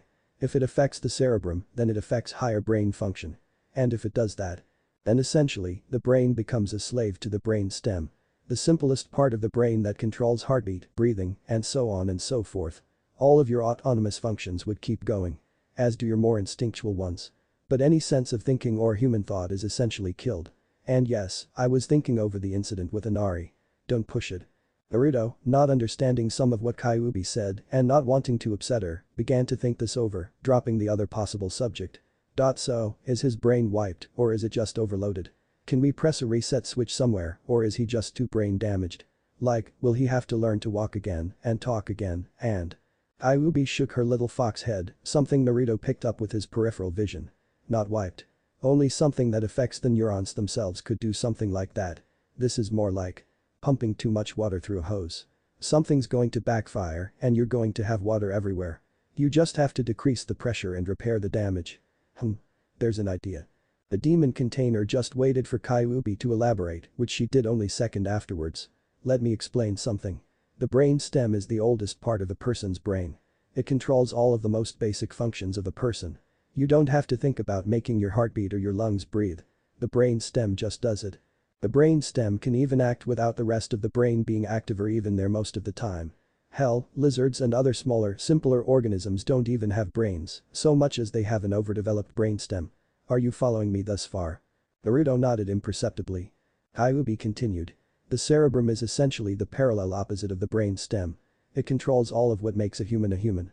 Higher thought, speech, reasoning, art, mathematics. The list goes on. It does affect a few autonomous things, but most of everything you think of is generated by the cerebrum. So logically, if the jutsu that Kurenai used affects the cerebrum and everything associated thereof, then what it did was effectively bypass the rest of the brain and just went for the vulnerable part. The cerebral cortex. Most likely, it simply disrupted the flow of electrical signals and chemical cascades. Effectively stopping traffic in his brain. The neurons would still transmit and the synapses would still occur, but they'd never hit their intended target because everything would be off slightly. Most likely, this would cause a buildup of undelivered transmitter chemicals in the brain, and more than that, the neurons would keep trying to send the same signal over and over again. Naruto's eyes widened in comprehension. The hose got off kilter from the faucet and the water's flooding everything. Is that about right? Although Kyuubi didn't show it, she was proud that Naruto had understood something so complex so quickly. Regardless of the fact that she was still perturbed with him from before. Essentially, yes. My guess as to how to fix it is that if you were to stimulate the brain stem on some level and then sweep away all the clogging chemicals, the stem would naturally right the cerebrum. Given enough healing chakra at least. The brain stem is responsible for healing any kind of brain damage, after all. It just can't at the moment because everything's so clogged. Smiling, Naruto stopped his diagnostic jutsu and gave Kyuubi a scratch behind the ear, earning a reluctant sigh of contentment from the fox. Reluctant because it was somewhat embarrassing and it didn't allow for Kyuubi to stay mad at him. Lifting his head to Haku, who had an almost forlorn expression on her face, he gave a megawatt grin. I think I figured it out. How to fix Abusa. Haku's head and eyes immediately shot up. Kurenai, behind him, muttered something close to I could have fixed him easy. Regardless, she was somewhat awed by the speed and efficiency at which Naruto worked. It was no small feat to figure out how to heal a jutsu that affects the brain. Disregarding Kurenai's mutterings, Naruto put his left hand behind Zabuza's head, near the base of his skull, and the other on top of his forehead. Concentrating, he was about to begin with his little operation when Kurenai told him to stop. Looking behind him in annoyance, he grumbled out, "What is it this time?" Kurenai rolled her eyes, but gave him a slightly apologetic look. "Wait until I get Kakashi and Anko. If he wakes up and starts trying to kill us all, I want reinforcements." Naruto, recognizing at least that she had a point, simply nodded. Kurenai walked out of the room and up the stairs, only to return with both of the other Jounin only minutes later. Kakashi, Anko and Kurenai all simultaneously got out kunai. "Naruto. Are you ready?" Responding to his sensei, he simply nodded his head. Kakashi, in turn, nodded his. "Do it." His hands already positioned at the correct spots, he did. Immediately, he could feel the problem. With a direct connection to the stem, he could feel the clog in Zabuza's brain. It felt almost like what nasal congestion would feel like. But more tingly. Activating the medical chakra on his other hand, he began to focus on clearing out the clog. It was extremely easy. The transmitter chemicals almost literally just popped out of existence when hit with even the most general of interference. The neurons began firing again, full force, as he kept clearing out the stray chemicals, but he was able, at least, to keep ahead of the production. Focusing more medical chakra into his hand near the brain stem, he forced it all into Zabuza's biggest nerve. The results were immediate. Zabuza began convulsing violently, hands turned inwards, and eyes rolled into the back of his head. Faster than Naruto could blink, all three Jounin were holding him down by his legs and arms. Kakashi looked at him seriously. "What's going on?" Naruto, continuing to concentrate, just shook his head slightly. Long story short, his mind is resetting itself. This grand mal seizure is just a side effect. I think this is normal. I hope. Haku, who had been shoved out of the way by Kakashi, began to look extremely worried. For minutes, Naruto kept at it, sweeping the wayward chemicals and damaged neurons away with his right hand, while funneling as much chakra as he could into Zabuza's brain stem as he could. Near as he could tell, it was working, but he couldn't tell how quickly, nor could he tell if he was damaging anything else. On pure faith, he simply increased his chakra output as high as it would go, hoping that what he was doing wasn't inadvertently killing his patient. As his chakra increased, so did the convulsions. "Stop it. You're killing him." Faster than Naruto could blink. Again. Haku was coming at him, a senbon in her hand. Naruto grimaced, but didn't take his hands away from the nin's head for an instant. He figured that he could take a senbon. Besides, his concentration was already spent. He couldn't even afford to try to dodge. Luckily for him, he didn't have to. Haruka, who he hadn't even noticed entering the room, used a basic taijutsu move to subdue the girl, putting her hands behind her back and effectively sitting on them. Throwing a thankful glance to his former sensei, he returned all of his concentration to doing what he could for Zabuza. Haku, who by now was almost sobbing, continued to almost scream for him to stop. He, mostly successfully, blocked it out. After a few more minutes, the convulsions stopped. He continued his chakra for a few moments more and then stopped the flow to his hands, slipping his left out from under the back of the nin's head and wiping his other on his pants. Zabuza had been sweating quite a bit. Lifting his left hand up once more, he activated his diagnostic jutsu. It felt normal. As normal as it could be, anyway, considering what he'd just been through. The neurons seemed to be firing perfectly, the synapses were perfectly aligned, and the brain stem, though obviously a bit taxed, was still doing its job. None of this explained, however, why Zabuza was still just staring blankly at the ceiling. Or rather, Naruto guessed that he wasn't. His eyes were fixed solely on him, unblinking and dilated. His fingers were twitching and his jaw was clenched. Blondie. What in the fuck did you just do to me?" More quickly than he could react, a kunai was at Zabuza's throat. 3 of them actually. The missing nin tensed, becoming stock still more quickly than he thought possible. Naruto figured that he might as well answer the question. I healed you. You were kinda. Almost brain dead." Zabuza's eyes widened slightly. "What?" How is that possible? The last thing I remember is walking away from that hot red-eyed chick whose arm I cut off. And then. Nothing. Kurenai's kunai twitched. Before Naruto could respond, he heard an almost imperceptible sob from where Haku was still pinned to the floor. Kakashi, giving Iruka a small nod, allowed the Chunin to release the girl. She promptly made her way over to where Zabuza was sitting and seeing that he was okay, began crying on his chest. Zabuza's eyes narrowed. "Oi. Haku. What are you doing?" Haku looked up and wiped her eyes, giving her master a small genuine smile. "Not unlike a puppy. I thought you were dead, Zabuza-sama. I really thought you were going to die. But. You're alive." The girl broke into a fresh round of happy tears. Zabuza's eyes didn't soften for a moment. "Yes, I'm alive. And now we're captured by the enemy. Good work, really." Haku didn't even flinch. Naruto scowled. "You're not captured, idiot. I wouldn't have healed you if you were a prisoner.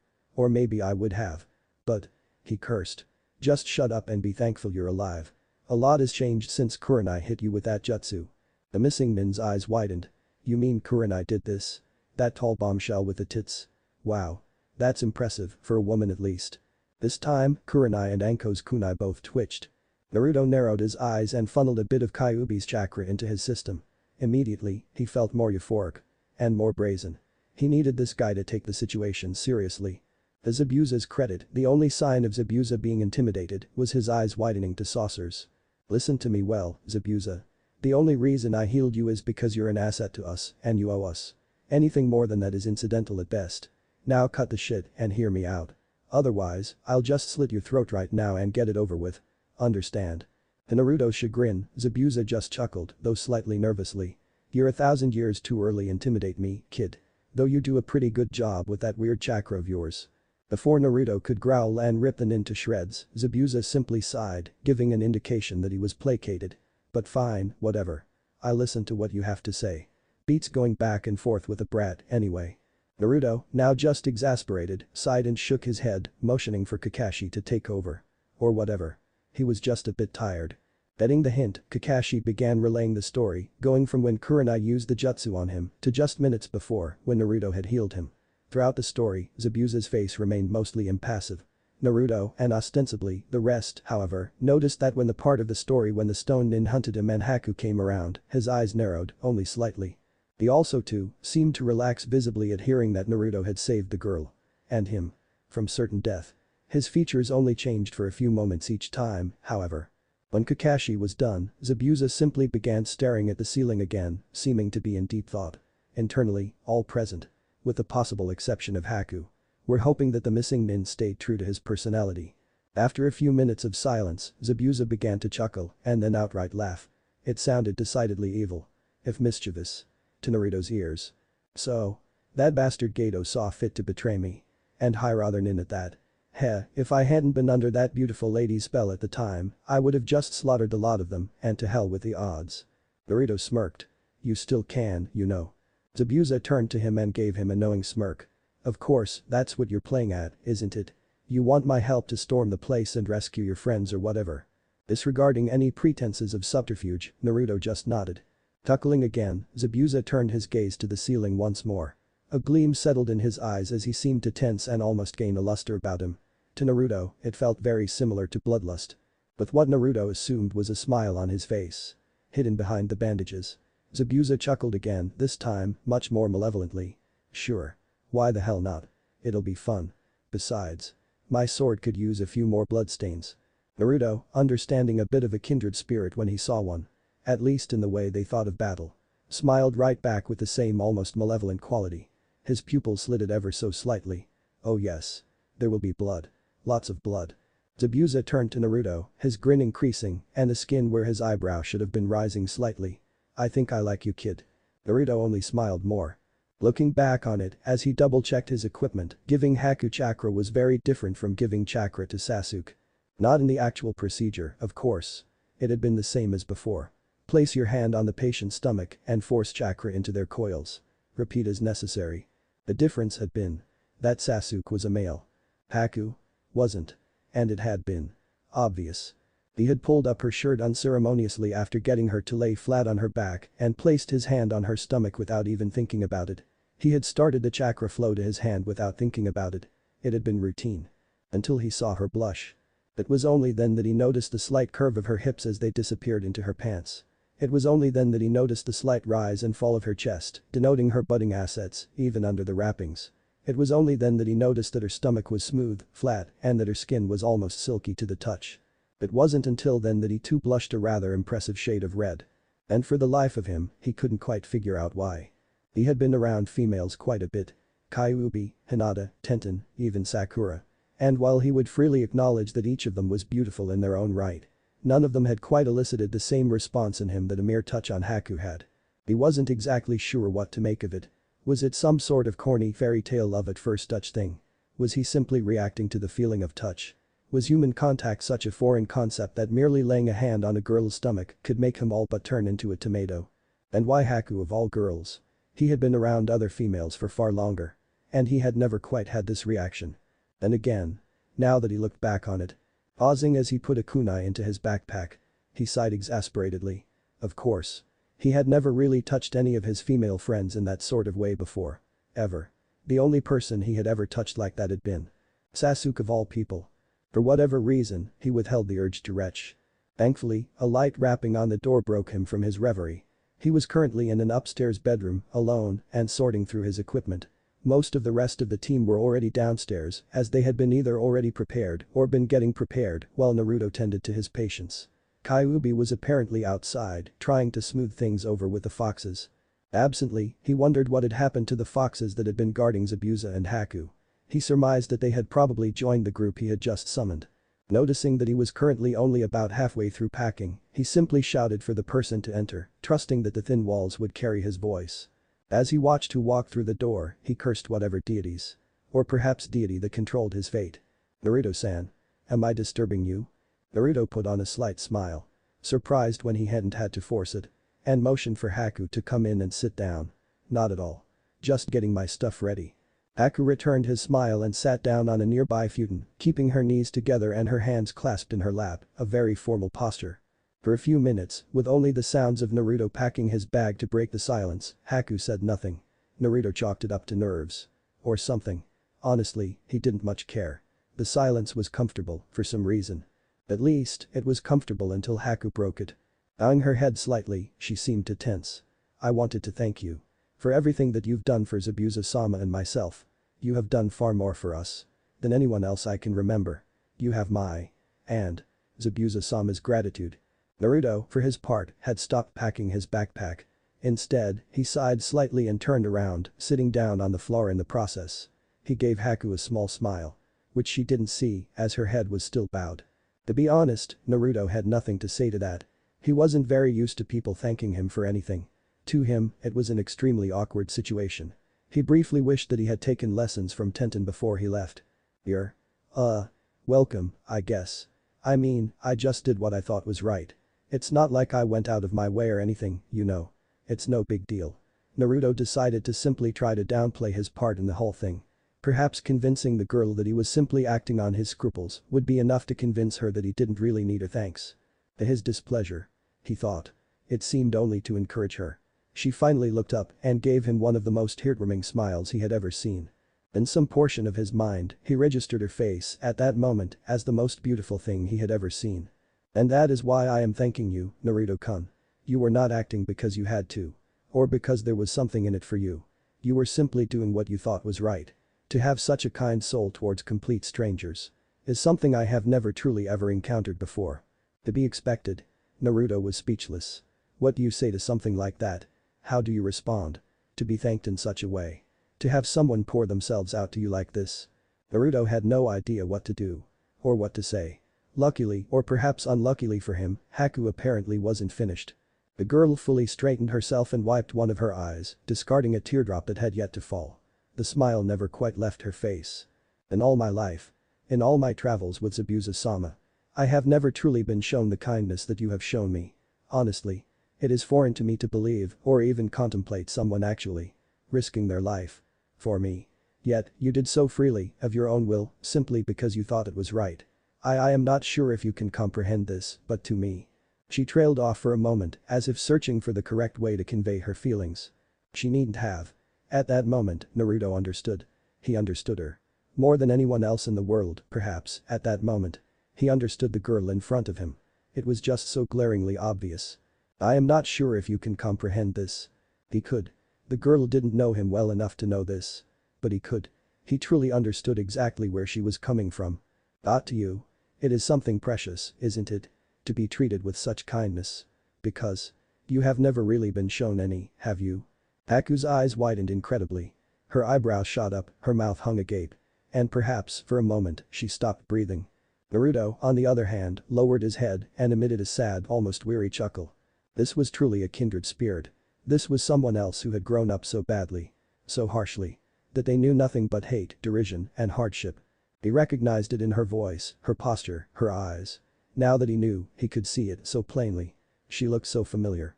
So much like the reflection in the mirror he saw every morning. Even though he had no idea what had happened to the girl or what hardship she had gone through. To him, it didn't really matter.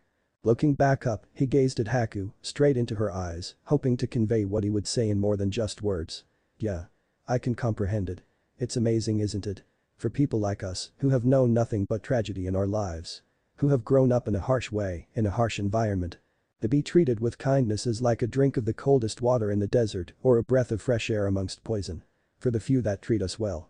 We consider them precious to us because they are the few that can make us feel better.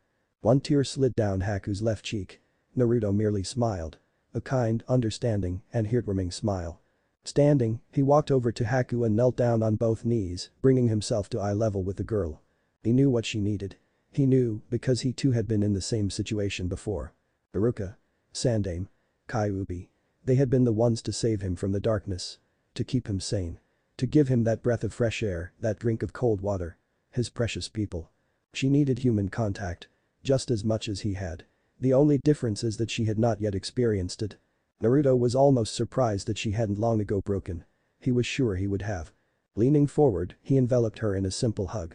It carried with it the simple power of knowing someone out there actually cared. She broke down crying. Downstairs, Kyuubi felt something wash over her. A sense of kinship. Understanding. Perhaps. She allowed herself a smile. Naruto was feeling. Again. Things that he had felt only fleetingly in his life before. Closing her eyes and ignoring the foxes that were sending her wary looks, she allowed herself to bask in it, hoping that by her actions, she could allow him to feel this feeling even more. 5 minutes later, when Naruto filed down the stairs with a fully battle-ready Haku trailing behind him, no one was any the wiser as to the events that had transpired. Instead, it seemed as though everyone had simply been waiting. Patiently, for the most part, for Naruto and Haku to arrive. Glancing over the assembled shinobi, Naruto noted that they were all very much battle-ready, just as much as he and Haku were. Shino and Kiba were still bandaged in some places, but he had already double-checked them with a medical jutsu earlier and pronounced them able to fight. Zabuza, who was leaning against a door jamb, his arms crossed and his sword hanging off his back once more, gave Haku a mere glance as she trod down the wooden staircase. Naruto noted that she immediately made her way to his side. He guessed that they had some sort of silent communication that only they understood. Kakashi, noticing that everyone seemed to be ready, cleared his throat. I think it's time we get this show on the road. There are few things we need to get out of the way right now, however. Glancing over at Zabuza, Kakashi gave the man a level glare, something that was returned in spades. Zabuza. Whatever your reasons are for accompanying us on this mission are your own. However, I will not have you endangering those under my command for any reason, understood?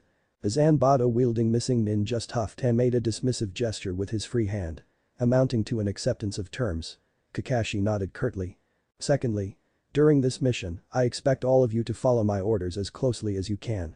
Regardless of the fact that we now have backup, courtesy of Naruto. Naruto smiled smugly behind his mask. Kakashi continued. We still need to be careful. Undoubtedly, in addition to the small nin army that Gato has amassed, he probably still has a sizable mercenary force as well. Mercenaries may not be a real challenge for ninja, but even so, all it takes is one slip-up and they can slip a katana into your ribcage when you aren't looking. By following my orders, you should be able to avoid such situations. The Cyclopean Jounin knelt down and pointed. Again with a kunai. At a map that was laid out on the floor. Circled in red was an area a few miles from their current position. This is our target area. According to information that Zabuza was able to fill me in on, the compound itself is scattered somewhat. Some parts of the buildings are not connected with each other, while others have false fronts and even a few having disguised entrances. The place is designed towards battling off a large-scale invasion. Not an infiltration. but it still hampers our efforts. Moving his kunai to point at the area where they were currently at. The Wave Village. Kakashi glanced at Anko. However, we still need to make sure we protect this village from harm, including, perhaps especially so, Tazuna and his family. I wouldn't put it past Gato to somehow know we're coming. And more than that, I wouldn't at all be surprised if he attempts to attack this village while we are indisposed. That's where you come in, Anko. Said Jounin straightened slightly and gained a focused edge as Kakashi stood once more and turned to look at her. You, Kiba and Shino will be staying behind here in the village to protect it from just such an incursion. With Naruto's permission. You will also have the backup of a few foxes as well. Your orders will be to eliminate any threat on sight and ask questions later. Kiba bristled and clenched his fists at his sides. What? You're leaving me and Shino behind? Hell no. Hinata's our teammate and we'll be the ones to save her, damn it. Shino merely nodded. Kakashi's one visible eye narrowed and Kiba's brash demeanor vanished within seconds. Are you questioning my orders? If you're shinobi, act like it. You two are still injured, regardless of Naruto pronouncing you medically sound, and for a full-scale assault like this, you would only be a hindrance. If you want to save your teammate, think more of the bigger picture. You'll do much more good here than you would there. And if you were actually with us during the assault and needed to be rescued due to your injuries, you could jeopardize the entire mission and therefore endanger Hinata and Sakura further. Do you understand? Kiba scowled. But after a few seconds, nodded. He still looked rather forlorn, but with a comforting hand on his shoulder from Kurenai, he at least had the brevity to smile softly.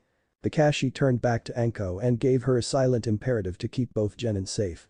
Anko, recognizing it, merely nodded. Returning his gaze to the rest of the assembled nin, he began once more.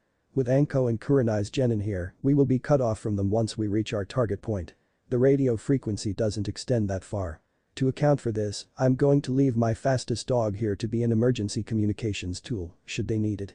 If they do, Kurenai and Iruka will be the ones to break off and head back to the village as backup. The red-eyed Jounin and the Chunin dolphin merely nodded. Nodding back, Kakashi returned his focus to the map. Getting back to the target. Each of us will have a certain job to do once we actually reach the location. First and foremost, everyone's number one priority is to locate, secure and evacuate our two missing genin. Specifically however, Kurenai, Iruka and Naruto will be in charge of finding Hinata, while myself and Sasuke will be attempting to locate Sakura. Narrowing his eyes once more, Kakashi glanced outside slightly. During this time, Naruto's foxes will be engaged with the enemy. Hopefully, their interference will be enough to allow us to force entry into the compound without heavy resistance. Naruto, assuming he has enough chakra for the job, will also need to create as many cage bunshin as he is able to, merely for distraction purposes. Naruto nodded and began mentally calculating just how many cage bunshin he could create without needlessly tiring himself. Ayubi perked up from her perch on Naruto's neck, having retreated to its safety during Kakashi's speech. Just use my chakra for the job. That way you don't needlessly waste yours. Mentally, Naruto agreed. Kakashi turned to Kurenai then. Kurenai, during the initial sortie, your job will be mostly support. Any genjutsu that you can apply to make our opponents more easily killed should be applied immediately. Your skills lie mostly there, and if I surmise correctly, your talents in taijutsu and ninjutsu lack somewhat in comparison to mine. You will be the only other Jounin there, and as such, should I become incapacitated or otherwise, you will need to be there to take the reins. Scowling. Only slightly. At the fact that she was being underestimated. She nodded. He turned to Iruka and gave Naruto a glance as well, indicating that this applied to both of them. Your jobs will be to guard Kurenai to the best of your abilities. Iruka, having fought with you before, I know your talents lie mostly in. I think I might surprise you, Haddock-san. Just leave it to me. Iruka gave Kakashi the slightest of knowing grins. Kakashi's eyes widened. Almost imperceptibly. His only thought was that somehow Iruka knew. All at once, the thought of sending Iruka and Naruto together sounded like a horrible idea. Regardless, he didn't have much choice. He was the rough equivalent of Kurenai and Iruka put together. And since Naruto and Sasuke were at approximately the same skill level, that evened things out. He schooled himself and brushed aside his doubts. If Iruka knew about that, then he shouldn't have to worry about Kurenai. Or about Iruka or even Naruto. Hopefully. Assuming Iruka was as responsible as he hoped he was. Nodding to the Chunin after his somewhat lengthy pause, he managed to refocus his thoughts. Turning to Zabuza and by proxy, Haku, his eye went slightly more impassive than before. Both of your skill levels and particular specialties are mostly unknown to me, aside from what I've read in the bingo book about you. As such, I'm only going to give you one simple order. Zabuza raised a piece of skin where an eyebrow should have been, as if asking the Jounin just when he started taking orders from him. Kakashi's eye narrowed. Kill. Kill a lot of enemies. Thin their numbers, destroy their property, and in general, make a nuisance of yourselves. Aside from Naruto's cage bunchins and his foxes, you two will be the main diversion and combat team. The more they focus on you, the better. The more you kill, the better. That is all I'll ask of you.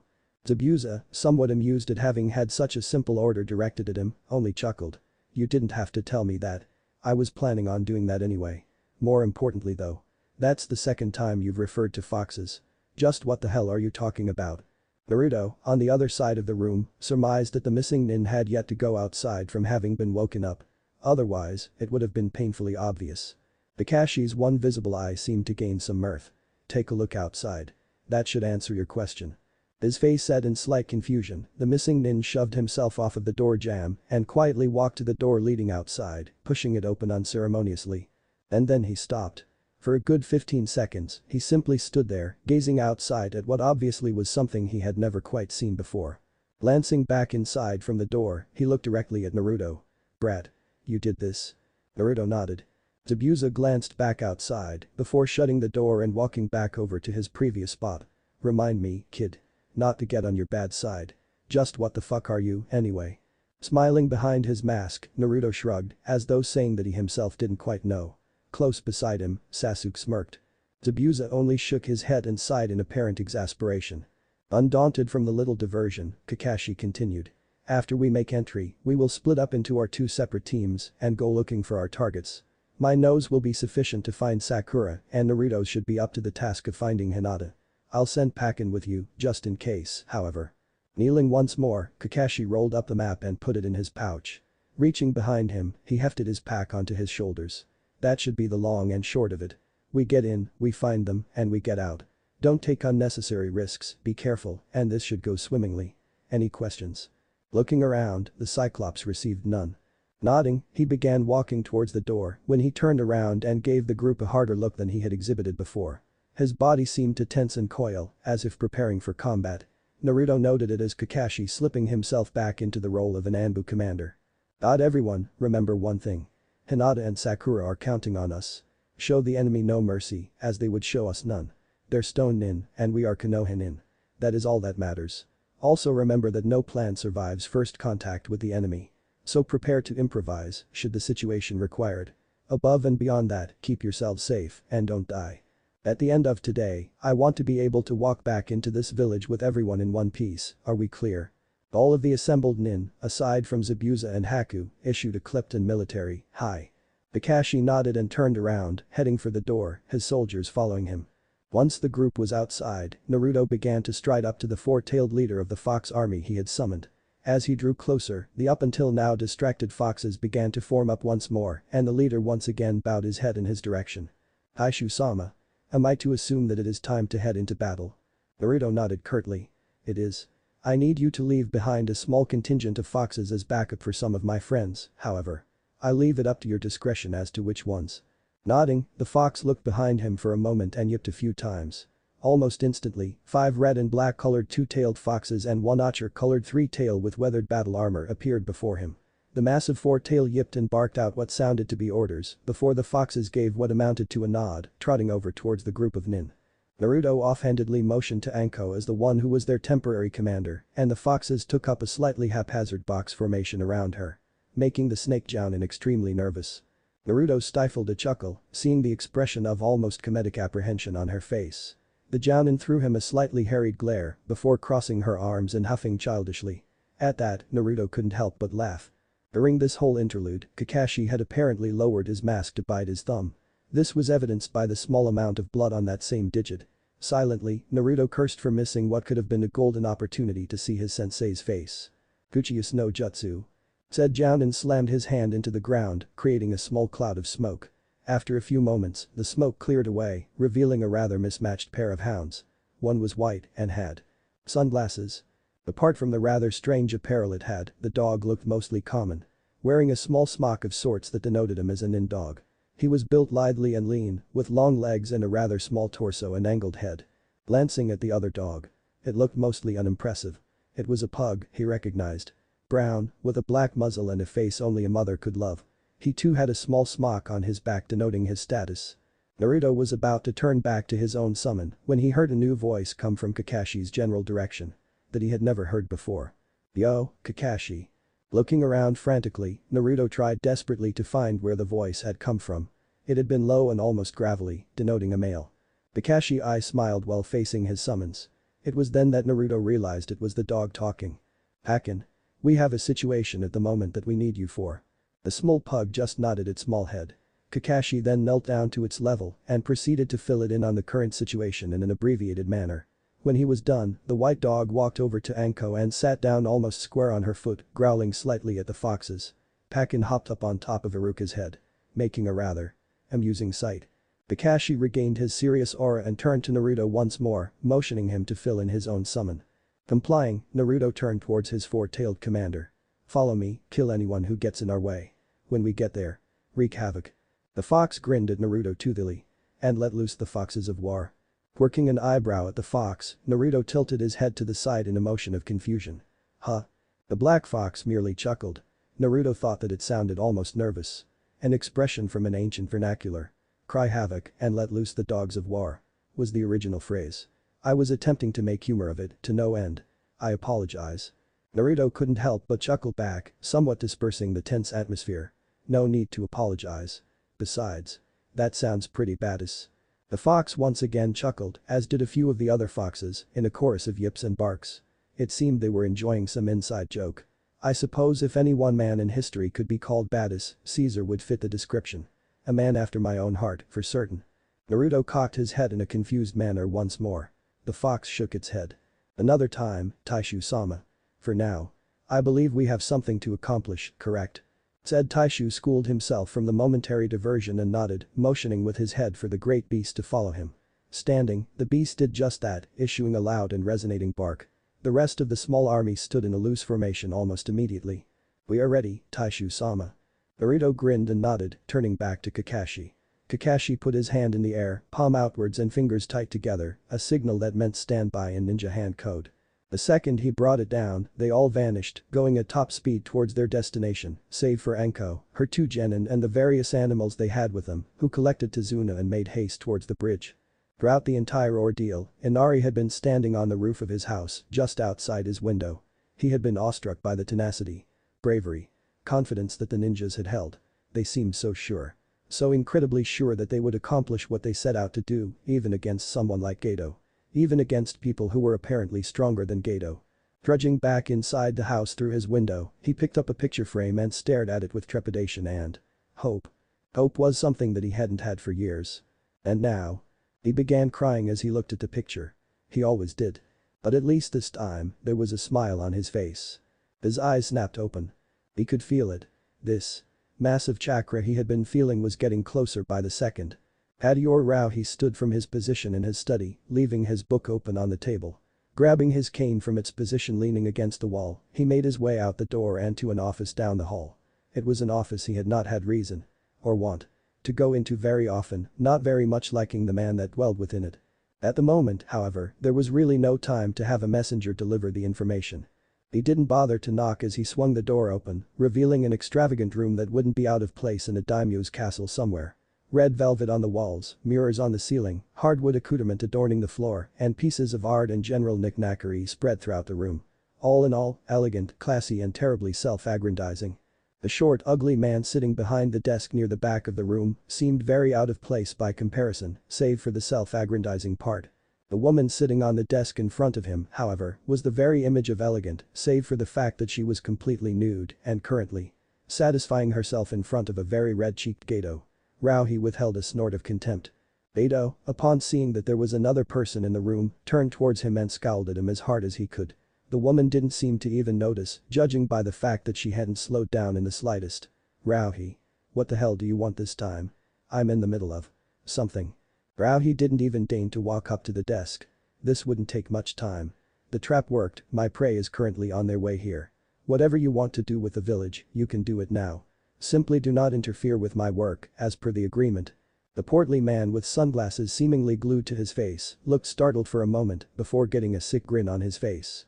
With a flick of his Non-engaged wrist, the horror in front of him stopped her ministrations and nodded, collecting her garments and walking out through the door, still naked as the day she was born. She managed to give Rauhi a seductive smirk on the way out. He made a mental note to take her with them when they were done. Glancing back at Gato, he found the man zipping up his pants and standing up, grabbing his own cane in the process. He started hobbling over towards him in a slow, decidedly civilian manner. "It's about damn time. I was beginning to wonder if your little plan was ever going to show results." He wasn't about to engage the man in a handicapped battle of wits. "It has. Our agreement is terminated as of now. By the time you and your men return here, we will be gone." Gato sneered at him, but continued hobbling towards the door. "Good riddance. You and your ninja are bad for business. With luck, we'll never see each other again." Rauhi restrained the urge to smile, but only barely. Instead, he simply strode towards and out the door, pausing only at the threshold to throw a glance back at the wealthy criminal. "I don't really believe in luck." Before Gato could respond, Rauhi was already striding down the hallway at a fast clip, eager to set his plans into motion. This time, he allowed a smile to grace his face without restraint. Approximately 100 ninja versus the combined forces of up to 3 jounin, a chunin and up to 4 genin. Yes, luck had nothing to do with it. This was carefully planned and carefully executed. He was using the foolish notion of team solidarity against those idiotic Konohinin. And as planned, it had worked perfectly. Without even reinforcements. Without information. They would simply charge headlong into a trap the likes of which they had no chance of escaping from. By the end of the day, the son of Yondain would be dead, his cohorts ripped to shreds, and the village not more than 5 miles from them a smoking ruin. There would be no one left alive to tell the story of how Iwa had gone up against Konoha. And that's exactly how he wanted it. After all. It wasn't time for war. Not yet, anyway. Stopping his purposeful strides, he set his gaze on a door-marked prisoner. Schooling himself once more and drawing a syringe from his pocket, he slowly stepped in. She could see them moving. The ninja were scurrying around the compound like rats, focused seemingly on setting up some defensive barrier. Or something. She was still somewhat groggy from having just woken up from another dose of their serum. The thought struck her, suddenly, that if they were going on the defensive, that must mean that there was an offensive to match. They had to be defending from something. Straining her Byakugan as far as she possibly could, she was able to increase her range of sight, taking in miles of foliage and forest. Her eyes hurt, she had a headache, and she could feel her chakra being rapidly depleted. But. There. On the edge of her vision. She was just able to make out. Wavy hair, a white mask, and a fox, along with her sensei. And other people she couldn't readily place. But that was. Naruto. Naruto was. He was actually coming. For her. For Sakura. No. Not for her. Why would he care about her? She was just. A pathetic friend who just happened to be where Sakura was. That was all she was. Pathetic. Shaking herself from her self-depreciating thoughts, she tried to find the girl in question, hoping that she was still safe. She had just enough chakra left to be able to scout around the compound and find her. She hoped, anyway. She had to. For Naruto's sake.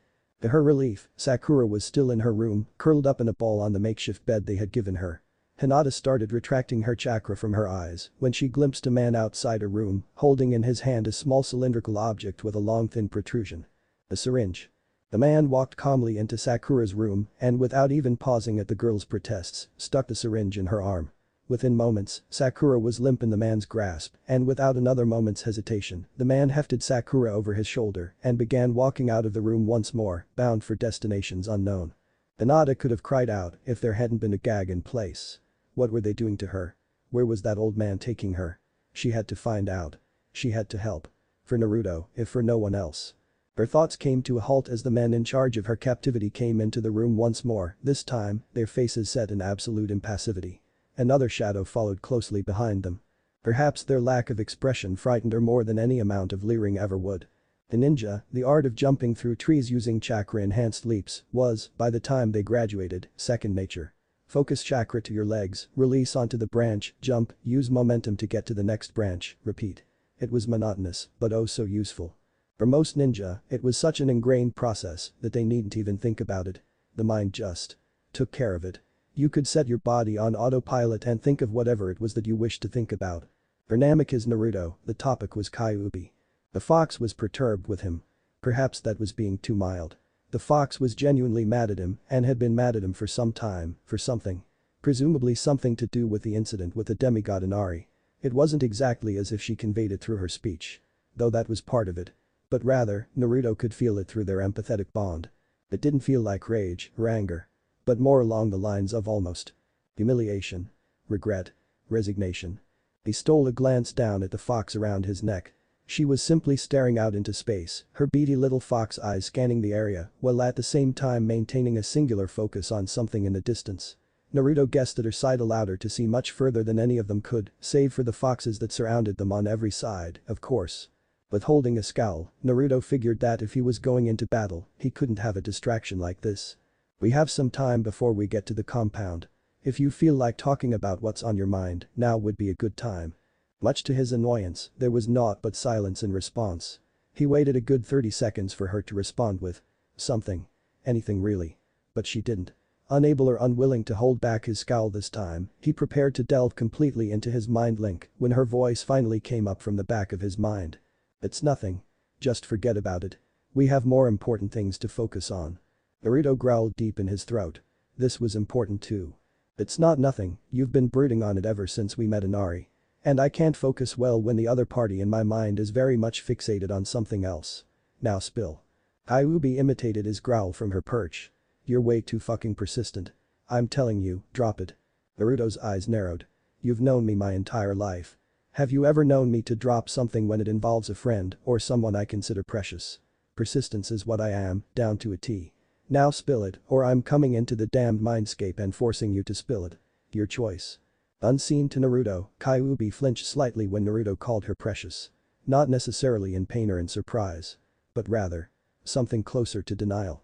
The scowl made itself present on her cute little fox face, somewhat diminishing its effect. You really want to know what's bothering me? Do you really want to know? Naruto set his features and nodded. Kyuubi sighed but remained in her previous almost pissed off state. It's you Naruto. You and your goddamn selfless nature. You just had to wish for me to get my body back, didn't you? You could have had your choice of anything and you go and waste your wish on me. How foolish are you? Instead of being angry at being called foolish, Naruto seemed confused. What? That's what this is all about. Me wishing for you to have your body back. Why the hell would you be angry about something like that? I mean, you wanted your body back, right? Kyuubi's scowl deepened. Of course I wanted my body back. That's not the point. It doesn't matter what I want. You had a chance to wish for something important from a demigod, Naruto. Do you realize what you threw away? Riches beyond your wildest dreams, a Kekai Genkai, immortality. You could have had so many things, Naruto, and yet, you chose to give me my body back. That's what I'm mad about. For a long moment, all was silent within the mind link as Naruto presumably thought this revelation over. Kyuubi couldn't feel Naruto through the empathetic link they shared during this time, however. Something that scared her slightly. In reality, Naruto was trying his damnedest to rein himself in. Kyuubi was berating him for giving her something she wanted. Something she longed for. Why on earth would she be bemoaning the fact that Naruto had given her something she wanted? It made absolutely no sense. But. She had said. That it didn't matter what she wanted. Did she really think that way? Did she value her own happiness, her own goals, her own ambitions so lowly as to be secondary to anything and everything that he wanted? It was an alien concept to him. This. Disregard of everything, just for his happiness. Having someone who would give everything up for him. Even their own happiness. He didn't like it. They were in this together. They would survive together, they would thrive together, and they would live and die together. He wouldn't have Kyuubi become a civ. They would do it together or not at all, damn it. To him, that was the very definition of friendship. Steeling himself, he ready to set Kyuubi straight. You're an idiot. Understandably, Kyuubi started slightly. She made to retort before Naruto interrupted her. Do you remember what you told me when this first started? We're in this together. We'll try to make each other's lives better. Not just me, but us. It doesn't matter what I have or what I wished for or any of that other bullshit, the fact of the matter is, I wanted to give you your body back and more than that, it's done. It's irreversible. And even if I could, I wouldn't. This relationship of ours isn't one-sided. We both give, we both take. That way, we don't lose anything in the end. Do you understand? Half-heartedly, Kyuubi growled. But you. Naruto almost barked in his mind. He paid it no mind. But nothing. You have your body back, I'm glad you have your body back and even though you won't admit it, you are too. So just drop it. I don't care if you're not thankful for it and frankly, I don't care what I could have had. I wanted to give you your body back and so I did. It's just that simple. Stop thinking that you're some kind of slave, stop thinking that you have to sacrifice everything for me, and for once, think of us as a team, rather than a master and servant or something equally as stupid. You're my friend, my partner, and a precious person to me, Kyuubi. Don't ever think otherwise. The blonde ninja, without ado, abruptly cut off the link, something he hadn't known he was able to do until just that moment. Empathetic, telepathic and otherwise, he was now effectively incommunicado with Kyuubi. It wasn't that he didn't want to speak to her or feel what she felt or anything to that effect. It was more. A necessary thing. She needed to think over what he had said and he couldn't afford to argue any longer. If his sense of smell were right. And it was. They were nearing the compound. Instead, he simply reached up with his left hand and gently scratched Kyuubi behind the ear, ending with a small pat to the top of her head. He hoped it conveyed what he felt without the need for more seemingly useless words. To his surprise or maybe relief, she only just licked his finger and seemed to focus outwards once again. Up ahead of them, Kakashi put his hand up in the signal to stop. All parties did, Fox's included. That was only really because Naruto had stopped though, rather than them following the Jounin's orders. Following Kakashi's lead, the nins congregated in the middle of the small copse of trees they had stopped in. Kakashi looked even harder than before, if that was possible. His eyes had become daggers. Looking over his assembled troops, Kakashi began. This will be simple, hopefully. I don't want any banter or posturing or anything like that. I want clean fast kills and I want your individual missions to be top priority. This isn't some honorable ninja fight or some such crap. This is a rescue mission. We get in, we get our teammates back, and we get out. Clean, simple, efficient. Understood. All parties present nodded, even the foxes and the two missing nin. Each person's face was set in their own version of a schooled and serious appearance. It wasn't the time for banter or second guessing or even talk. They had teammates to rescue. Kakashi turned around and looked at the clearing that was visible from where they were. It was easy to see that they had already fortified. They had already castled themselves, as if expecting them. He withheld the urge to grimace. Trap or not, this was something they needed to do. He stood. The foxes tensed. Kurenai drew a kunai, an action that Iruka mirrored. Sasuke attached his knucklers firmly onto his hands. Kakashi drew a small scroll out of his pouch and unsealed a ninja 2 from it, which looked to be standard Anbu issue. Naruto drew his sword and began collecting chakra for the flow. Kyuubi felt her chakra reserves skyrocket and she jumped off of Naruto's neck, becoming a fox 5 times her previous size. Subconsciously, Naruto began drawing on the Kyuubi's chakra, his narcotic. Behind his mask, his smile widened manically, showing off his gleaming and enlarged canines protruding over his lower lip. His pupils narrowed and his irises burned with a blood-red color, almost literally glowing with intensity. His whisker marks, already dark and menacing, began to grow larger, more wicked, more feral, seeming to take up all the space on both his cheeks. A low, rumbling growl emanated from the deepest reaches of his being. Images of everything they'd done up to this point, up to this critical moment bombarded his psyche. Images of the women they had rescued, images of the villagers in their misery, rage from having Hinata and Sakura taken from them, injuries on Kurenai and her team. Rage. Anger. Hatred. Malice. Bloodlust. Pain. Pleasure. Desire. Unseen and unknown to all present, Naruto's seventh gate flickered with chakra. Kakashi brought up his arm and then brought it down in a swift chopping motion. Oh. It was time to unleash hell. In a while. Not proofed, not baited, and I personally think it sucks. But, it's the next one. Enjoy. Not even waiting for Kakashi to take the lead, Naruto exploded out of the tree he had been standing on. Kakashi shouted out his name, ostensibly to have him slow down or hold formation or something. He didn't care. He saw the enemy. The sword weighed heavy. Comfortably in his hands. The power. The absolute rush, the exultation he felt. Hinata. Sakura. The tight blue sheen enveloped him, even as red chakra boiled out of his midsection. Using the flow, he accelerated himself to speeds he had never before attained. His vision was blurred and he could barely make out where the enemy was. He didn't care. He reached the first of the earthen ramparts long before his comrades had even made it 1/3 of the way along the clearing. All he could make out were colors. Browns, blacks. The colors of the stone nin's vests. Jumping into the air, he let forth a ferocious primal chakra-enhanced roar from the depths of his being. More quickly than anyone could see, Naruto reached into his backpack and withdrew a grenade, giving the fuse more chakra than it needed to activate. It shortened the timer. Letting it fall ahead of him and using the flow to slow himself down, he watched a dark green device fall in slow motion. The stone nin below him looked up with both confusion and fear as the small orb descended. Naruto's grin widened maliciously. Boom. The grenade detonated in a flash of red and orange, blowing the earthen rampart to smithereens. The few nin were caught in the blast. Even their families, if they had them, wouldn't be able to recognize the remains. They hadn't even had time to scream.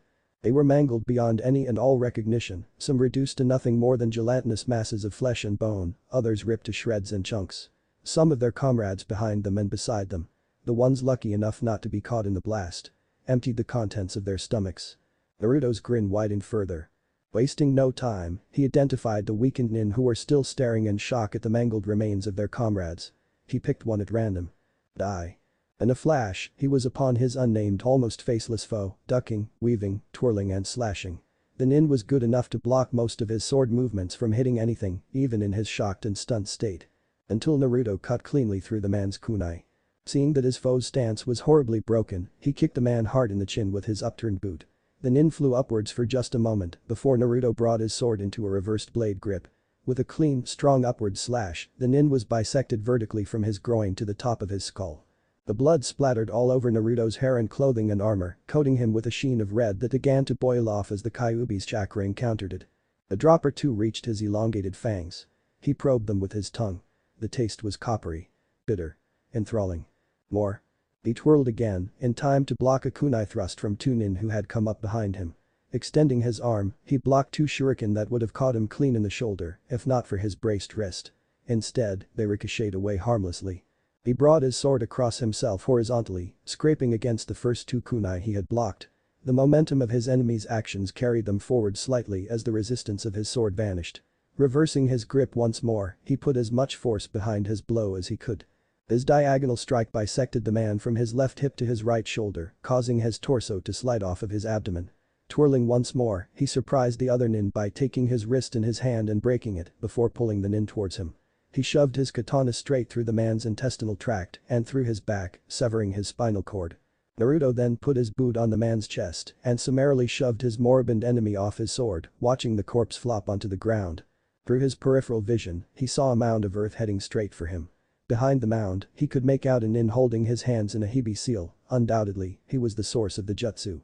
Instead of dodging, as the nin thought he probably would, he stood his ground, planting his feet firmly and freeing his right hand from the hilt of his sword, bringing it upwards and collecting Kyuubi's chakra into it. Just as the Doryu Dango would have hit him, he expelled the chakra from his fist and punched forward, shattering the ball of earth and causing it to split across him. He wasn't moved more than a centimeter backwards. Narrowing his eyes, he decided that the nin who had used the jutsu on him was next to die. Before he even had a chance to accelerate himself towards the nin, however, a large black ball of fur almost literally appeared behind his prospective foe. With one quick clean swipe of a massive claw, the nin was torn to ribbons. His fleshy bits impacted upon Naruto's armor with little force, splattering blood and flesh and ooze across his visage. He simply kept grinning. The stone nin, seeing the massive four-tailed fox, hesitated for only a second before retreating, some screaming, towards their secondary rampart. Naruto turned towards his most powerful summon, his eyes glowing red through his blood-spattered mask. His voice sounded almost petulant. Though it was deeper gravelly almost. It held a somewhat amused quality. Are we having fun? The massive black summon bared his fangs and roared throatily, the sound reverberating across the clearing and almost cracking the earth underneath him. All around him, two-tailed and three-tailed foxes began to appear as they finally caught up. The black fox looked at him afterwards, licking his claw for just a moment. Most certainly Taishu. I have not had a chance to truly enjoy the kill in so long. This will be most. Naruto's grin increased. He finished his summon sentence for him. Enthralling. The black fox chuckled in a series of barks and yips. Yes, enthralling. We think alike, Taishu. The Jinchuriki chuckled. Before breaking out into a maniacal laugh. He felt so free. So unencumbered. It was like he could breathe again. This feeling of freedom. To kill, to destroy, to utterly annihilate.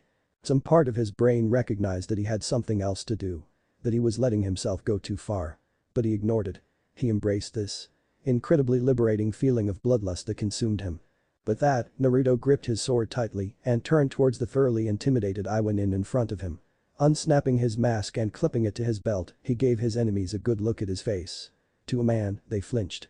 To see such a face on a child. This couldn't possibly be that child. This was too much. Bloodlust boiled off the boy in waves. The moment before he made to take off on another chakra-enhanced bender of killing, a hand caught his shoulder in a tight grip. Whipping his head around in anger, he saw the stern, cold, terrifying visage of his sensei staring back at him, Sharingan twirling. His voice came out cold, commanding, and unwavering. "You have an objective, Naruto. Have you forgotten about Hinata and Sakura?" It was ice-cold water on a fevered face. His face went from angry to shocked to subdued in seconds. The red chakra stopped boiling out of him and his blue glow faded. His whisker marks shortened once more and his eyes became his usual hue of black. He felt ashamed. He had almost forgotten about Hinata and Sakura and the bloodlust he had lost himself to. The very reason he was here. The very reason he was angry in the first place. He schooled himself into an impassive if intense facade. He clenched and unclenched his hands a few times before he was fully calmed down and centered. It was hard to resist the urge to look ashamed, however. Snapping his mask back on his face, he just nodded to his sensei and speedily made his way over to Iruka and Kurenai, who were both looking at him in a mix of fear, disgust, and almost awe.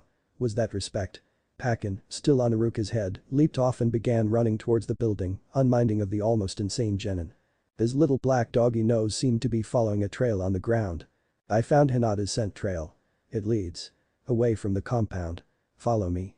The three nin nodded and started following the small pug. Naruto motioned for Kyuubi, who had just caught up, to follow him. She complied without hesitation. He threw a look at the black fox, which was interpreted correctly. "Kill them all." The black fox smiled cruelly and viciously, turning back to the utterly scared shitless stone nin in front of them. He roared.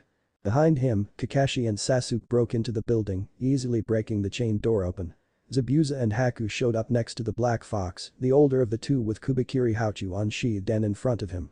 Haku had 3 senbon in her hands and a determined look on her face, beyond her mask. Zabuza began laughing, turning a challenging glare onto the fox beside him. "Hoi. Black fox. I bet I can kill more than you." The black fox looked back at him and snarled, though there was a hint of malicious amusement hiding within his eyes. "Hardly, human. A massive sword cannot compare to one's own fangs and claws." The missing Miss Nin gave him a look. The fox recognized it as a morbid, almost chaotic sense of anticipation. "We'll see, won't we?" The fox grinned tootily. Zabuza did the same behind his bandage mask. Moments later, they both charged with wild abandon. It was a situation he had faced more than once in Anbu. Outnumbered greatly. The enemy has numbers, but not skill. Close quarters, very little room to maneuver, and you were with a comrade that was of a lesser skill level than yourself. He had never once lost anyone on a mission with those parameters. He was the only one, aside from Uchiha Itachi himself, to hold that distinction. Kakashi was not about to break that trend.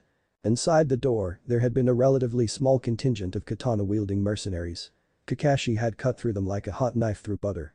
He had forgotten, for a while anyway, what it was like to hold a blade in your hand, other than a kunai. His ninja too felt right in his hands. He was a tad rusty, yes. But for him, it had been akin to riding a sleigh pulled by a pack of hounds. Something he had done often as a child. Or whatever he had gone through that past as a childhood. After the first few mercenaries that he had cut into pieces, it had all come back to him. Sasuke, for his part, was doing rather well. Kakashi intentionally left his back open at some points, wanting to see how Sasuke reacted. Thus far, he had performed superbly. Any mercenary that had as much as gotten close to his back had met a grisly end from Sasuke's evil-looking knucklers. He made a note to both ask Sasuke when and where he got them and if he could get a pair. Really, they were a nin's wet dream. He was broken from his reverie on ninjas and their various weapon fetishes when his finely tuned danger sense, honed from years in the Anbu, started screaming at him. He quickly uncovered his Sharingan and started scanning the area. They had made it a fair distance down the halls thus far. He could tell that they were getting close, judging by his nose. Sakura's scent was getting stronger and stronger the more they made their way down the hall. Though, it was hard to distinguish from the massive amounts of blood that had been spilled. Just in time, seemingly, he looked up at the ceiling. He had just enough warning time to literally shove Sasuke backwards so that the Fuuma shuriken that destroyed the ceiling it came through didn't cleave him in twain. In a moderate burst of debris, the massive shuriken embedded itself in the floor, throwing up shards of concrete that obscured his vision. His Sharingan, however, managed to see a chakra shadow come through the hole the shuriken had created. Acting purely on instinct, he stabbed his ninja 2 into the area that his Sharingan said the nin would be occupying in just a second or so. His Sharingan was right. Unfortunately, the nin was more than fast enough or cognizant enough to block his strike. With a kunai, no less. His eyes narrowed. On the other side of the nin, he saw Sasuke take up a defensive stance and activate his own Sharingan. The figure from within the slowly dissipating shroud of debris giggled in a decidedly feminine way. though his voice was a deeper baritone, denoting a male. "I see your instincts haven't dulled since your time in Anbu, Hadok-kun." Withdrawing his ninja-2, he quickly performed a shunshin, appearing on other side of the nin by Sasuke. He didn't trust the narrow hallways to allow him enough room to maneuver. He needed to be able to protect Sasuke if necessary. And this particular enemy didn't seem to be a chump. He closed his good eye. If the nin was fast enough to react to a Sharingan predicted strike, then his real eye would do him no good. The debris finally began to settle. Nothing to say, copy nin. No smart quip or intimidating threat even. I expected more wit from someone like you. A shame, really. Kakashi's Sharingan eye narrowed. What place does talking have in battle? He moved slightly to his left to cover more of Sasuke. The debris finally settled down completely. Bloodshed and killing get so mundane. You fight, you kill, you move on. Bah. Where's the fun in that? Especially when you know your opponent can't beat you. Talking. Threats, quips. They liven things up a bit, don't you think? Now that Kakashi could get a good look at the nin, he internally tensed. The man radiated power, even if he seemed almost delicate. He had a tall, lithe frame, but with well-defined muscles. He had black hair with striking green eyes, along with an angular face and high cheekbones. Currently, a condescending smirk adorned what looked to be glossed-over lips. The nin wore what looked to be a standard battle kimono. Standard for a kunoichi at least. It was brown with red flower patterns adorning it from his neckline to his ankles. A black obi was tied in a bow behind him, going around his waist and tying the kimono together.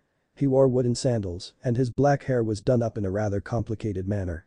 The stone nin even went so far as to apply eyeliner and white face powder. A kunai was held in his left hand with a limp wrist. All in all, the nin looked bored and decidedly off. He'd look like a geisha if not for his neck protrusion and a decided lack of anything in the chest area. His loose kimono showed off his very flat chest. Refocusing on the fight, he decided that he needed to get rid of this distraction, and quickly. Sakura's scent was already fading. Instead of responding to the nin's last comment, he took the offensive. But not before warning his pupil. He stole a glance behind him. "Sasuke. I'll take him. Watch my back." Sasuke, though scowling slightly, nodded. He hated not being able to fight. But then again. His eyes widened. For a moment. When he had turned his head towards him. Was that the Sharingan? Odd how. His thoughts were interrupted as Kakashi turned back towards his opponent and charged quickly with his ninja-2. The nin's smirk seemed to grow even wider as his lithe body was able to dodge cleanly to the side in the narrow hallways. Not wasting a movement, Kakashi turned his thrust into a sideways slash, putting as much power behind it as he could. The nin's smirk grew wider. Kakashi's ninja-2 halted mere inches away from his foe's chest. From behind him, Sasuke could easily see his sensei's muscles bulging, trying to move against some unknown force. It was then that both Konoha nin saw what would have been invisible without their Sharingan. Or at least, invisible to most people without finely tuned chakra sense. Chakra strings. Wrapped around the sword and coming from the stone nin's fingertips. It was strong enough to be almost solid. The Iwa nin chuckled, putting his hand up to his mouth like a geisha or a very feminine female would. "Sword play, Haddock. My, you do like it rough don't you? Don't worry. We'll have lots of fun together." But the finger movement, the sword was torn from Kakashi's hands and flung down the hallway. Kakashi immediately backpedaled to his previous position, watching the stone nin return to his prior position as well, hands now fully at the ready and chakra strings whipping through the air. The effeminate Iwa shinobi's smirk grew into a malicious grin and his eyes gained an insane quality. "Haddock-san. You can call me Suzumaru. It'll be a pleasure to work with you." But the high-pitched moan yell, Suzumaru charged. From his position within his subordinates' minds, he watched. Suzumaru was already engaged. His normal mode of fighting. With chakra strings and thinly veiled homosexual innuendo. Seemed to be working at least somewhat on the copy nin. And again, Kakashi hadn't even had to resort to his Rikiri or any of his more destructive jutsu. Yet. At least the cross-dressing, gender-confused nin would weaken him. That's what was necessary. That's what the nin's use was for. When the time came, he would finish the Cyclopean Konoha Jounin off himself. The stone's grudge against the copy nin. Nay, the entire Haddock line was almost as palpable as their grudge for the Yellow Flash. Almost. Switching his focus, Rauhi's mind drifted to another one of his subordinates who was hiding beneath the earth at the main side of battle. From what he saw, his forces were losing. Badly. Even 100 low Chunin level Iwa nin didn't hold a candle to fox summons and someone as bloodthirsty as Abusa. He scowled. The fox summons had been a surprise. He reasoned that it was probably his own fault for not allowing his subordinate to finish before he decapitated him, but he really paid it no mind. What's done was done. Besides, it's not like the brat was the only one with summons. Mentally turning off his link, he gave his captive a glance, noting that she was still thoroughly unconscious. Nodding to himself, he made his way to the door of the labyrinthine underground basement and stepped out the door, quickly making his way to the surface through secret passages and ladders and whatnot. Well, he could have easily used a shunshin to appear there. He just didn't want to expend the effort. His low-level subordinates were as good as dead anyway. He just needed to make sure the foxes, Zabuza and his dog of an apprentice died as well. And for that, there was really no hurry. They didn't stand a chance, anyway. Boring. Horribly, excruciatingly, excessively boring. But it was her job. Take 2 beat-up brats and a bunch of mangy animals and guard some drunken architect. Believe it or not, she'd had stranger missions. Like that one with the fire daimyo's wife. She'd needed an escort to some convention for fat bitches. Or something. The entire time she was there, she had felt like someone was about to eat her. And not in the good way. More in the whole, I have barbecue sauce and you look really tasty way. She had a whole new respect for cows. And speaking of cows, there had been that mission where she had escorted some prize bull and his handler from some random village to another village just so that bull could have sex with a lot of she-cows. Unluckily for the bull, he'd either gotten performance anxiety or he liked other bulls. Either way, his quite massive crotch soldier hadn't managed to stand at attention when in the presence of female cows. She'd had to help the farmer dude literally extract the proper fluid from the bull so they could do it the not so old-fashioned way. It had been the first, last, and only time she had ever agreed to put on an arm condom and shove her hand so far into a heifer's nether regions that she could feel her intestines. She had only barely restrained the urge to cut off her arm afterwards. Kill a man and get splattered in blood, guts, gore and entrails. Rip off some enemy nin's balls because he was a pervert. Sure. Watch a heifer get her jollies off because you were shoulder deep in her backside. Nah. Never again. At least the bull had tasted damn good afterwards. Barbecue sauce and all. Her thoughts on fat women, barbecue sauce and gay cows were broken rather suddenly by Kiba coming up to her and yelling in her ear. Looking down in confusion as to why the genin had suddenly stopped yelling, she noticed that she had a kunai placed rather precariously underneath the genin's nether regions. Force of habit. Sighing and putting away her kunai, she glared half-heartedly at her charge. What is it? Kiba scowled, but wisely kept himself in check lest he lose his rather precious bits between his legs. I've been trying to get your attention for like the last 2 minutes. Akamaru and I smell something on the other side of the bridge. Smells like mercs. It's getting closer, too. Anko could almost grin. She certainly wouldn't be bored anymore. Is that so? Well then, I think we should give them a good old-fashioned Konoha welcome. You and your buggy friend up to it. Kiba did grin, and behind him, Akamaru barked. Shino nodded. Curtly. Showing as little emotion as possible. Anko sighed. She had almost forgotten how much an Aburam's lack of emotion could irritate her. Shoving herself off the railing of the bridge she had been leaning on, she ruffled the dog boy's hair, earning her a petulant scowl. Paying it no mind, she walked up to Tazuna, who was busy directing a bunch of burly dudes as to where to put a girder. You blasted idiots. Turn clockwise 90 degrees. Your other clockwise. Good. Now, lower it. Lower it. Anko watched as the rather dim-looking men lowered the girder onto what looked to be a bridge support. Just before they got it on, however, the burly guy in the back dropped it, making all the other guys drop it. Unfortunately, their toes were still in the way. The crunch and subsequent girly scream was heard for miles, she was sure. Azuna took a swig of sake and rubbed the bridge of his nose, mumbling expletives. Anko just grinned and tapped him on the shoulder. He turned around and glared at her. What? He paled when he saw who he had just shouted at in his drunken, frustrated rage. Luckily for him, Anko had other fish to fry. Her gaze wasn't even on the bridge builder, so much as it was focused on the mist that was obscuring her prospective prey. Tazuna, as well as anyone else in the region that weren't used to her, were frightened by the grin on the insane Kunoichi's face. She grabbed a bottle of sake out of Tazuna's hand and took a few swigs. There's mercs on the way. You might want to evacuate your workers or something. By the way, she took another gulp of sake, emptying the bottle and throwing it over the edge of the bridge. Does this bridge have gutters for rainwater? The bridge builder raised an eyebrow while mentally figuring out the best way to evacuate his workers. He had seen the way the ninjas could take care of mercenaries, so he really wasn't worried. Though those bums who dropped a metal girder on their toes would be troublesome. He sighed and answered her question. Of course. They're standard for bridges of this size. Why? Anko's grin widened. She was like a purple-eyed crazy Cheshire cat. Oh, nothing. I was just wondering if I could go all out or not without having to worry about flooding this bridge with blood. All non-ninja in the vicinity paled. A few, understanding instinctually the woman standing before them, covered their nether regions with their hands. Not that it would do them much good if Anko actually decided to just start cutting off balls at random. Most men, at Tizuna's insistence, began moving off the bridge. The men with the crushed toes had to be almost carried. Anko watched them go with indifference. Walking towards her Jenin and the foxes. And 2 dogs. That were readying themselves for combat, she started sashaying her hips and twirling her kunai. Oi. Time to rock out with your cocks out. We'll tear into these fuckers like a tsunami. You wimps ready? Tiba bristled. We aren't wimps, Anko-chan. We'll kick their asses. Anko's grin stayed in place, but her left eyebrow twitched. Anko-chan. Oh, that's it. I'm so totally neutering you and your dog. Akamaru wisely began backing away from his master. He hadn't been stupid enough to insult the purple-haired psychopath. His master was on his own. Luckily for Kiba and his future progeny, all heads turned as they heard a high-pitched, nasally laugh come from within the mist. Seconds later, a short, stout man in a black pinstripe suit came into view. His hair seemed to be a bit frizzy because of the humidity. Not that it was really much different from normal. He was flanked by probably close to 100 mercenaries, each more menacing looking than the last. But none of them were ninja. Anko almost couldn't believe the short fat man's audacity. Said short fat man looked around the bridge from behind his sunglasses before locking onto the small group of nin who were now taking defensive stances. Or rather, the genin and the animals were. Anko was just standing there, licking her kunai. He sneered and spoke loudly from his position. His posture was confident, if cocky.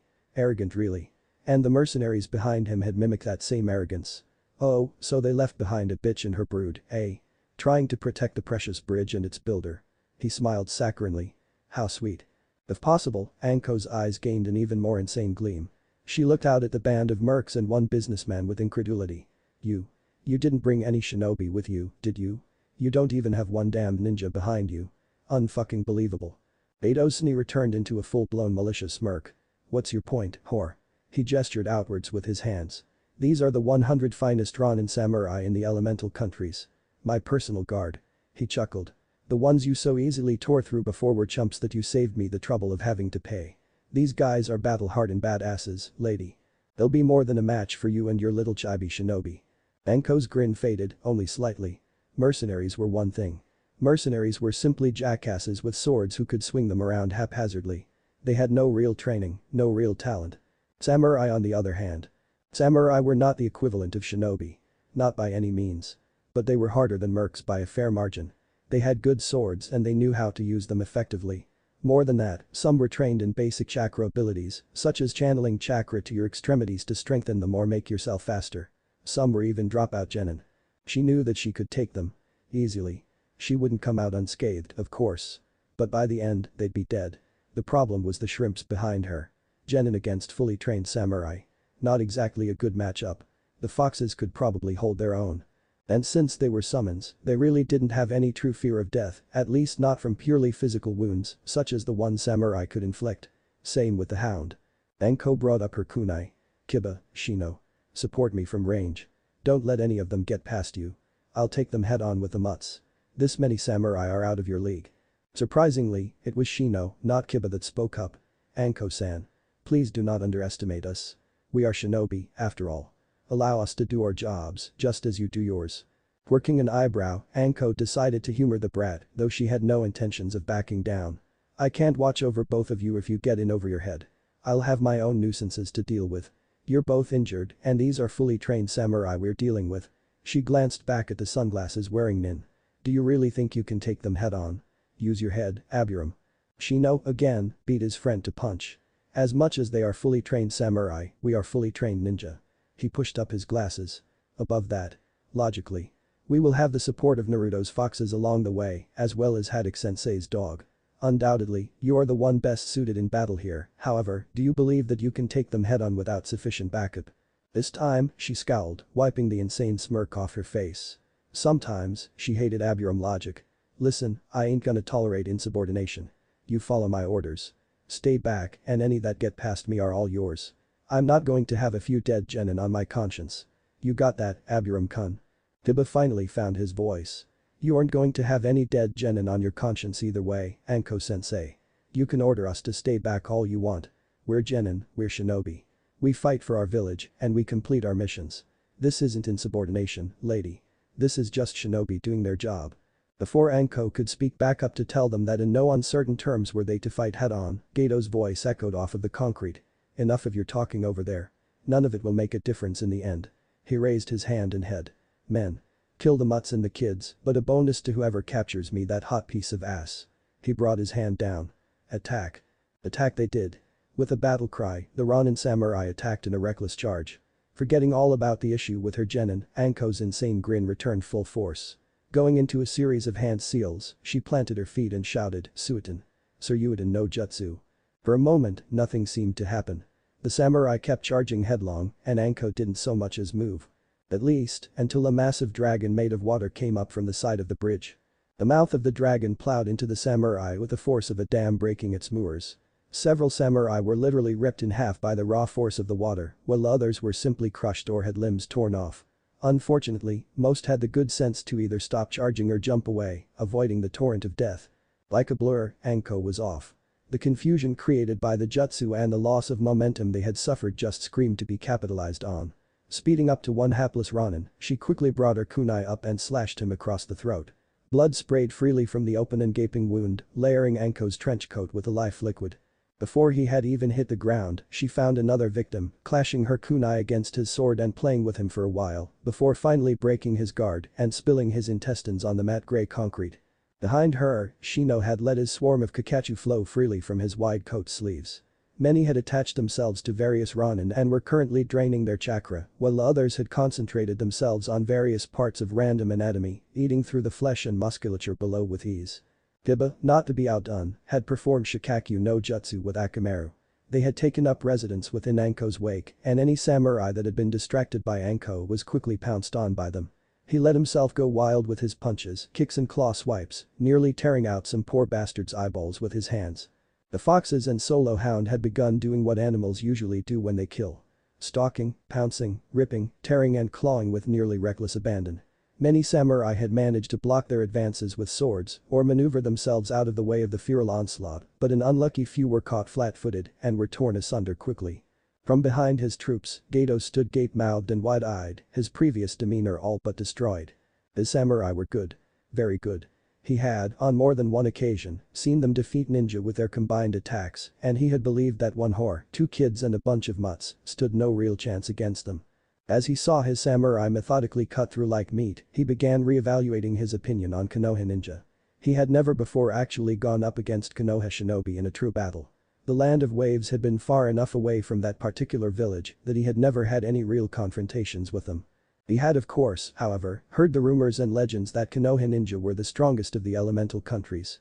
Konoha was really the only village that truly trained their shinobi to be the best they could possibly be, believing in quality over quantity, something that most ninja villages discarded as a foolish notion.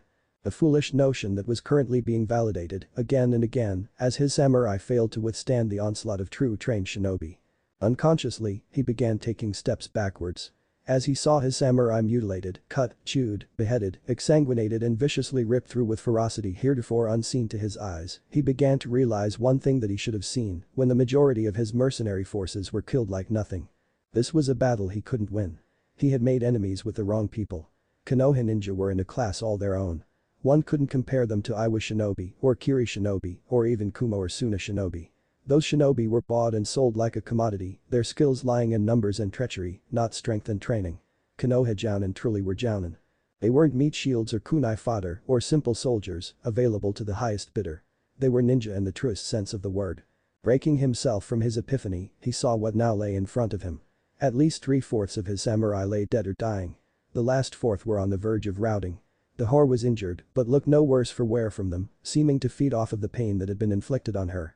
The genin were mostly unharmed, and the mutts, while undoubtedly injured, looked to be fully ready for battle. He had lost. In the space of less than 15 minutes, he had lost. He had come with the intention of laying siege to a mostly defenseless town.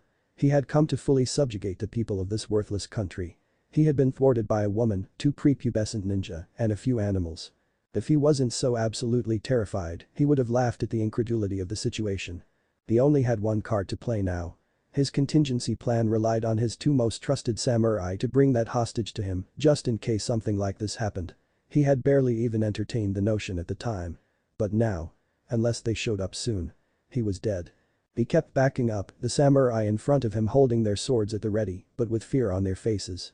They could be killed at any time. They offered little to no real protection at this point. Like a snake, Anko pounced. The advantage was theirs. The Ronin samurai hadn't been nearly the opposition she thought they would be. Hell, they had given samurai a bad name. They were better than mercenaries for sure. But not by much. They had barely even injured her. She had a few cuts on her, of course, but nothing that was life-threatening or debilitating. Though, they had ruined her favorite brown coat. She scowled. Bastards. With a primal hiss, she descended upon the few hapless samurai that were left standing, both hands with kunai in them. Within a minute, it was all over. The gutters were filled with blood, the concrete stained, possibly permanently. The groans and moans of the dying were a symphony to her ears. Beto lay bare. Nothing stood between him and death. The insane grin and malicious glint in Anko's eyes only increased as she began to walk slowly towards her true prey. Gato. That wasn't really all that fun, you know. From your description, I expected a good fight. She almost pouted. It's not nice to lie to women, Beto shuddered and dropped to his knees from the killing intent rolling off the woman in front of him. His cane dropped from his limp and shivering fingers. He lost control of his bladder. I'll pay you. More than what you're getting from your village. All the money you want. Power, glory, prestige. He brought his hands together as though he was praying. I'll do anything. Don't kill me, please, don't kill me. Anko stopped and shivered. The sound of a desperate enemy begging turned her on like nothing else. One of those few things she had learned from Orochimaru that she liked. It was a glorious sound to hear your enemy so desperate. More. Offer me more. Beto squeaked. His voice came out desperate, loud, gravelly. I'll give you a country, make you a daimyo. Concubines. Drugs. Anything. I'll give you anything you want. Just don't kill me. Please. The purple-headed snake Jounin laughed. Truly laughed. Her laugh echoed across the bridge, seeming to float into the mist. Even the genin behind her shivered at the sound. Shino's bugs were deathly quiet. And Akamaru was hiding behind Kiba. The hound had laid its ears back and the foxes looked, at the very least, tense. The fat man was good at begging. Very good. It was almost euphoric to hear. Hell, she was wet. This was why she was in interrogation. She loved this kinda thing. She got off on this shit. Ah well. Time for business. He'd be begging for death soon enough anyway. That was even better. She stopped laughing suddenly, her eyes turning cold and focused, the smile vanishing from her face. To Gato, it was like staring at death. Her voice came out toneless, quiet. Yet it carried to all ears in the vicinity. You were dead the moment we stepped foot into this country, reprobate. She looked at him coldly. We were given orders from the Hokage himself to terminate you. You made enemies with the wrong people. You hurt my friend, you kidnapped our genin. And your mercenaries did some pretty shitty things to the people of this country. The side of her mouth quirked up in a humorless smirk. Do you really think you can bribe me not to kill you? Ludicrous. Beto started crying. Anko's smile returned full force. Her voice stayed the same. But don't worry. I won't be killing you right now.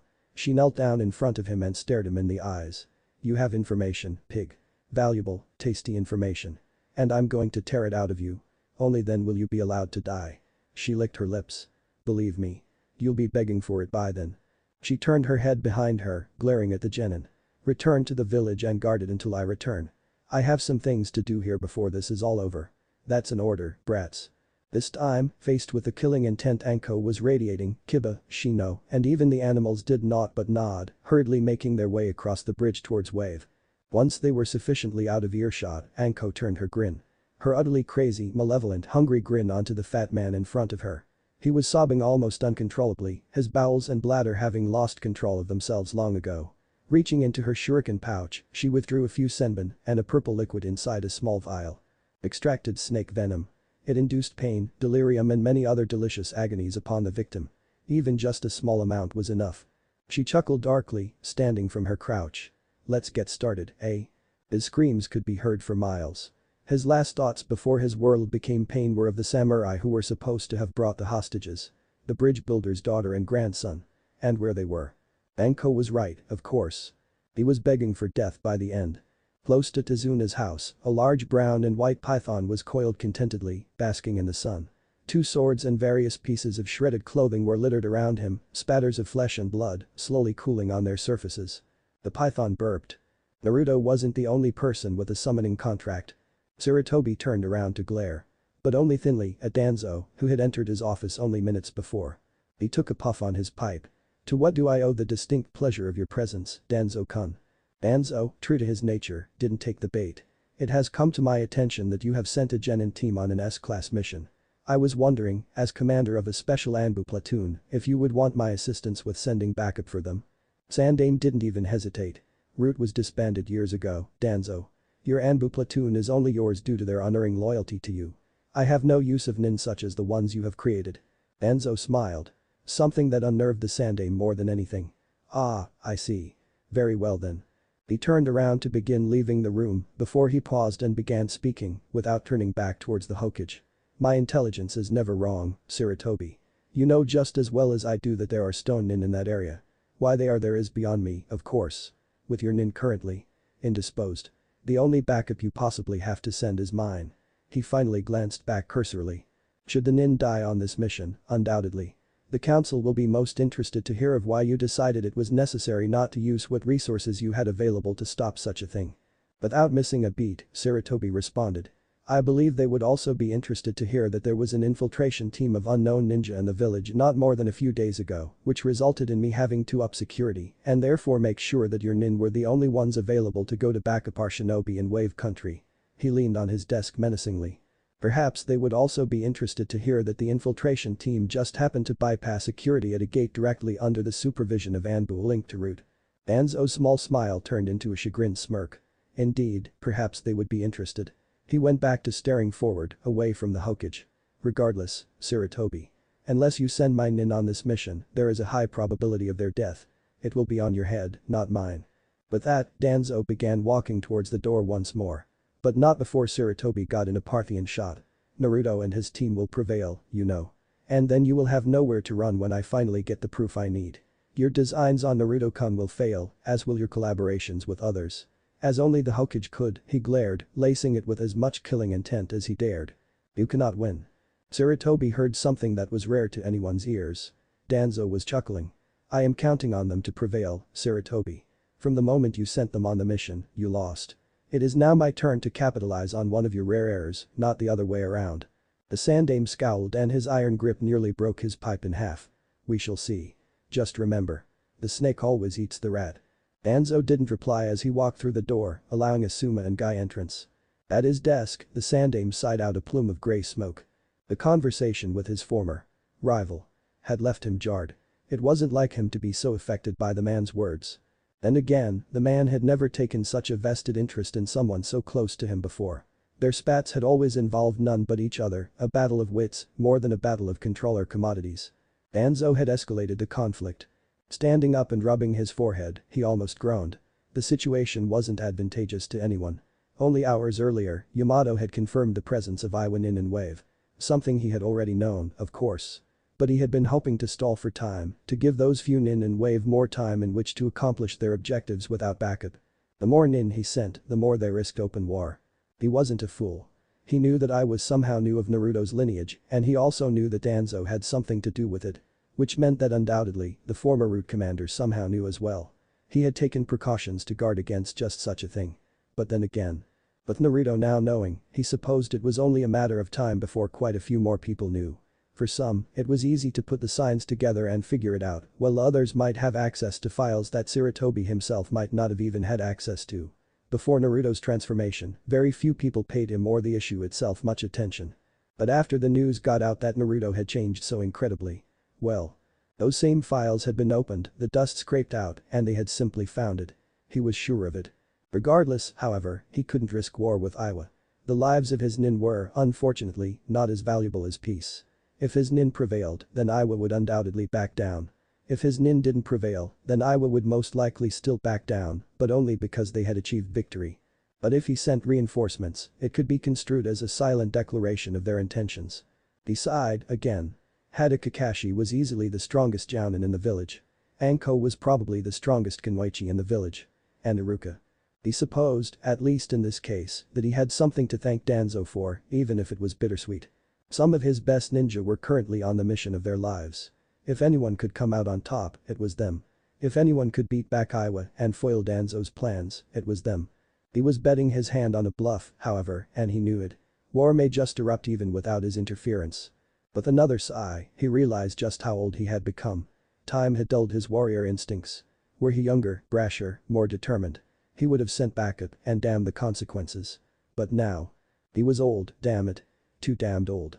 Sarutobi took another puff on his pipe, watching the embers glow brightly and then fade. He exhaled the sweet aromatic smoke and let his eyes drift over his village. They were his to protect. War would kill many.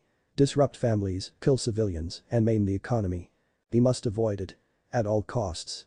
Even the worst of costs. He was too damned old. She had never quite ascribed to the theory that men were innately better fighters than women. Of course, that didn't mean she outright denied the notion. It was a fact that the normal Kunoichi population of a hidden village was usually less than 20% of all standing forces, if that. Over and above that statistic, as the ranks increased, so did Kunoichi saturation decrease. At Genin, you could expect about a 1 in 3 ratio of Kunoichi to regular shinobi. At Chunin, that ratio decreased to about 1 in 5. At Jounin, the ratio decreased to almost 1 in 10, if that. Tenten believed that it was more a fault of the system rather than the fault of the Kunoichi. Physical strength, chakra reserves and speed were all rewarded above almost all else within the shinobi subculture. A shinobi that only knew 5 jutsu but had strength, stamina and speed would almost undoubtedly make it to Chunin. And if they increased on those 3 statistics, they would have a very good shot at Jounin, even if they never learned another jutsu. Mind you, it helped. Quite a bit actually. To learn more jutsu. But in the end, physical prowess determined the ninja, not knowledge. Kunoichi could never hope to equal shinobi in the physical aspect of their jobs. Even Tsunade, with her massively enhanced strength, still lacked speed, finesse, and chakra capacity. At least she had when she still occupied Konoha. That was the last time that anyone had gotten general data on the Sannin. It was really the only data that Kunoichi had to go on. Mitarashi Anko, rumored to be the strongest Jounin Kunoichi in Konoha, was weaker by exponents than Hada Kakashi, the strongest Jounin shinobi. Even in Anbu, Kunoichi were usually relegated to support roles. Though, data on Anbu was notoriously hard to find, and even then, it was vague at best. But even with all of the evidence pointing towards what seemed to be a foregone conclusion, Tenten would still not believe it. Could shinobi seduce a man and kill him when he was thinking with his wrong head? Could a shinobi wear skimpy clothes and be assured that their enemy would be reduced in skill tenfold because of it? Mind you, she would never stoop to such things. But the more unscrupulous Kunoichi more often than not did. And they were damned successful at it. Kunoichi had an almost monopoly on genjutsu and high-level medical jutsu. What they lacked in strength, they made up for in agility. What they lacked in speed, they made up for with finesse. To her, that's all there was to it. As she laid on the grass on her team's training grounds, staring up at the clouds as they wafted lazily past her, she came to a conclusion. Men were better warriors. No Kunoichi that she could think of could wade into a cabal of warriors and slaughter them unmercifully like a shinobi could. No Kunoichi could do what Gai-sensei or even Lee could. Because men were just built differently. More muscle mass, greater bone density, more aggressive instincts. Testosterone. Women, however, were better ninja. No man could sneak in the shadows like a woman could. No shinobi could match the finesse that women naturally possessed in their kills. The best assassins were women. That much was an almost proven fact. There was also no man who could truly match a Kunoichi for chakra control abilities, even though that was made up for by their larger capacities. That was why she was feeling almost good about the mission Naruto had gone on. She had been thinking all day, after being given the day off by her sensei, about the mission her friend was on. From what she could tell, the mission didn't involve finesse or lurking in the shadows. It was truly a job for a warrior. Not a ninja, per se. From what little she knew of her friend. She had no doubts that he was a warrior, by trade, by heart and by breeding. That feral appearance of his, that devil-may-care attitude and the way he projected confidence. The musculature of his chest, of his arms, those broad shoulders and the way his fangs gleamed when he smiled, that roguish lady-killer smile of his, and those expressive deep alluring eyes. She cleared her throat in her mind.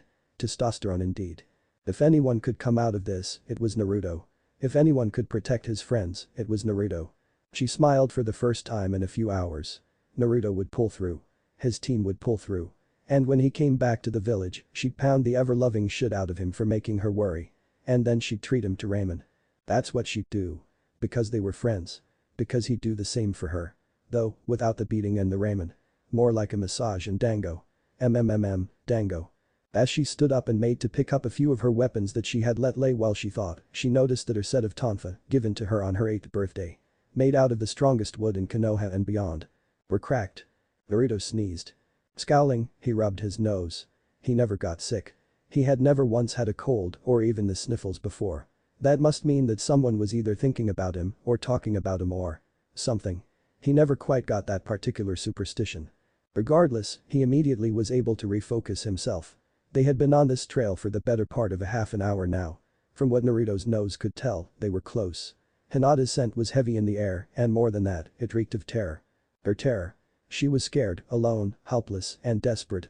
It was a testament to Naruto's stubborn nature that he hadn't allowed himself to fly into a berserker rage. The only reason he hadn't thus far is because he knew that at this point, it would do no good. Maybe later though. Maybe when Hinata was secure and the enemy lay bare before them, he could let go. He could rip them to shreds, scatter their entrails to the wind, and watch their expressions as they slowly, painfully, desperately died. He would smile, he would laugh. Scowling, again, he pushed those thoughts down. He could already feel his chakra responding, almost like it was an entity all its own. The red chakra was dying to get out. And he was all too ready to let it, if not for the circumstances. Ahead of him, the anthropomorphized pug tensed, and all those around him noticed it. We're almost upon them. They seemed to have stopped. Probably realized we were faster than they were. Get ready. Naruto immediately put his hand on his sword hilt. Within seconds, they were inside a clearing. All members of the rescue party stopped and took ready positions, anticipating an attack. It didn't come. Mostly, because there were no nin in the clearing. There was nothing in the clearing besides grass and the occasional squirrel. Naruto was about to yell at the pug before Kurenai snorted and brought her hands up into a ram seal. Hi.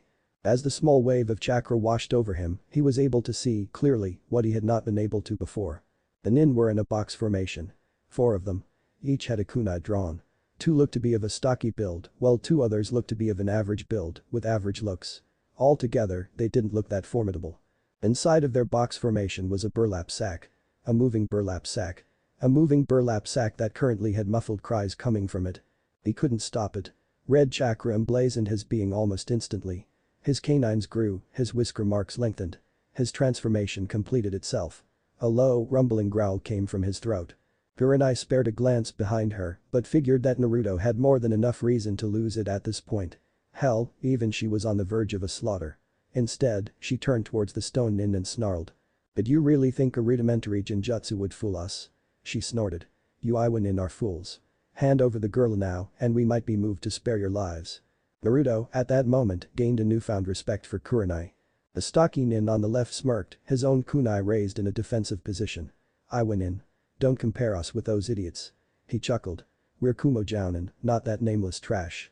You're on a different playing field now. Collectively, the group of rescuers froze. The Kurenai, it was a very bad situation. They had thought their opponents to be Iwa nin. Her plan had been to simply slaughter them, take back Hinata, and then continue with the rest of the mission. The Iwa nin weren't worth anything. And there was little risk of any repercussions beyond those which occurred during the fight itself. Iwa wouldn't be stupid enough to go to war over something as trivial as a few hundred nin. Kumo, on the other hand, was different. They had already almost gotten away with a Hyuga kidnapping once, with the threat of war. She was under no assumptions that they weren't very much willing to do something like that again. More than that, this meant that Iwa and Kumo were working together to a common goal of some sort. They had never really been enemies. But this cooperation was mostly unheard of between the two polar opposite villages. All of this meant that if they attacked and killed these nin, they risked war. Not just with Iwa, not just with Kumo. But with both. Over a genin. Over one person. Strategically, statistically, logically, rationally. It should have been an acceptable loss. One genin over the fate of war for an entire village. None of them, however, found that to be in any way acceptable, regardless of how logical it might be. Before Kurenai could speak again, Naruto, from behind her, interrupted. His voice chilled her to the core. It was cold. Almost dead. But it echoed across the clearing, obviously being chakra enhanced. It was like something from a horror movie when the serial killer was stalking his hapless prey, ready to pounce and rip into them with reckless abandon. Naruto's head bowed. He started shaking slightly. Do you really think it matters what village you're from? He twitched. You have a friend of mine in that sack of yours. His fist clenched into his palm, drawing blood. His voice sounded strained. I don't care if you were Konoha nin at this point. The ground beneath him cracked slightly. The Kumo Jounin looked slightly startled. I'm going to. He suppressed another growl, holding his stomach. I will. Kill you. Do you understand me? You 4 are dead. His voice got louder. No power in earth or heaven will save you. I will. He doubled over and groaned. His fury was escalating. He could feel it. The power was there. begging for him to use it. He wanted to kill these people. He would take pleasure from it. Iruka's words meant nothing to him now, not with this overpowering, suffocating, utterly intoxicating rage filling his being. He only barely managed to stop himself from completely giving in. He could feel it down there. Squirming. His breaths came raggedly shallow. His body heaved with pain unfelt and a low growl started from his throat, shaking the earth beneath it. His head came up. The most in the clearing, it was the most frightening thing they had ever seen. Lips curled, fangs bared, eyes red, whisker marks long and dark. It was magnificently terrifying. His voice was low. Almost with a duality to it. I will destroy you for harming my friend. His growl increased. The earth shook and cracked with the force of his chakra, of his kai, of his desire, need to kill. Not for making her feel terror and desperation. He finally doubled over onto all fours. I will utterly erase your existence. Iruka and Kurenai both backed away from the genin that no longer sounded or felt like Naruto. His voice was changed, his countenance transmogrified. He radiated fear, loathing, utter contempt for life. It was like being in the presence. The unholy thrall of a demon. More quickly than any one of them could follow, Naruto disappeared from view, only to reappear over the Kumo-nin. His eyes were a sickening red. His teeth gleamed with saliva, as if anticipating the kill. His whisker marks were black voids on his face. And his hands had sprouted malicious-looking claws. His sword was forgotten in its sheath. He wanted to feel this. The familiar slick feel of blood on his hands. For Hinata, he wanted to feel their deaths. For their part, the Kumo-nin looked terrified. They had counted on a jounin and maybe some lower-skilled backup.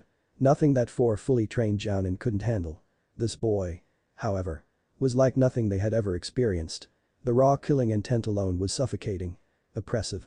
His face, his eyes, his body language all screamed in a ravenous thirst for their blood.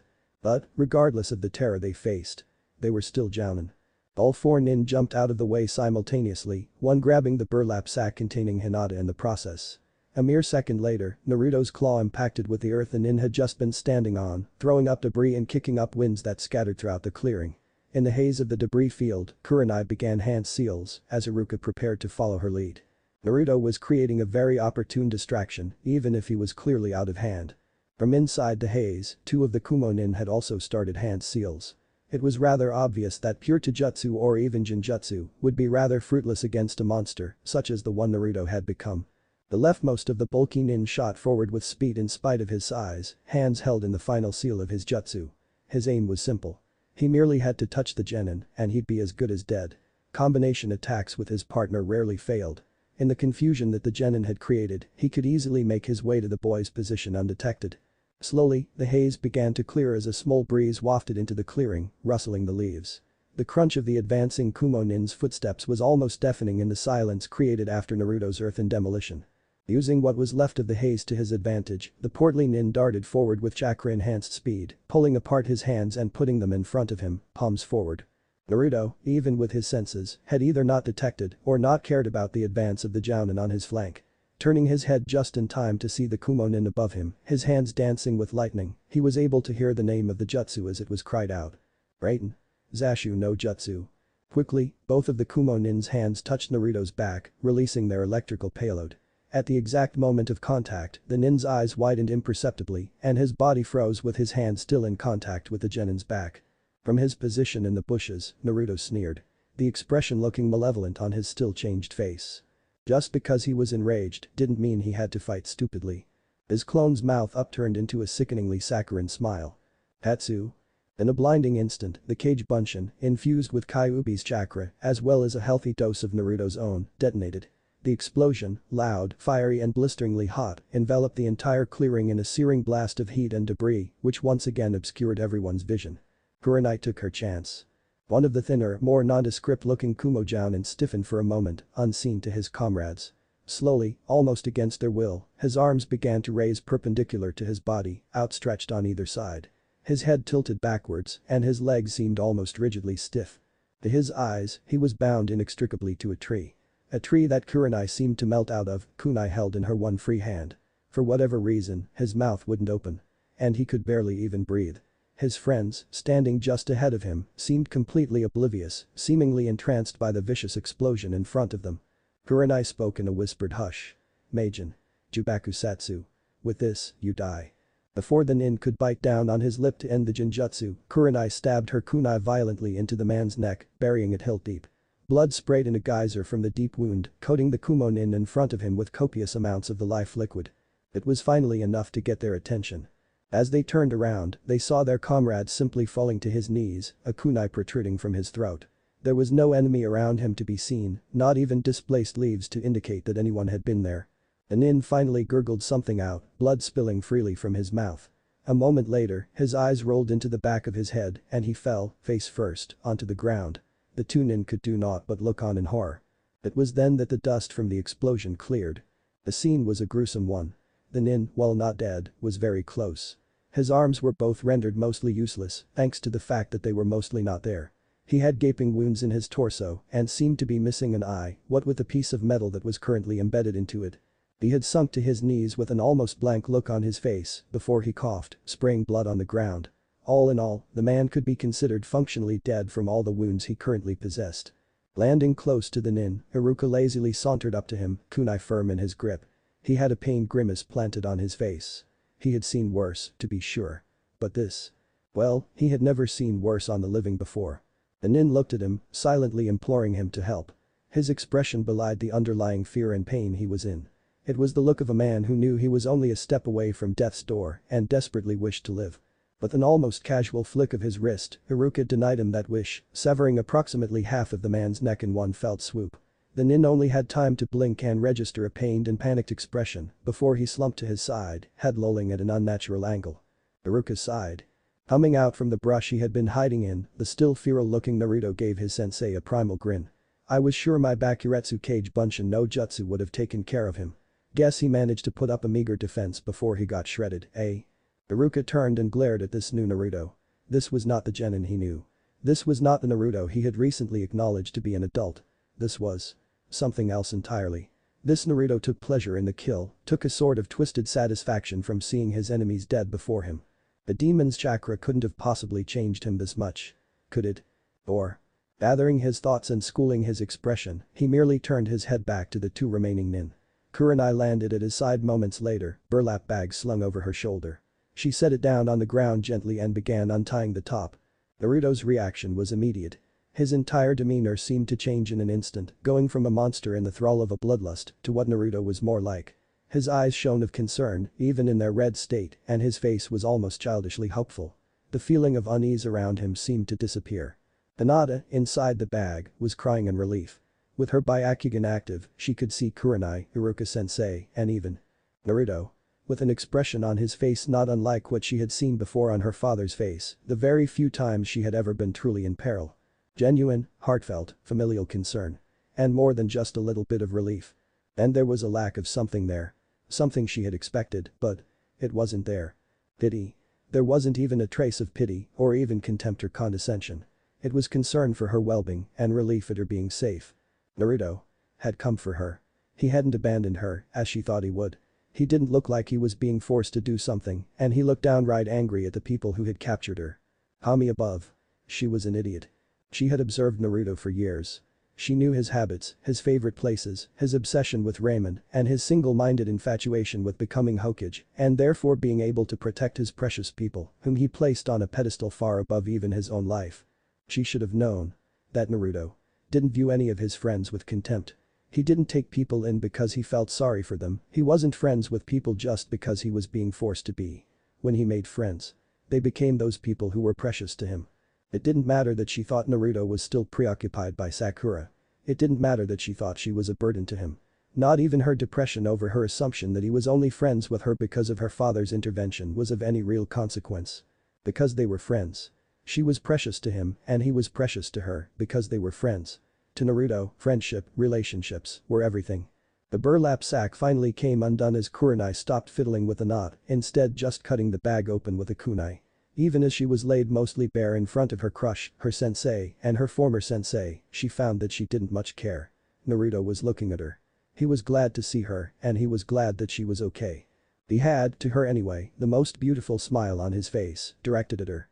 Even with his fangs and his whisker marks and his red eyes, he looked so relieved. So happy. Because of her. For her. She was an absolute and complete idiot. And she couldn't be happier for it. She felt the ropes being cut that had secured her arms and legs. She felt the blindfold being ripped off and the impromptu gag being dislodged. She could feel sensation returning to her asleep appendages. The pins and needles that accompanied the return of her sensory input didn't matter to her. The relatively cold breeze against her already shivering body didn't matter, her state of undress, or even the fact that she hadn't bathed in days, didn't matter.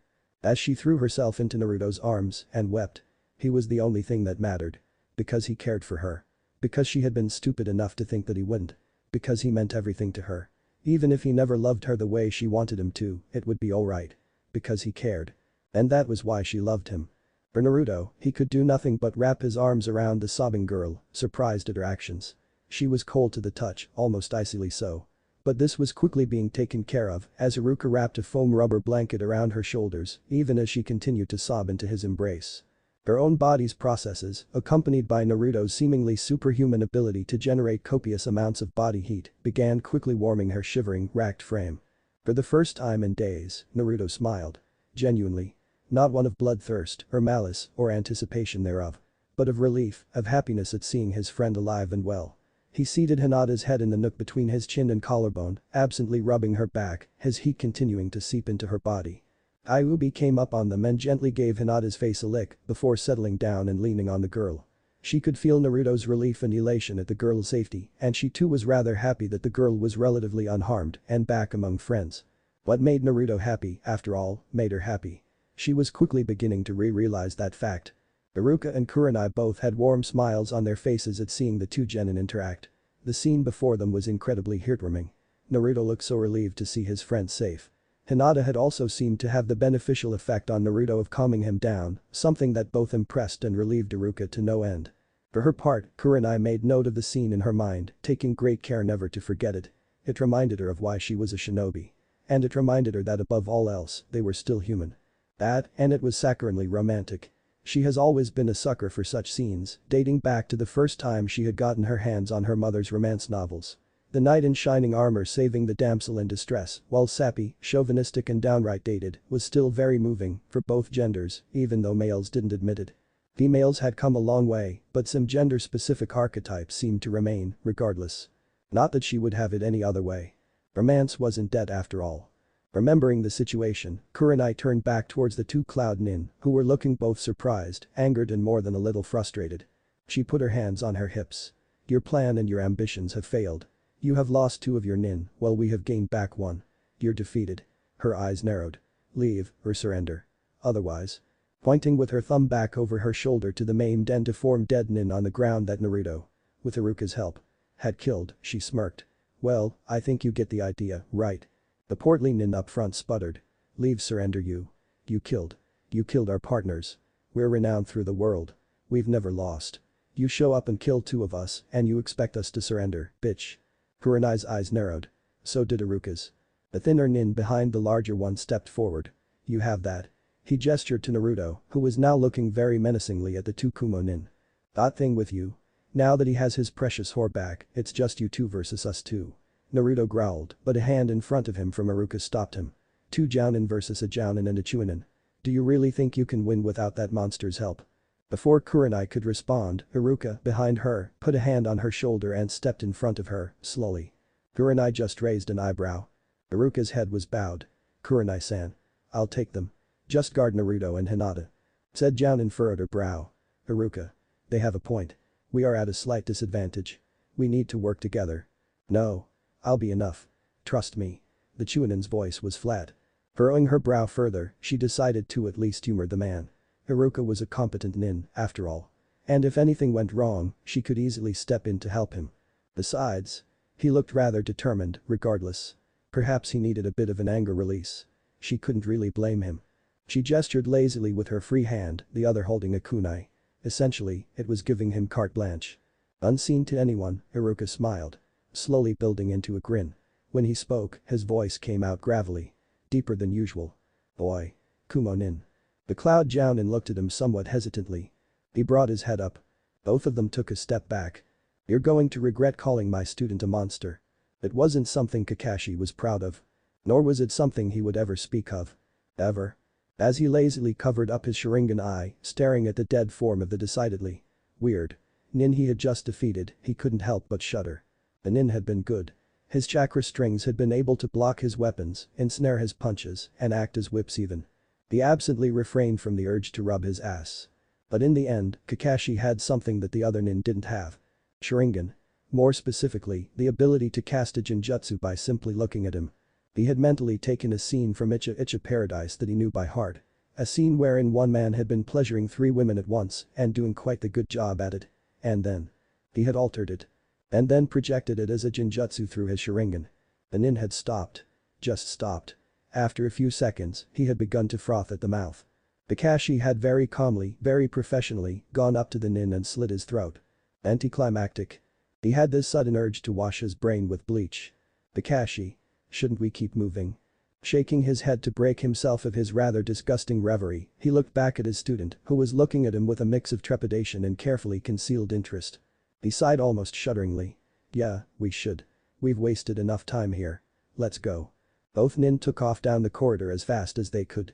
Kakashi made a mental note to ask Sasuke never to speak of this encounter again. The session she had just finished with the pig-mouthed Gato had been fun.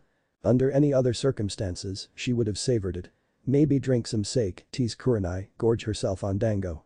But sometimes, the information you get from a subject is time sensitive. Like now. Like right fucking now. As Anko speedily made her way back to the village, she cursed under her breath. This whole thing was a setup. Every single part of it. The kidnappings, the reinforcements, the Nin mixed in with the mercenaries. Everything. All for the prey. She didn't know who the prey was. Gato apparently hadn't even been told. But it was someone from their group. Someone who the mastermind behind all of this hoped to get his hands on, or kill.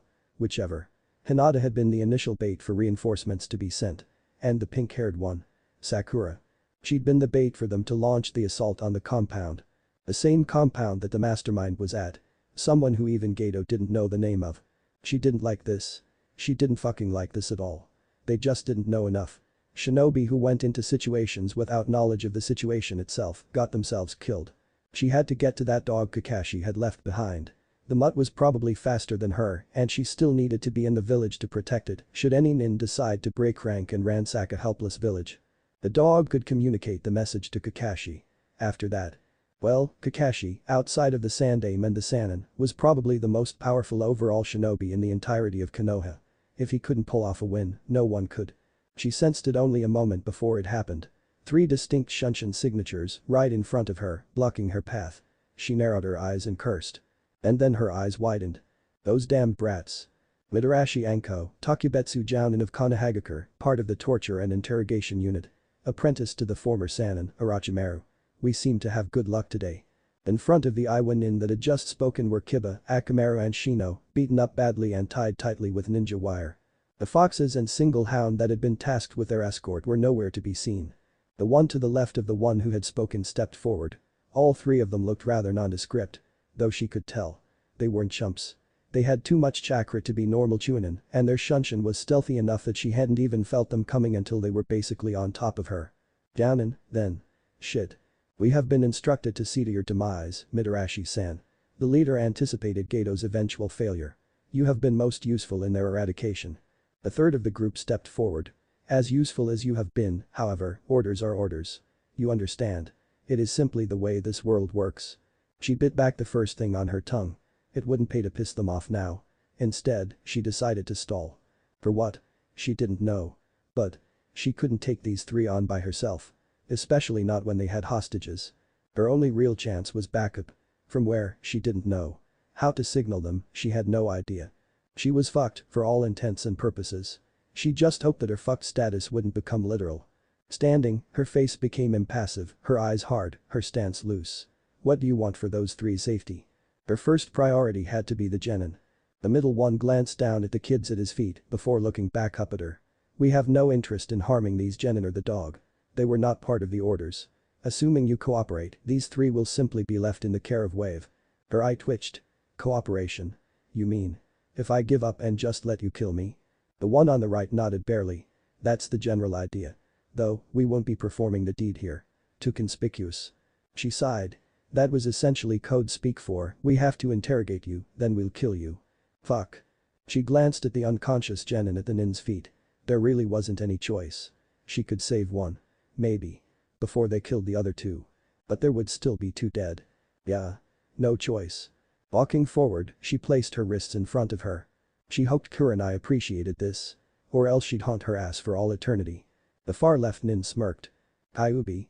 His parents. The village. Kyuubi. It was all the fox's fault. His parents. All those people. The yondaime. The damned fox. He cried harder. He felt a man sit down next to him on the park bench. Swallowing a hiccup, he glanced at the newcomer. The man was one-armed. Scarred from head to toe and in bandages still. Injury sustained from the Kyuubi, probably. The man definitely looked as though he'd gotten really beaten up. The man smiled down at him. Is everything alright? He hesitated for a moment before shaking his head. The man's eyes seemed to soften. Did you lose someone in the attack? He hiccuped and rubbed his eyes. My parents.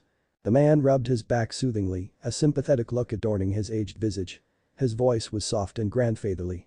I'm truly sorry for your loss, Iruka. Everyone in this village lost someone yesterday. We all lost the yondaime. He smiled barely. Just remember, we're all in this together, right? The man flashed him a disarming and kind grin. Iruka barely managed to smile back, but nodded regardless. The man was nice. He felt safe, at least. A period of silence. Iruka. I know something that might make you feel better. Iruka brought his tear-streaked face up to meet the man's gaze. You do? The man nodded. You know that the Kyuubi is still alive, don't you? About how he sealed it. Iruka nodded again, slightly alarmed this time though. But the Sandaime said we weren't to talk about it, right? The man chuckled before poking his nose playfully. This is our secret then, okay? Besides, the law was made to make people not talk to those who don't know about it. Not necessarily to talk to those who do. As if finally understanding, Iruka nodded. That made sense. The man smiled happily. Well then. Iruka. Do you want to be a shinobi? Iruka nodded again fervently. The man's smile widened. And you want to be the best shinobi you can possibly be, right? For your parents and for everyone who lost people today, right?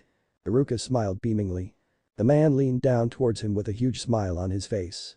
Well, why don't I train you? I can make you a really powerful shinobi. That should help you feel better. And. The man looked around, as if trying to find people hiding, before turning an almost patriarchal smile on the young one next to him. When you get older and really strong, you can help me kill the Kyuubi. Something not even the Sandaime or the yondaime could do. Wouldn't that make you feel a lot better? Iruka seemed to look confused for a minute. But. Sandaime Sama said that the Kyuubi is sealed inside of a newborn. Right. How can you kill it then? The man chuckled and ruffled the boy's hair playfully. Silly. How could something like the Kyuubi fit inside of a baby? No, he told you that to make you feel better. He had the best of intentions, but. In reality. He leaned down to whisper in the boy's ear. The kid is Kyuubi. Just in a different form.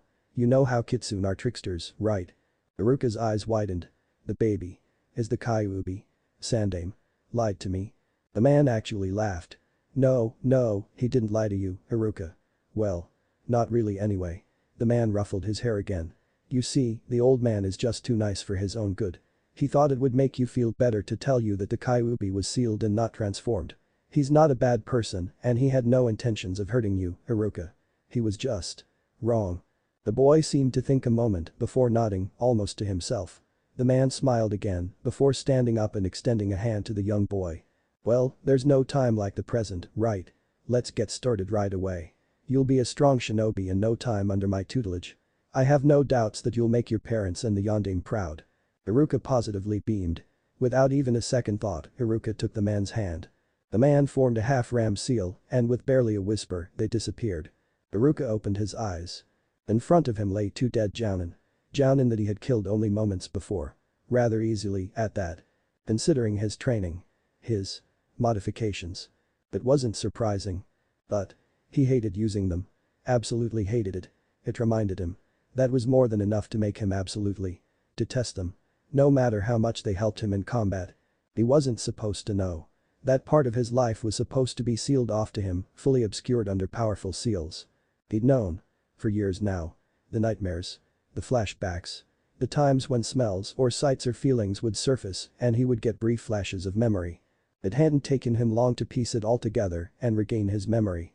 He just thanked God that the seals held back his more undesirable traits. The modifications and the memories he could deal with. The actual feelings. He'd sooner shove a kunai through his skull than give into those feelings ever again. Naruto was too precious to him. He'd be no better than Uchiha Itachi. With a mental shove, his eyes shifted back to normal. His skin back to its normal dark tan hue. His hands back to their calloused and strong yet still nimble former forms. The seal on the back of his neck hissed slightly as everything was put back where it should be. He turned around. What he got wasn't entirely unexpected. Kurenai looked horrified. Naruto looked strangely unaffected. Hinata didn't even seem to notice. She was too busy crying. Or sleeping. Or snuggling, or perhaps just fainted. Honestly, that girl had a one-track mind. Still slightly miffed that Naruto didn't much care that he had just become something else. He turned to just stare at the boy. Unexpectedly, Naruto's eyes almost literally lit up. His mouth turned upwards into a grin. His entire expression shone of amazement. That was fucking awesome. Iruka and Kurenai both sighed and sweat dropped. And then the dog showed up. A knife through butter like a zanbato through flesh. I were really needed to train their nin better. He doubted really that they'd even needed to be there. His and Haku's presence here seemed almost like overkill. A few hundred poorly trained chunin with a few jounin sprinkled in here and there. It hadn't lasted more than a half hour. And in the end, much to their dismay, they came in tied for kill counts. That damn black fox. Maybe he could fight the summon. Had to be more fulfilling than this little bloodbath. Seconds before it happened, he jumped backwards and watched as Haku did the same. This spared them from falling inevitably to their deaths. No one survived a hole that deep. And that led to the question of what made the hole in the first place. He heard a yelp behind him and turned to see a red two-tailed fox get impaled by a long sinewy almost insectal protrusion. The fox bled for a moment before disappearing in a poof of smoke. The same thing was repeated about 10 times before the black fox barked something and the foxes reformed on the fox commander's flank. Zabuza wasted no time in going back to back with his Tulkum apprentice. The high, squeaky, almost grating noise came from the forest. It sounded something like fingernails on a chalkboard. It took him a moment to recognize it as a laugh. The fox spoke before he did. Dishonorable. You would attack from the ground. Are you not warriors? It was shouting to something he still couldn't see. The same voice as before came back, echoing. Warriors, Kitsune. The voice laughed again. My, whatever gave you that idea? Zabuza spoke quietly. Fox. Who's there? Who are you talking to? If the fox heard him, he ignored him. I fought your kin. A long time ago. They were honorable then. Have they fallen so far under a new queen? The voice was louder. As if it was getting closer. Fallen. What an ugly word. No, we have not fallen, dog of the ninjin. We have become stronger than you could ever imagine. Zabuza felt something crawling on his skin. Looking down, he saw a spider with a small red violin shape on it. A split second before he turned it into bug goo, it bit him. Within seconds, he could feel it. Black Widow. He was already dizzy. He absently heard Haku call out his name. The voice laughed from the forest again. Before he saw something he would never forget. Spiders. Hundreds of them. Ranging in size from no larger than a hamster, to some that looked like they could swallow horses whole. They came out of the forest in droves. Like the trees and ground were moving. It was as if they were endless. And then behind the spiders came. The kitsune behind him growled. Kumono Kusaki. Jyoragumo. So you're the queen now. The spider, roughly 10 times the size of the four-tailed fox, laughed. Not queen. It seemed to hiss again. Its 8 eyes focusing squarely on them. His hair actually stood up on end. The spider's mauve mouth opened, its mandibles clicking. God Empress. They attacked. From his position, hidden underground, Rauhi smiled, only barely. The blonde one wasn't the only one with summons. Kakashi to Kurenai. Status check, over. A slight hiss. The line picked up. We've rescued Hinata, but there are some complications. Your nin dog showed up about 5 minutes ago. Luckily, Naruto was somehow able to understand it. Iruka is currently en route to Wave Village to back up Anko, who has apparently been captured. He plans to drop off Hinata with Tazuna's family in the process. Also. The line went dead for a moment. Kakashi kept surveying the open room they were at, with the 3 or so ways they could continue. Stairs. Ladders. Even an elevator. The place was built almost like a maze. Anko being captured definitely wasn't a good thing. But with Iruka. She was just about as safe as Kurenai was with Naruto. Then again. All things considered. They might very well be in danger anyway. The line came back alive. The nin that were carrying Hinata weren't Iwa. They were Kumo. His eyes went wide. Kumo? You're sure of it? This time, it was Naruto's voice over the earpiece. They didn't smell like earth and they used Raiten Jutsu. Yeah, we're sure. Kakashi took a moment to think. If they were dealing with both Kumo and Iwa Nin. More than that, did this mean that they were working together? Suddenly, there was far more going on than he originally thought. He pressed his transmit button. Right then. That means we need to move the timetable up. Sasuke and I have a fairly good idea where Sakura is at the moment, however the compound itself is built almost like a maze. I'm going to use a Doton Jutsu to bring the complex down. Or rather. Up, I suppose. Guranai's semi-concerned voice buzzed over the earpiece. Are you sure that's wise? There might be people in there besides Sakura. And more than that.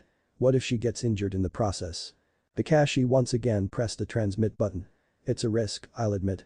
But a risk we have to take. Besides that, I already sent my nin dogs to scout the complex thoroughly. The place seems abandoned, aside from the resistance we encountered early.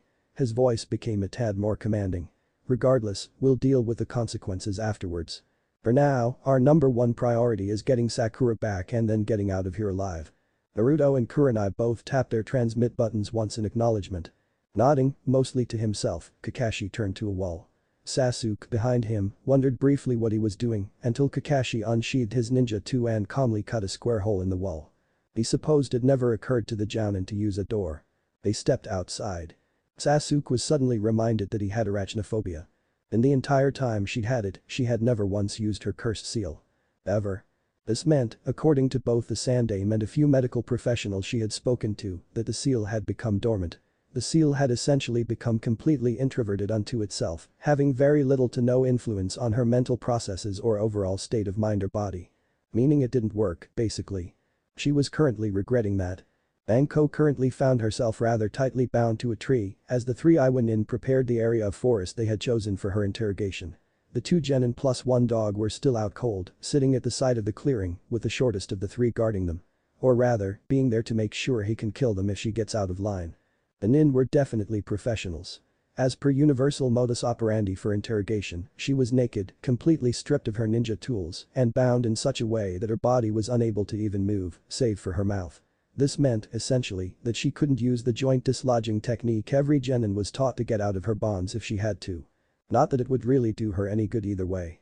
So long as the brats and the dog were imperiled, she was as helpless as a newborn. She sighed. She had always hoped that it wouldn't end this way. She had wanted to go out in a blaze of glory, taking as many motherfuckers with her as she could. Or at least go out protecting someone or something she held precious to her. But, as per all pipe dreams. She supposed it wasn't to be. Most nin actually went out this way. Interrogated, tortured. If you were kunoichi, sometimes raped. And then killed unceremoniously. It wasn't glorious, it wasn't honorable. It was just. Depressingly defeating. One of the stone nin walked up to her and gestured to get her attention. She scowled at him. He kept that same infuriatingly passive expression he had maintained the whole time.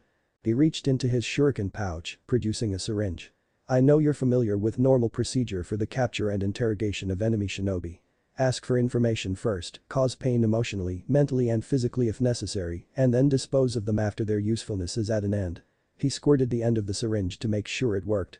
It's not a pretty job, but someone has to do it. She snorted. No one gets into T&I without enjoying it at least a little bit. Drop the impassive act, it doesn't become you. To both her uneasiness and satisfaction, he merely smirked and nodded. True enough. I can't honestly say this won't be fun, to a certain extent. He trailed off. Chuckling after a small time. For me, at least. The second one walked up to them, holding a metal fire poker, red hot at the tip. Though, should you give us any and all information we seek right now, at the beginning, the torture won't be necessary. We can grant you a quick clean death. She actually rolled her eyes, belying the nervousness she felt all of a sudden. You already know the answer to that one. You won't be getting a thing out of me. That much I promise. The second one actually raised an eyebrow, glancing cursorily over to the genin that still lie on the ground. Even if it means their deaths. She cursed. She almost forgot about them. Both nin smirked. The first one injected the syringe, straight into her neck. Within a second, she was feeling off. Almost detached. Dizzy. Muddy thoughts. She couldn't think straight. Increased temperature. Increased nervous function. Meaning, an increased sense of touch, pain and pleasure. Though she doubted she'd be experiencing any pleasure anytime soon. Mentally, she cursed, as her body wasn't quite obeying her at the moment. SP-17. The strongest and most effective truth serum and general mind-altering barbiturate stone had available to them. She had used it a few times, trying to reverse engineer it. Her thoughts were broken as she screamed. Even before the academy, Naruto had been extremely good at both hiding and detection. During the academy, Naruto had only gotten better. It hadn't been uncommon to hear of Naruto being able to hide from entire Anbu squads after one of his infamous pranks. What's more, if anyone got close to his position, he had been good enough to be able to detect them and run away before they ever got there. Because Iruka had been the one usually tasked with finding Naruto during his academy years, this had all but forced Iruka to become very good at the same things. Hence why he was able to hide in the trees and assess the situation Anko was in without being detected. Despite his loss of concentration every time she screamed.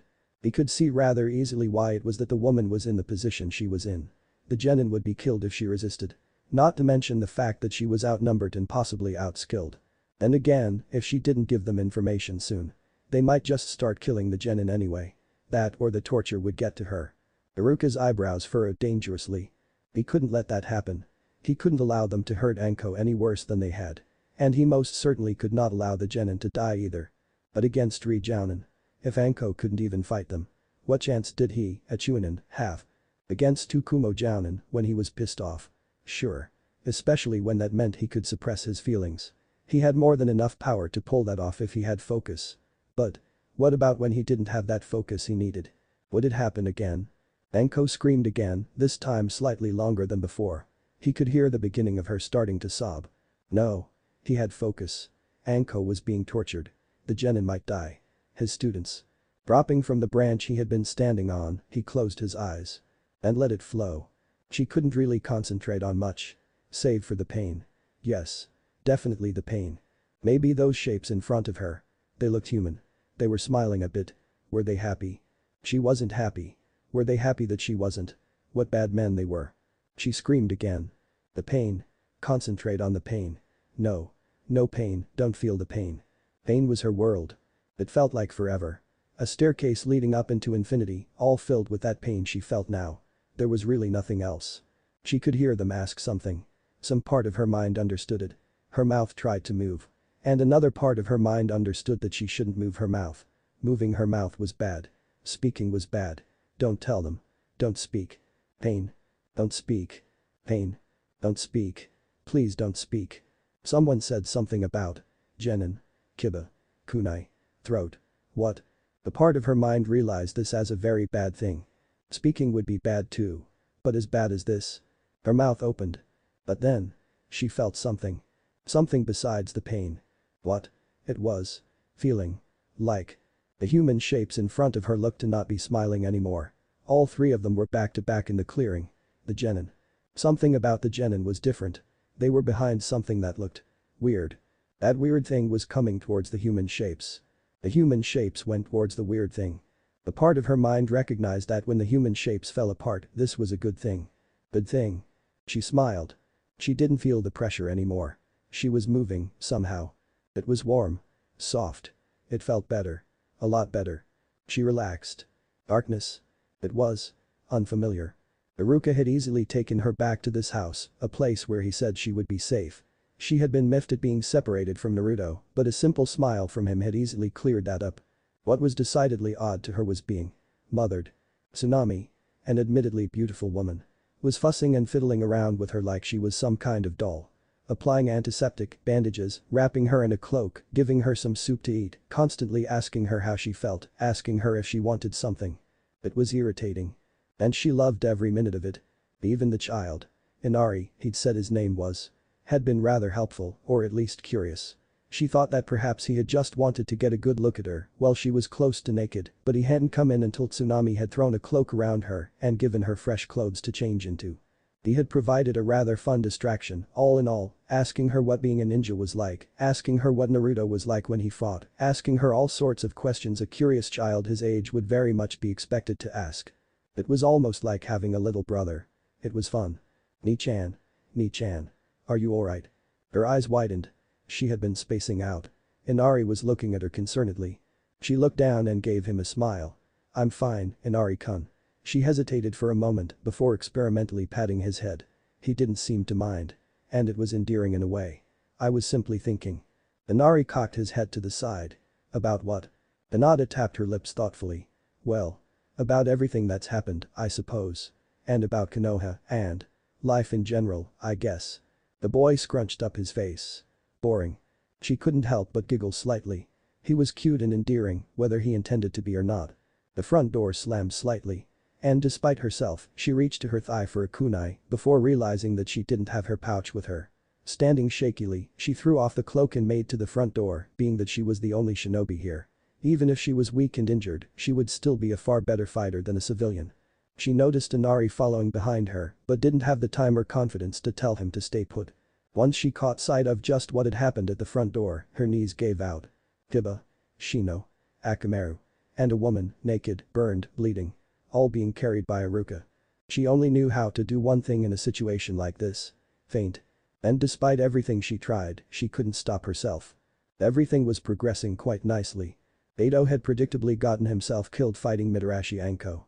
He had hemorrhaged information however, so he had to send in his 3 contingency nin to deal with her before she was able to alert the others. They'd taken care of the foxes easily enough with a few spider summons he sent with them. And the genin proved no real match. The dog had run, however, something which at the time, he hadn't thought much about. That dog had gotten information to them, though. About her impairment. That had irked him until he learned that all they had sent as backup had been the Chunin and the newly rescued Hyuga. He fully expected to get a report later on that said both had died. He could have gone to the effort of looking through their minds to gauge their situation, but 3 Jounin with hostages against a Chunin and a badly injured genin. It wasn't worth the effort. Besides, they were on the edge of his range anyway. It would take too much concentration. That had been the only reason he hadn't had someone spy on Naruto the whole time in the first place. Even his abilities had limits. Strangely enough, this had resulted in him not getting a detailed report on the battle between the Kumo Jounin and the Konoha rescuers. His underground spy had arrived only after the fight had culminated. Though he said that all 4 Jounin had died and there had been a rather massive crater present. Had he been able to look through his slaved minds, he could have at least felt the chakra from the battle. But as it was, his spy had been out of range and not nearly as sensitive to chakra as he was. Then again, it's not like he couldn't extrapolate. A fierce but all too common battle, resulting in the use of draining yet not debilitating jutsu. The Konoha nin had probably gone through a rather taxing fight.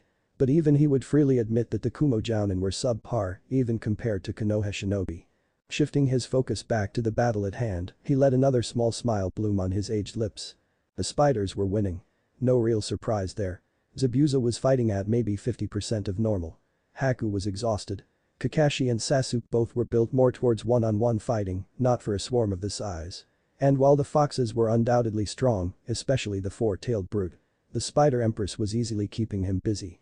This left only 2 unknowns. The red-eyed Genjutsu Jounin and his intended prey. And he had ways of disabling the Jounin. It was almost surreal. Like something out of a B-movie. The ones where the big giant monsters fought in cities and destroyed everything, only to vanish into the sea afterwards. Only. This wasn't in a city. Nor was there a sea to vanish into anywhere nearby. But there were giant monsters. That much, this scene had in spades. Naruto and Kurenai waded into the fray, intent on reaching Kakashi and Sasuke's position near the compound itself. The blonde genin had started using his sword and a copious usage of raw wind chakra to start severing spider appendages and heads in his path of gore, while Kurenai had contented herself with staying in Naruto's wake. Using a kunai to chop and stab at anything that got even remotely close. Kurenai was a kunoichi. A ninja. Naruto was a warrior. She was very quickly coming to that realization. Not even she could pull off carnage like this. Hell, she doubted even Kakashi could. The power enhanced by chakra behind his strikes was absolutely enormous. The wind that was chopping and slashing at anything in front of him even more so. The raw chakra expenditure he was constantly outputting was easily heads and tails above anything Kurenai could produce. Mind you, her control was better by exponents, but to a certain extent it was like comparing apples and oranges. Demonically enhanced and furious oranges. Behind her, she could make out a few foxes guarding their flank, protecting their summoner with everything they had. She could also sense that when Naruto had joined the battle, the foxes had doubled and tripled their efforts against the spiders, seeming to gain a major morale boost from his mere presence. Even more than that, his own ferocity seemed to be picked up by his summons, who looked to be in the midst of some instinctual bloodrage. It was comforting, in a very disconcerting way. Naruto. Please, help. Help Zabuza-sama. She snapped her head towards the sound to see a distraught and exhausted Haku standing over an almost collapsed Zabuza, who was only staying standing by virtue of his massive sword. The blonde genin to her rear growled for a moment before using his sword to skewer a smaller spider that had been creeping up on Kurenai. Forcing a small amount of chakra into his blade, he cleaned it of bug goop and made a dash to Zabuza's position. He knelt by the man's side, activating his diagnostics. What happened? He swept his hand over the length of the older man's body. Haku used a senbon to deflect a spider pincer before making a hand seal and skewering said spider with an ice stalagmite. He collapsed shortly before the battle started. He hasn't moved much since, save for a few times that he performed jutsu. Before Naruto could respond, Zabuza coughed, seeming to focus with great effort. Spider. Bite. Hand. He growled and shook his head. Widow. Ayubi cursed in Naruto's head, seeming to growl from her perch around Naruto's neck.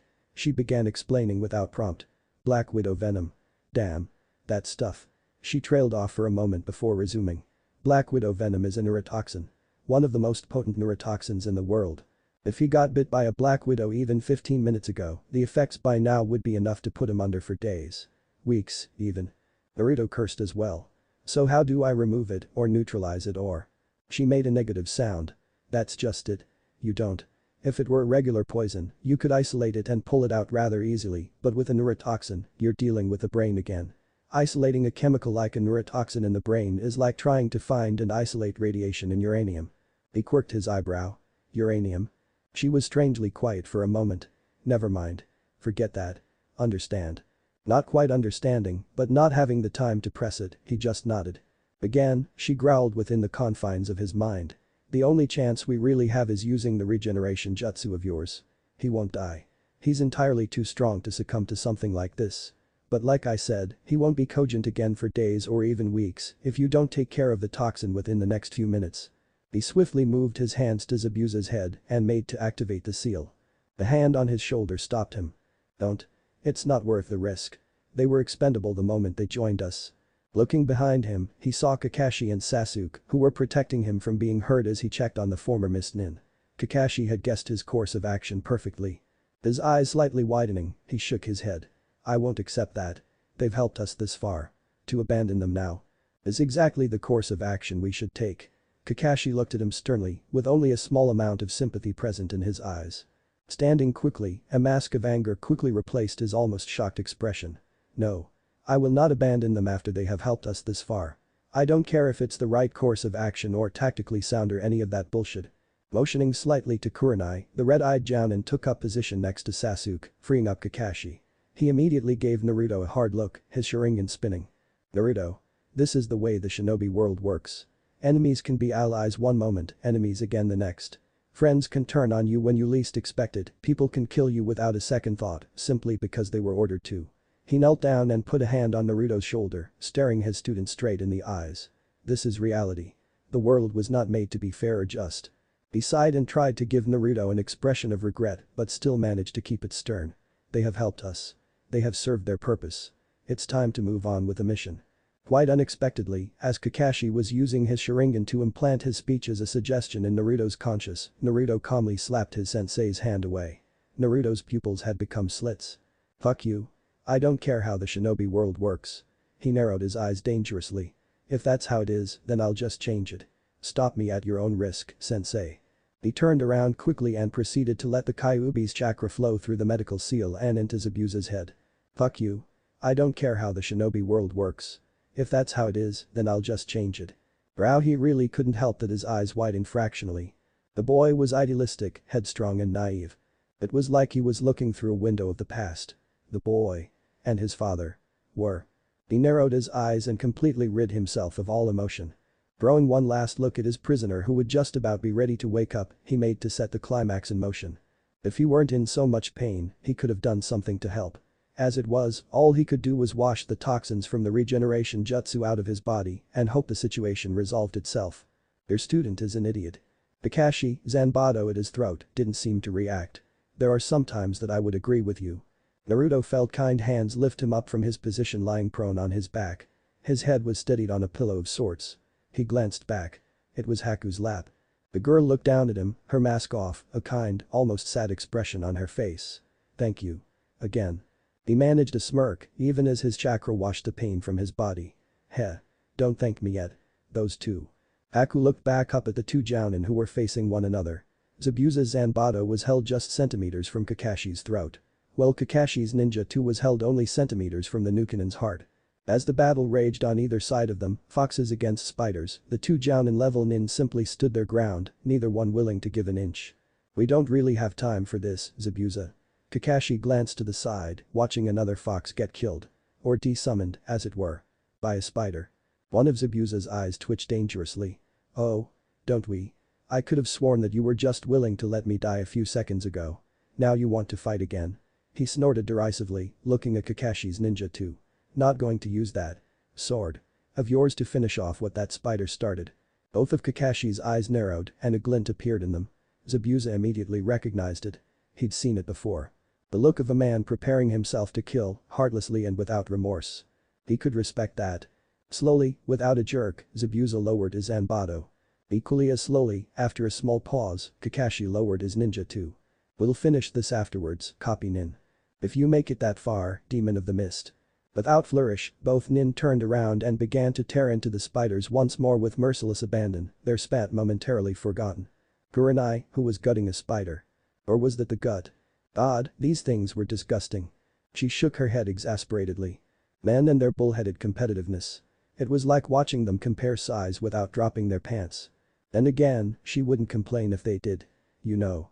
Actually drop their pants. The girl's got to get what she can. She refused to acknowledge that little voice in the back of her head that was screaming something about yaoi. He gave the signal for his other subordinates to begin the final phase. He hid in his position underground. The boy was down. Weakened. Though he looked to be getting progressively better. The spiders were seemingly evenly matched against Naruto's force of foxes. At the moment anyway. But that was with the help of those nin. He'd soon fix that. He felt his subordinates acknowledge that they too were ready. With only the smallest of malicious smiles, he put his hands together in a few seals, ending in Hibi. Oten. Harajugoku. The ground above him exploded into a field of deathly spikes. He felt himself being thrown off of Haku's lap, upwards. Before he had a chance to turn around to see just what the reasoning was for throwing him, he heard a feminine scream. His last glimpse of the above-ground world was of Haku and the spike that had impaled her belly. Her limp form hanging off of a piece of earth and the tears in her eyes. And the smile looking at him, glad he was okay. He screamed her name. And then he was pulled into the blackness, not noticing that Kyuubi had vanished, taken by dark hands from around his neck. He had no idea what was going on, but things had just gone from manageably bad to horribly abysmal in the space of a few seconds. He, Kurenai, Sasuke and Zabuza had all been able to evade the spikes when they shot up from the ground. Such a thing was mostly instinctual. Haku apparently hadn't been as lucky. But she had saved Naruto in the process. He could tell she was at least still alive. Kakashi sighed. Leaping a small distance, he made his way over to where Haku was impaled, neatly chopping away the earth protrusion above her, but leaving the mass of it in her stomach. He knew enough about first aid to know that removing an object from a wound was sometimes the best way to get a patient killed. Especially in impaling. The object of impalements themselves usually staunched bleeding. Absently, he did a diagnostic jutsu, one of the very few medical techniques he knew. He winced. It wasn't good. Not good at all. Naruto.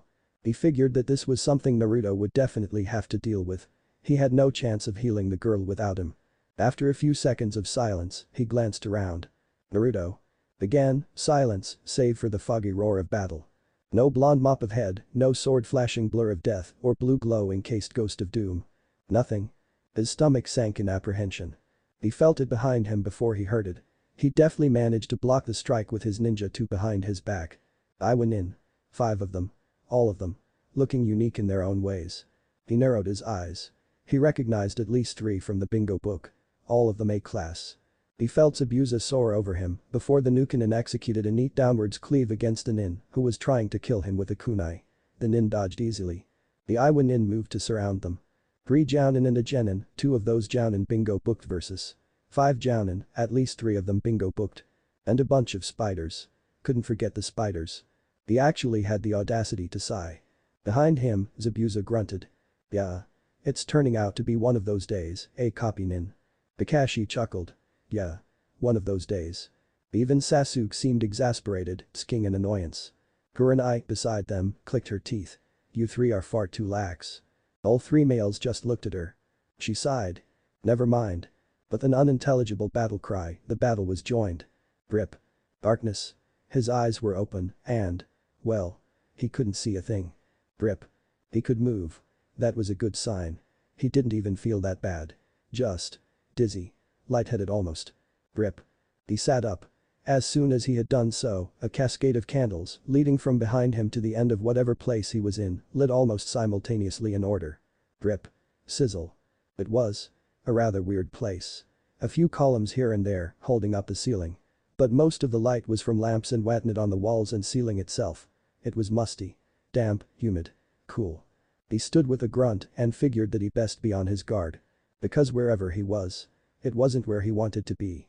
Which meant he was where someone else wanted him to be. Which was never a good thing. Rip. Step, step, step. Naruto's hand fell on his sword hilt immediately, a blue glow enshrouding him only seconds afterwards. His eyes, behind his white mask, scanned the chamber, while his nose and ears tried desperately to pick something up. A deep resonating, but harsh voice. I thought you would be taller. The voice came from all around him, as though the voice itself was sentient and all-encompassing. He snarled. Sorry to disappoint you. Whoever you are. His eyes narrowed. Get out here so I can kill you and get this over with. The laughing sound, much like chalk against concrete, echoing off the walls. My, we don't have much patience, do we? The voice chuckled again. Calm yourself. We have some time to sit and chat. I'll even give you a bottle of sake if you agree to simply give up. Naruto unsheathed his sword. Not happening. Another chuckle. I thought not. Excellent. His world exploded in pain as he was thrown towards the far wall, a punch placed directly into his solar plexus. Seconds later, he slammed into the wall with enough force to create a several-foot-deep crater. He hadn't even sensed him. No smell, no sound, no anything. Hell, the voice and the fist connected to it weren't even there anymore, having vanished back to wherever it had come from. He slowly extracted himself from the crater, taking off his mask and spitting up a little blood. He clipped it to his belt. The voice sounded satisfied. Surprised. That technique of mine is an original, you know. It's nothing like your Tsunade's massive and ungodly strength. But it's far better, in terms of actual battle effectiveness. Who the fuck was Tsunade? Another chuckle. Well, whatever. I'm sure an explanation of the technique would be quite lost on you. You don't seem to be the brightest crayon in the box. He ignored the jibe. He needed help, badly. Near as he could tell, there was really only one source to get that from at the moment. Kyuubi. A few seconds of silence. No response. His mental voice raised in volume. Kyuubi. Where are you? What's going on? Oh, I'm afraid she can't hear you at the moment. She's quite otherwise occupied.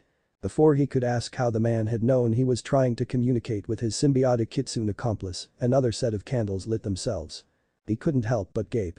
There, against the wall, was Kyuubi, in her human form, battered, beaten and bloody. She looked unconscious. And she was shackled to the wall by extremely thick links of chain. Just like. His eyes widened and his breath caught in his throat. He almost lost the grip on his sword. Sakura. She was dirty. Shivering. Barely clothed and looked extremely pale. Like the visage of death itself. It was only by a small miracle she too was unconscious. The laugh from the voice was louder this time. Yes. I had wondered how long it would take you to notice. For all your enhanced sensory abilities, I would have thought our smell would be distinctive enough to pick out. He growled. Let them go. Do you hear me? He turned around, looking at the ceiling, the ground, shouting at the walls if necessary. Let them go. A chuckle. That turned into laughter. It sounded like steel wool being rubbed against Teflon or wood creaking under intense weight. Let them go. My dear Naruto, are you forgetting that I'm your enemy? Another hearty guffaw. Oh of course, let me release them now, they're free to go. In fact, sorry about all of this, water under the bridge. The laugh was louder, far more mirthful this time. I know. Let's go for some dango and sake. My treat. His growl increased. He heard a derisive snort come from the voice. Fool. If this is the level that Konoha genin are at, then your village is truly more pathetic than even I could have foreseen. Naruto bowed his head. His body shook with rage. Shut up. That's enough. The mere fact that you're still breathing makes me pissed off. He raised his head, sweating slightly. Show yourself, you cowardly piece of dog shit. A liltingly saccharine voice from behind him. Oh, but I'm right here. He flew across the room once more, feeling at least 2 ribs break. His chest armor literally shattered. He impacted with the floor, rolling like a rag doll for about 100 yards maybe, before coming to a rest. He knew he had more than just 2 broken ribs now. His arm was broken. A groan of pain slipped from his throat just as he coughed up more blood. Even without Kyuubi's help though. He could feel his regeneration abilities already working. Managing to stand shakily, he pulled a shard of broken metal out of his leg. He choked out even more blood. As before, the source of the punch was nowhere to be seen. The voice again, sounding just the slightest bit surprised. At the very least, you're sturdy. I've killed trained Jounin with but one of my punches before. For you to have taken 2 and survived. Commendable. He spit. More blood. I'm too stubborn to die, you old son of a bitch. He set himself in a ready stance again, Ryudu enveloping him. Though, it was shaky. And I'll be damned if I die before I get those 2 back. You've got a lot to answer for, whoever you are. But if you're this strong. An amused chuckle. Something that sounded like clapping. Very good deduction. It is as you suspect, of course. I am the puppet master behind all of this. The leader of all these nin who are trying to kill you and everyone else in this country. Naruto smirked, but it lacked any real confidence. Then that means if I kill you. We win, right? Silence for a moment. The only sounds were of the candles flickering and the ever-present dripping. The voice was honestly curious. Do you honestly believe you stand a chance? Naruto put his mask back on his face before taking a deep breath. I won't know unless I try. He knew where the voice was. Moving as fast as he could, he made a straight line towards the far corner of the room where it was darkest. His sense of smell, hearing, and just a bit of intelligence had allowed him to pinpoint the man's location. And the biggest shadow in the room. Yelling, he thrust everything he had behind his sword at an unseen wraith that he hoped was there. He was rewarded when he heard the telltale sound of a sword piercing flesh. He grinned. A pregnant silence hung in the air. Not interesting. Naruto frowned when the voice wasn't coming from in front of him, where the voice should have been dying from his sword wound. It took you a while. But you did manage to find me, I suppose. Whatever it was in the corner promptly exploded. He was flung through several pillars before he came to a rolling stop. This time, he couldn't help but cry out in pain. His entire body simply hurt. Absently, he felt something fall off his face in pieces. He opened his eyes before gently touching his cheek. He pulled off a piece of broken white mask. His father's mask. One of the few mementos he had left of his father. He just stared at the piece for a moment, not quite comprehending that the mask could be shattered. It was symbolic, in a way. And he supposed he had thought the mask invulnerable. Naruto's first tangible thought was actually that the mask had protected him. In a rather roundabout way, his father had protected him, even from beyond the veil. His second thought, or perhaps emotion, was unbridled, unfocused, raw, horrible fury. Ignoring his pain, he stood up, grunting and groaning a few times as bones and tendons protested. You motherfucker. The voice, amused. Oh. Are we angry? They say too much anger and stress can shorten a lifespan. For a moment, he just stood there, head bowed, legs shaky, arms jelly. He could feel himself healing faster. He was drawing on that power again. But it felt different this time. Less focused. Less directed. Far more unbridled. He laughed for a moment. Darkly, with power and purpose behind it. Slowly, he reached into his backpack, which was still intact, somehow. His hand came out with 3 cylindrical olive-colored objects. He, hidden in the shadows, widened his eyes slightly. Naruto's eyes came back up, red, pupils slit, furiously glowing. His body began to heal before Rauhi's very eyes. The boy gained an almost sinister smile to go together with his bordering on evil aura of red. He'd never felt an aura nearly as evil as this one. Not once in his long life. It was like the absence of life. The blonde chuckled darkly. You know what else can shorten your lifespan? The genin lit all 3 grenades and then threw them at 3 corners of the room, excluding the one where Kyuubi and Sakura were. Naruto's voice was manic, almost crazy. A grenade shoved down your throat. Seconds later, the room became hell. Her opponent was decidedly unintelligent. For the better part of 2 minutes, the rather portly nin that was her opponent had been fighting with an illusion of her winning, at least in his own mind.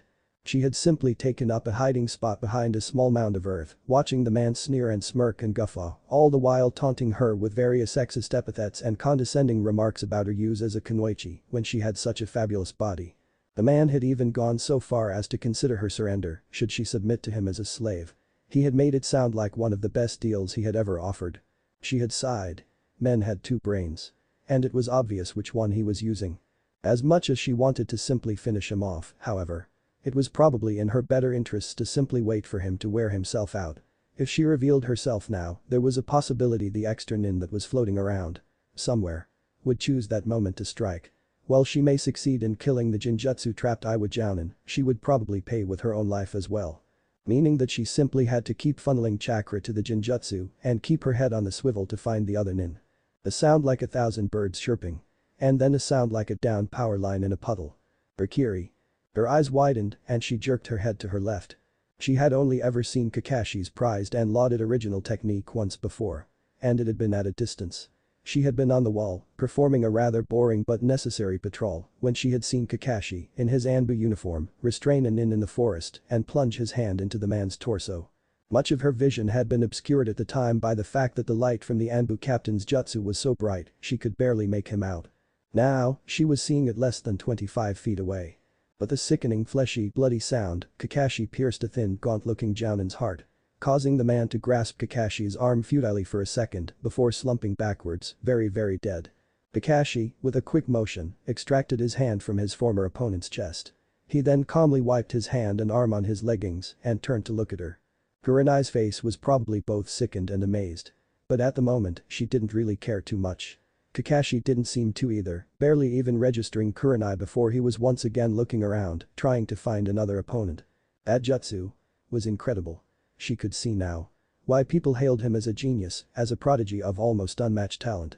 She could see why he had managed to make a name for himself, as opposed to simply being one of the students of the legendary Yondaime Hokage. She could see why he was an Anbu captain. And for a moment, she could see a mantle of command, almost, surrounding him. Something she had never seen before, save for on the Hokage himself. She shook her head minutely. What a foolish thought. Kakashi, as Hokage. The man was barely motivated enough to get up in the morning, much less do paperwork and hand out missions and meet with dignitaries all day, every day. But, as she gazed upon his bloody, violent, focused, cold-looking body. Pain. Kiryu Enden. Both she and Kakashi jerked their heads over to a place not too far away, where a massive conflagration of fire was now burning with the intensity of a small volcano. Realizing that the voice she'd heard was Sasuke's, she quickly bolted from her hiding spot and unceremoniously killed the Jinjutsu-trapped Jounin with a flick of a kunai. She didn't stay around to watch him die, as she and Kakashi both rushed towards the genin. They still had enemies to kill. This was no time for her to be acting like some starstruck little girl. She could do that later. Revelations of life in the midst of battle. The first revelation had been that he, despite all his bravado, had gotten rusty. The second revelation had been that he, despite his reputation, was still human. Which led to the third and final revelation. He was stronger when he was pissed off.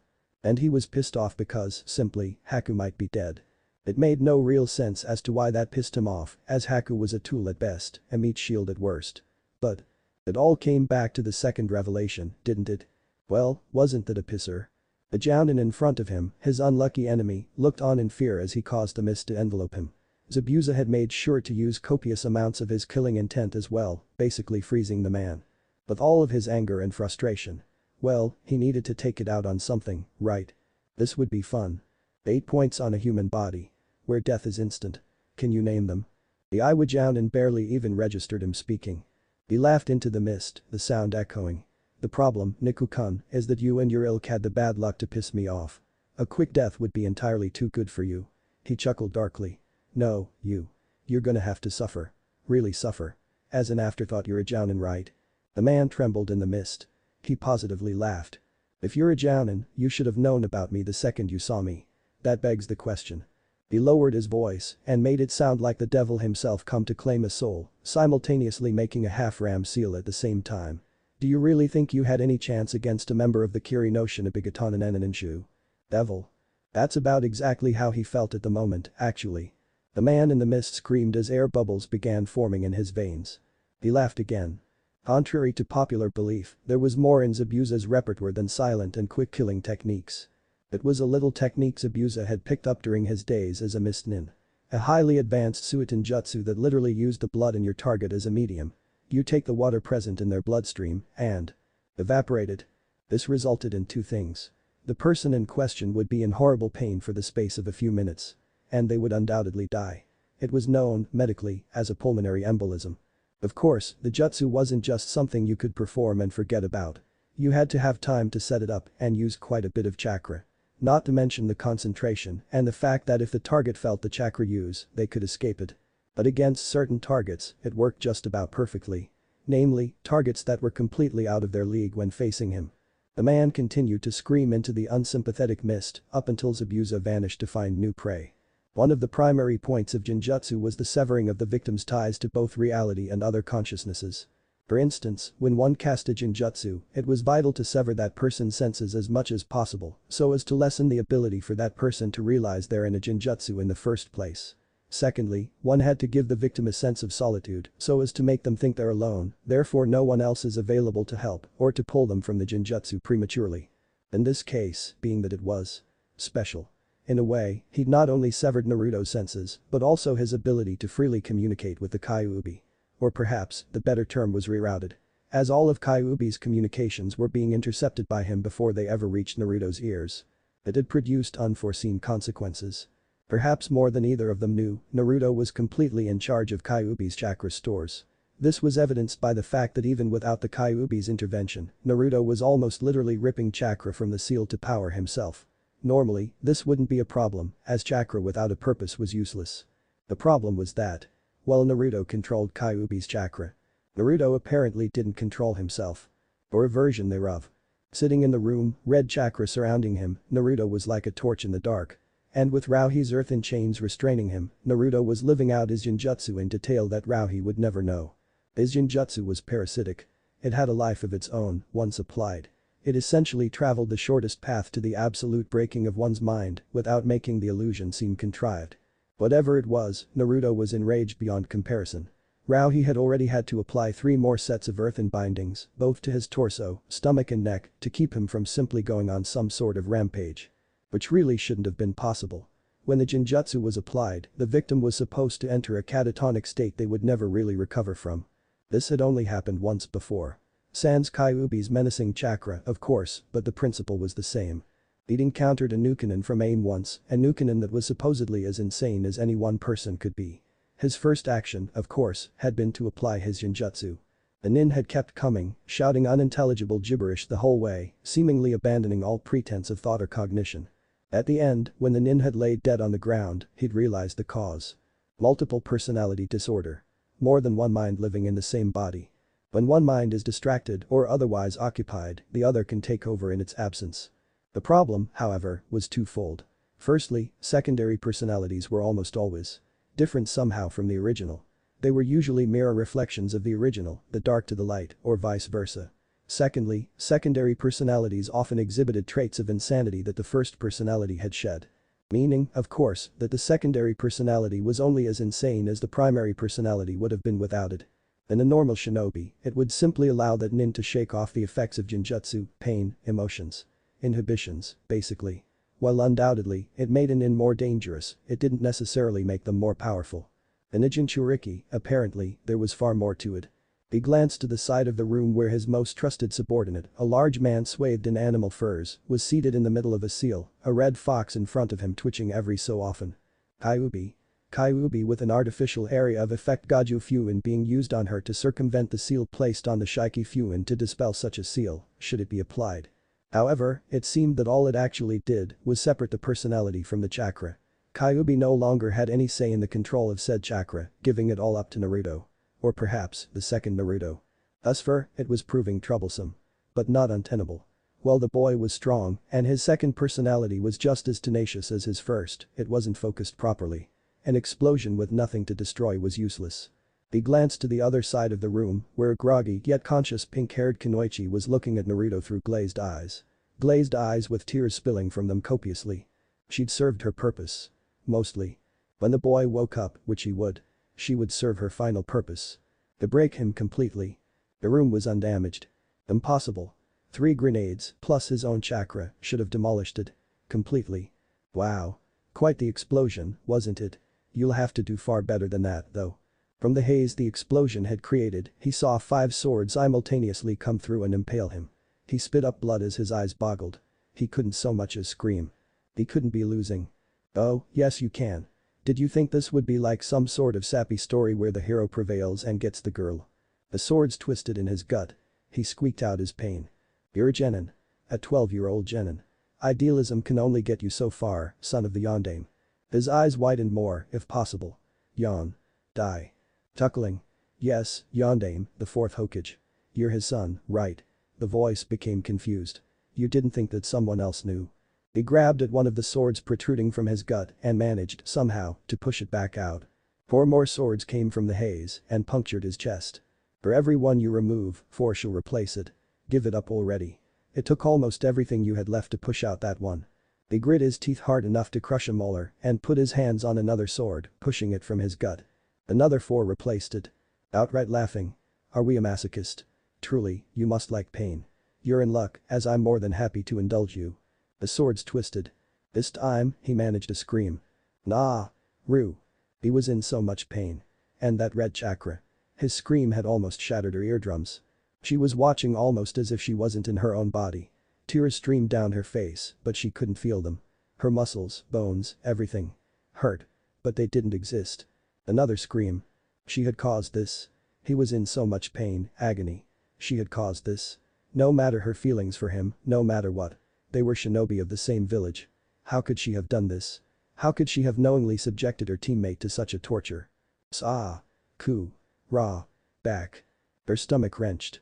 The older man sitting in the back of the room made a hand seal.